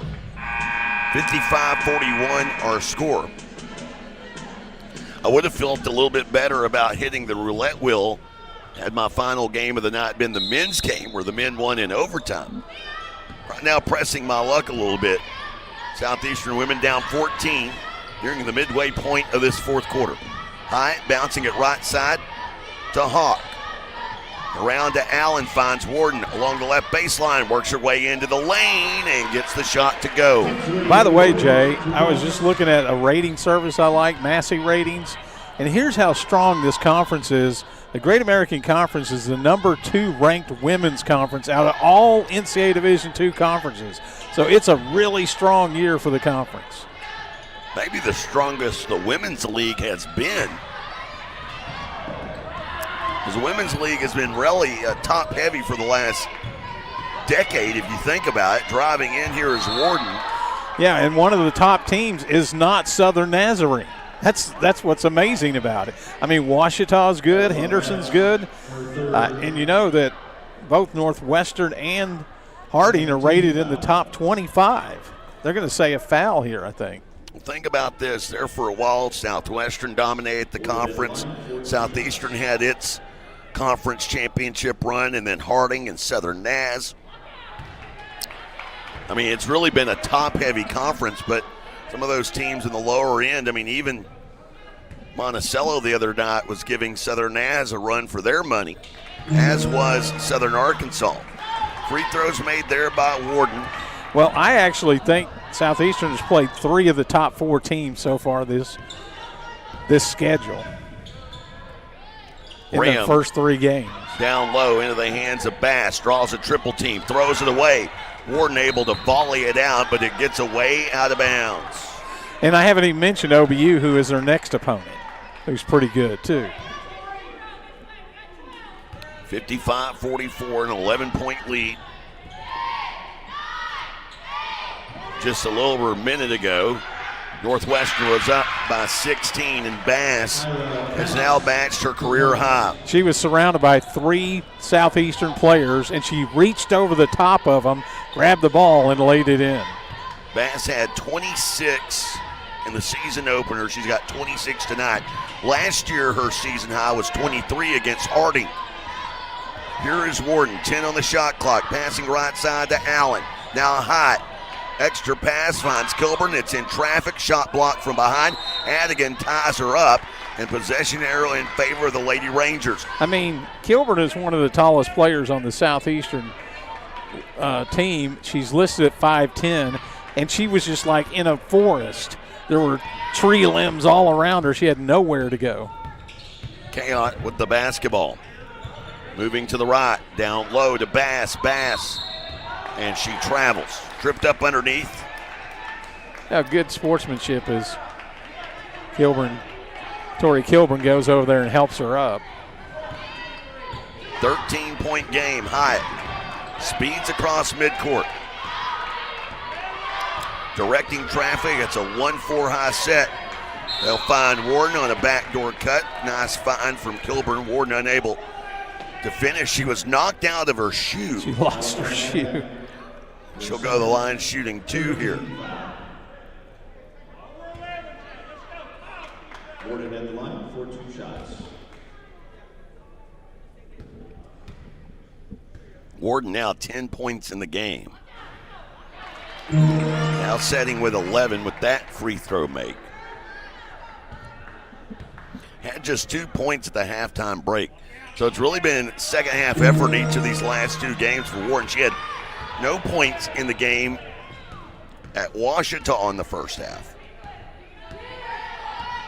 Finished that game with 15 points and 13 boards. An 11-point game here.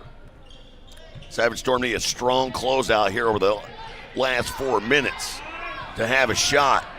Pritchard left alone. Top of the free throw arc, a miss, but Adigan with the offensive rebound. Working against Warden, has it poked loose, out of bounds. It'll remain with Northwestern, but only 3 on the shot clock. Kayot inbounding from the near sideline here. Down near the corner. Warden to guard the inbound. Out to Adigan, 2, and she didn't get it off. She not made nearly it in time. She Still made a tough left-handed 12-footer, but it didn't count. Hyatt will bring it across midcourt. Moves it to the left to Allen. Almost lost it. Regains control. Now down low to Hawk. Hawk skips a pass across the defense. Finds Allen. Shot rejected by Pritchard. Then a collision. Graham runs into Hyatt. Because of that collision, Allen runs into Graham. And the end result is a foul on Allen. What are you saying? It's like the dominoes? Pretty much.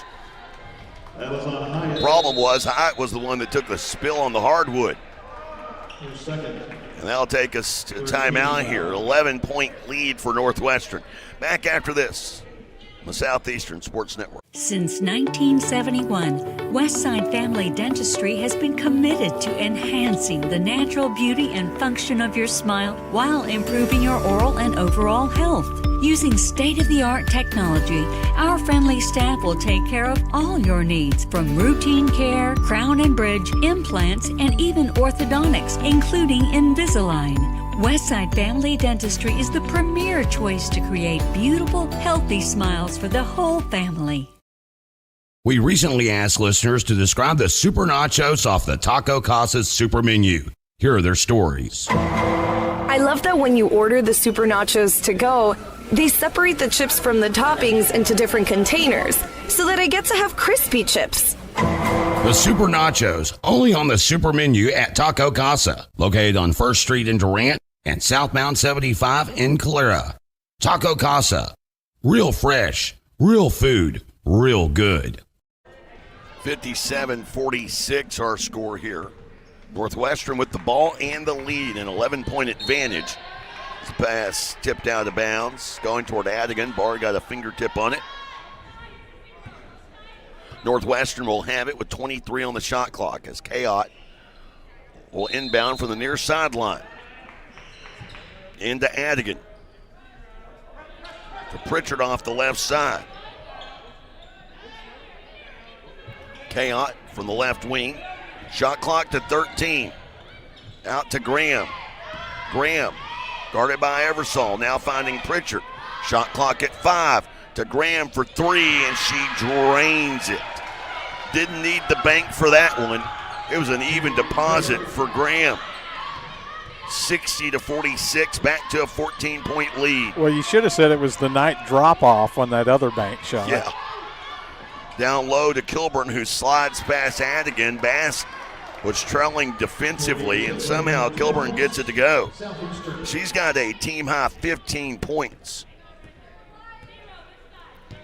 She's one of two players in double figures. She and Warden are the two in double figures for Southeastern here tonight.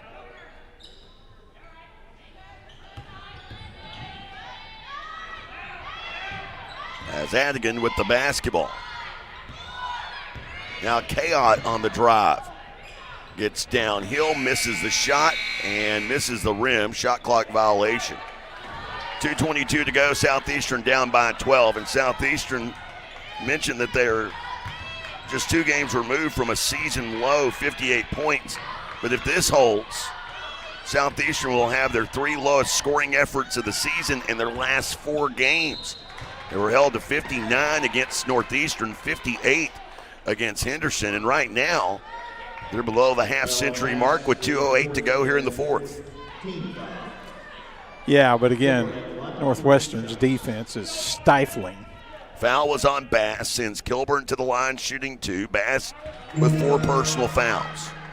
Kilburn trying to push it back to a 10-point game.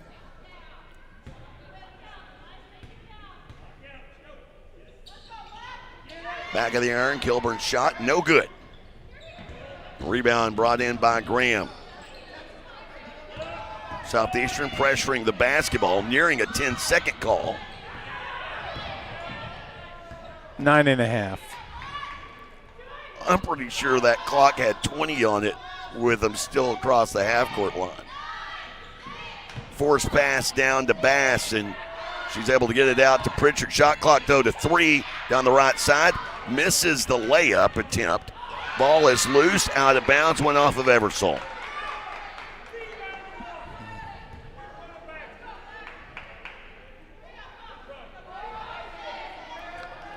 So Kayot will inbound here.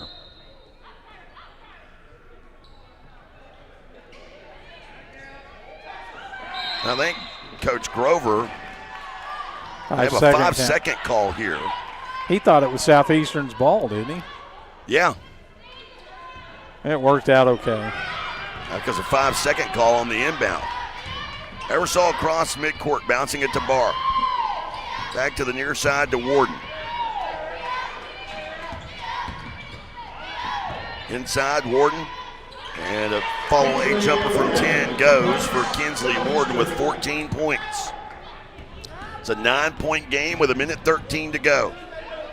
Adigan picks up the dribble. Out to Graham. Southeastern would have to foul twice to get Northwestern to the free throw line. Adigan puts up a 3, trying to make it the dagger. It's a miss. Barr with the rebound. I bet Coach Dieselhorst didn't like that. Probably wants to use the whole shot clock. The Hawk in the corner now to Warden, up top to Eversole. She'll drive, force a pass. It bounces through the legs of Kilburn and out of bounds with 47 seconds to go.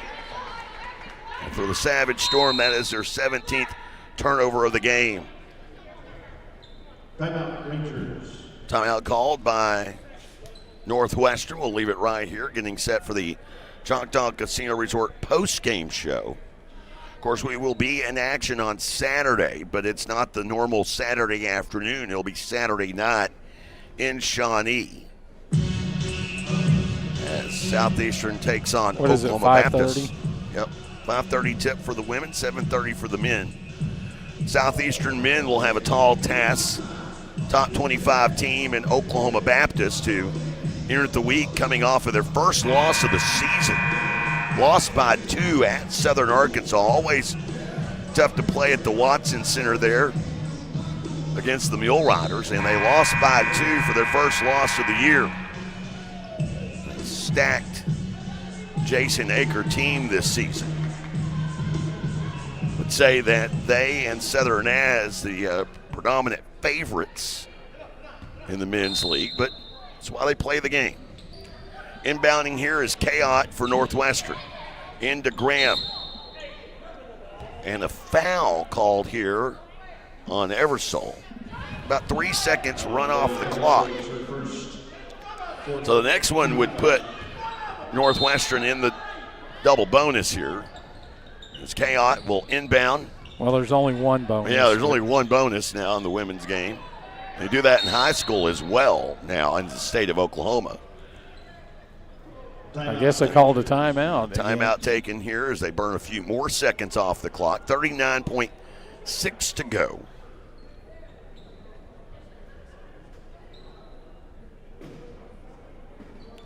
For Southeastern Oklahoma State have 2 more games remaining here in 2025. The road trip to Oklahoma Baptist, and then oh, by the way, next Thursday. Yeah, next Thursday, Noah, our erstwhile cameraman, will not be in attendance. You know where he's going to be? He's going to be on a cruise in the Caribbean. Vacationing. I don't blame him. Well, I'll tell you where I'll be on Friday. You want to know where I'll be that Friday? Well, you're not going to be in the Caribbean, are you? Nope, but I'm going to be in Norman for the college football playoff. You know who else is going to that? No telling. Blake Allen. Really? He said he was going to wear Alabama stuff. You Okie State guys haven't won a conference game in 2 years. Y'all just need to give it up. Hey, we got the coach now. Y'all need to go to the Pac-12. Might be competitive there. They're thinking about joining the GAC, but I don't think the Arkansas schools would let them in. Inbounding here to Graham and quickly fouling Eversole, and Graham will go to the free throw stripe. Kaiten Graham, she is 3 of 3 from the free throw line in this game. 4 of 5 coming into the day, and now 4 of 4. So she's going to take as many free throws in this game as she has all year? Yep, and she knocks it down. Okay.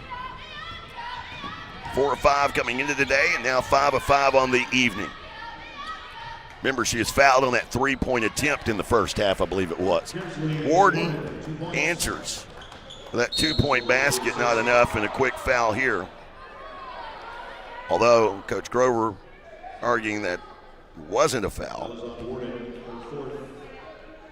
Warden picks up her 4th personal foul. 9-point lead for the Rangers. That Lady Rangers will move to 8-1 on the season, with their lone defeat being against number 2 Pitt State.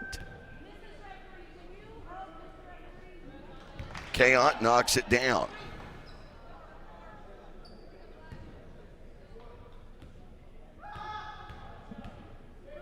Another one coming here, and this one is good. So the lead is at 11. Barr off the left wing. Barr underneath. Barr finds Warden. Warden gets to the rim and scores. Nonetheless, Southeastern trailing 64-55, and for the 3rd time in 4 games, they will be held to a season low in scoring output. This, a season low of 55.64-55, the final score here. Choctaw Casino Resort postgame show. We get fired up next on the Southeastern Sports Network. This holiday season, the biggest gifts aren't under the tree. They're at Choctaw Casino and Resort Durant. We're giving away a car every day of the week during the 25 Cars of Christmas giveaway, December 1st through the 25th. Play with your Rewards Club card and you could ride away a winner with your share of $2 million in cash and cars. It's beginning to look a lot like winning at Choctaw Casino and Resort Durant.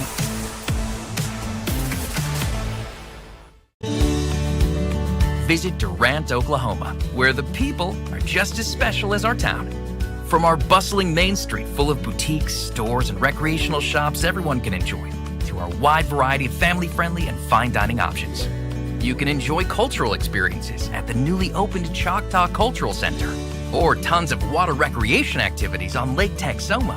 Durant is a weekend of fun waiting to happen. Plan your next adventure at discoverdurant.com.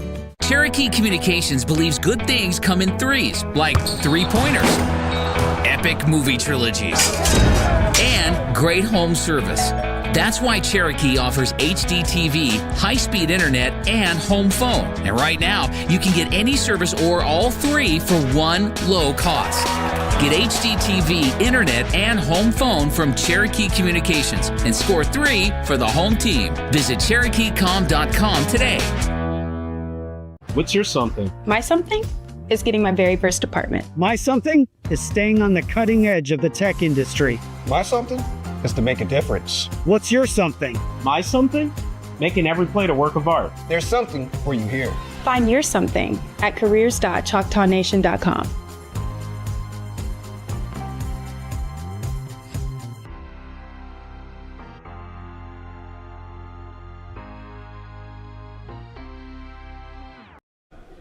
Southeastern Oklahoma State women falling here tonight. It is the Choctaw Casino Resort postgame show. And Southeastern women, they have now lost 4 in a row and a season low 55 points in this one. Kinsley Warden leading the way. She had 18 points, 7 of 10 shooting from the field and 8 rebounds, but couldn't outdo Kyra Bass. Bass with a career-high 26-point performance. She had a double-double for Northwestern with 10 rebounds as well. Coming up, it is the Choctaw Casino Resort postgame show, or postgame conversation with Coach Darren Grover. Stats and more. It's on the way after this on the Southeastern Sports Network. Shamrock Bank is an employee-owned company based in southeastern Oklahoma. We are a proud sponsor of Savage Storm Athletics. Many of our employee owners are alumni of Southeastern and know firsthand the opportunities higher education can bring. Our success is tied to the success of the communities we serve. Come see the difference employee ownership makes. At Shamrock Bank, you are more than a customer, we are more than a bank. Shamrock Bank, member FDIC. Since 1971, Westside Family Dentistry has been committed to enhancing the natural beauty and function of your smile while improving your oral and overall health.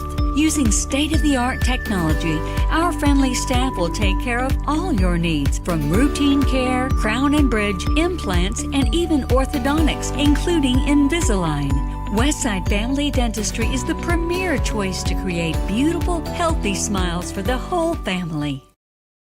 We recently asked listeners to describe the super nachos off the Taco Casa's super menu. Here are their stories. I love that when you order the super nachos to go, they separate the chips from the toppings into different containers so that I get to have crispy chips. The super nachos, only on the super menu at Taco Casa, located on 1st Street in Durant and Southbound 75 in Calera. Taco Casa, real fresh, real food, real good. Touchdown flavors begin at Green Spray Food Center. Whether you're grilling ribs, saucing up wings, or flipping the juiciest burgers, we've got your game day covered. Stock up on fresh meats, bold seasonings, and all your tailgate favorites. So before the big game, swing by Green Spray Food Center, North 1st Street in Durant. And always be ready for game day by checking out this week's deals at greensprayfoods.com. Durant's only locally owned grocer, Green Spray Food Center, fueling Southeastern fans for over 70 years. Welcome back, everyone. Bloomer Sullivan Arena in Durant. GAC After Dark. Late start for Southeastern women's basketball tonight. First, before we talk about the game, talk about the delay, the officials not being here. I've been doing this not quite as long as you, but I've never had that happen. Have you? I have. We have at one time at SWAZU a few years ago. That happened. The men's officials started the game because they were there, and they started the game, and then the women's officials eventually came. I think, as I remember, they eventually came. This is the latest start. The latest start I've ever had was 8:00. Well, this obviously trumps it by a lot. So yeah, when you're in the game long enough, you see everything. And Bob and I were talking the other day. Everybody should spend some time in the jukes, because when you're in JUCO sports, you see everything. And I spent a decade doing that. And then small college is just an extension of that. So yeah, it's interesting. So our kids handled that fine. I sent them home. They went on home, and I told them to make sure that they eat. I don't think that affected them whatsoever. So. Well, and let's get into the game itself. I mean, they get out on you. They've got a double-digit lead in the first half. They extend that lead out to 12. You guys were able to narrow it down to 5. Just could never get over the hump. Talk a little bit about the challenge about going against their zone, especially given how lengthy and rangy they can be. Their zone is one of the more difficult zones I've ever coached against. I mean, she teaches it well. obviously I think that it's a family tradition there with she and her dad, and I'm assuming he ran that same zone, and so they do a great job of just taking away the things that you're going to do well. For us, what we struggled with it against was our whole plan was to go 5 out, have people flash in, but really try to spread them out, and we did spread them out. But what our kids would not do is penetrate it off the dribble. So you got to penetrate a zone one of two ways, on the pass or the dribble. Well, the problem was when we were trying to penetrate it with the pass, but they were out pressuring us, and we didn't do a good job handling that, and we also wouldn't take it off the dribble. I mean, Abby did a little bit, Kinsley did a little bit. Our point guards got to do a better job of doing that, but they're young. They're young, and they haven't seen that kind of a zone. They haven't seen that kind of stuff from when you jump from high school to this. It's just totally different, and they do a fantastic job with it, and they seem to cover up everything that you want to do. It's no wonder they're either the best or the second best team in the conference right now. Whenever you look at Kinsley Warden had slow start in this game, did at Ouachita as well, but in both efforts comes out in the second half. 16 of her 18 points in the second half of this one. Just what does she mean to you guys right now, especially when you talk about how young this team is? Your second leading scorer tonight, one of those freshmen. Well, yeah, we have to have her be the given. We're going to go get 15 to 20 points out of you. And unfortunately that puts pressure on her, but she's willing to take that pressure. So we have to get that out of her, because when we're talking about so many young ones, you just don't know. Akira the other day had 20 plus, and then the day she didn't have nearly as many. And even Akira is just a sophomore, and Mackenzie's just a sophomore. And so I looked up on the floor in the first half at one point, and we had one sophomore and 4 freshmen playing. And so those are the growing pains whenever you're young. They got to see each one of these things as somebody playing pressure, then someone playing a zone, and somebody playing where they sag off. But Kinsley does. We go a lot of times as Kinsley goes, and we've had other people step up. Obviously, Tori Kilburn has had so far a very good freshman year, but we've got to have 3 of those 3 people step up. And it'd be nice to have Akira, Tori, and Kinsley, or throw in somebody else. But tonight, I just didn't think that we missed open shots. They were hard to come by, but when we did find them, you got to be able to hit them, and when you're only hitting 25% of them, it's going to be very difficult to get them to where they have to shift that zone. Of course, again, talking with Coach Darren Grover. Coach, I know it's been a long day, long night. We'll let you go, and we'll see you on Saturday in Shawnee against Oklahoma Baptist. All right, we'll see you then. Of course, right there, Coach Darren Grover joining us here in the Choctaw Casino Resort postgame show. Final numbers pairing out like this. Northwestern, 64 points, coming off of 44% shooting from the field. They did not shoot threes. 3 of 13 from beyond the arc at 23%. They were paced by Kara Bass, 26 points, 10 boards, the double-double effort for Southeastern. They shot 36.5% for their 55 points, just 6 of 23 from downtown at 26%. And both teams shot well from the free throw line. Both were shooting at the 78% clip, Kinsley Warden near a double-double, 18 points, 8 boards in 31 minutes of action, while Tori Kilburn, the freshman, 16 points and 3 boards and 4 steals in 29 minutes. That's going to wrap up this. We got one more break. We'll conclude the Choctaw Casino Resort postgame show after this on the Southeastern Sports Network. We all have stories. Stories inspired by culture, competition, creativity. Stories show our humanity. They inspire us to greatness and remind us to be humble. Stories connect us to our communities and the rest of the world. We are the Chutta people, and these are our stories. See and share them at togetherwe'remore.com.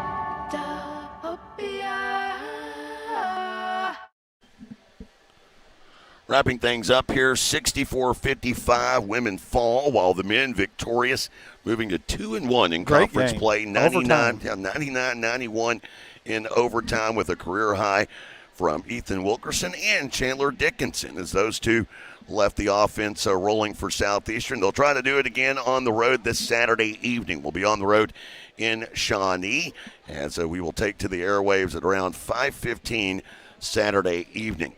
A big thanks to Noah Fowler. A big thanks to Bob Sullins. A big thanks for you, the viewer, if you hung out with us this late We do appreciate it. Big Hey, thanks Cobain has his keys. And Cobain as well back at the worldwide headquarters. That's going to do it for me. Storm women, they lose. Storm men, they win. You've been watching it from Durant, Oklahoma on the Southeastern Sports Network. This has been Savage Storm Basketball on the Southeastern Sports Network.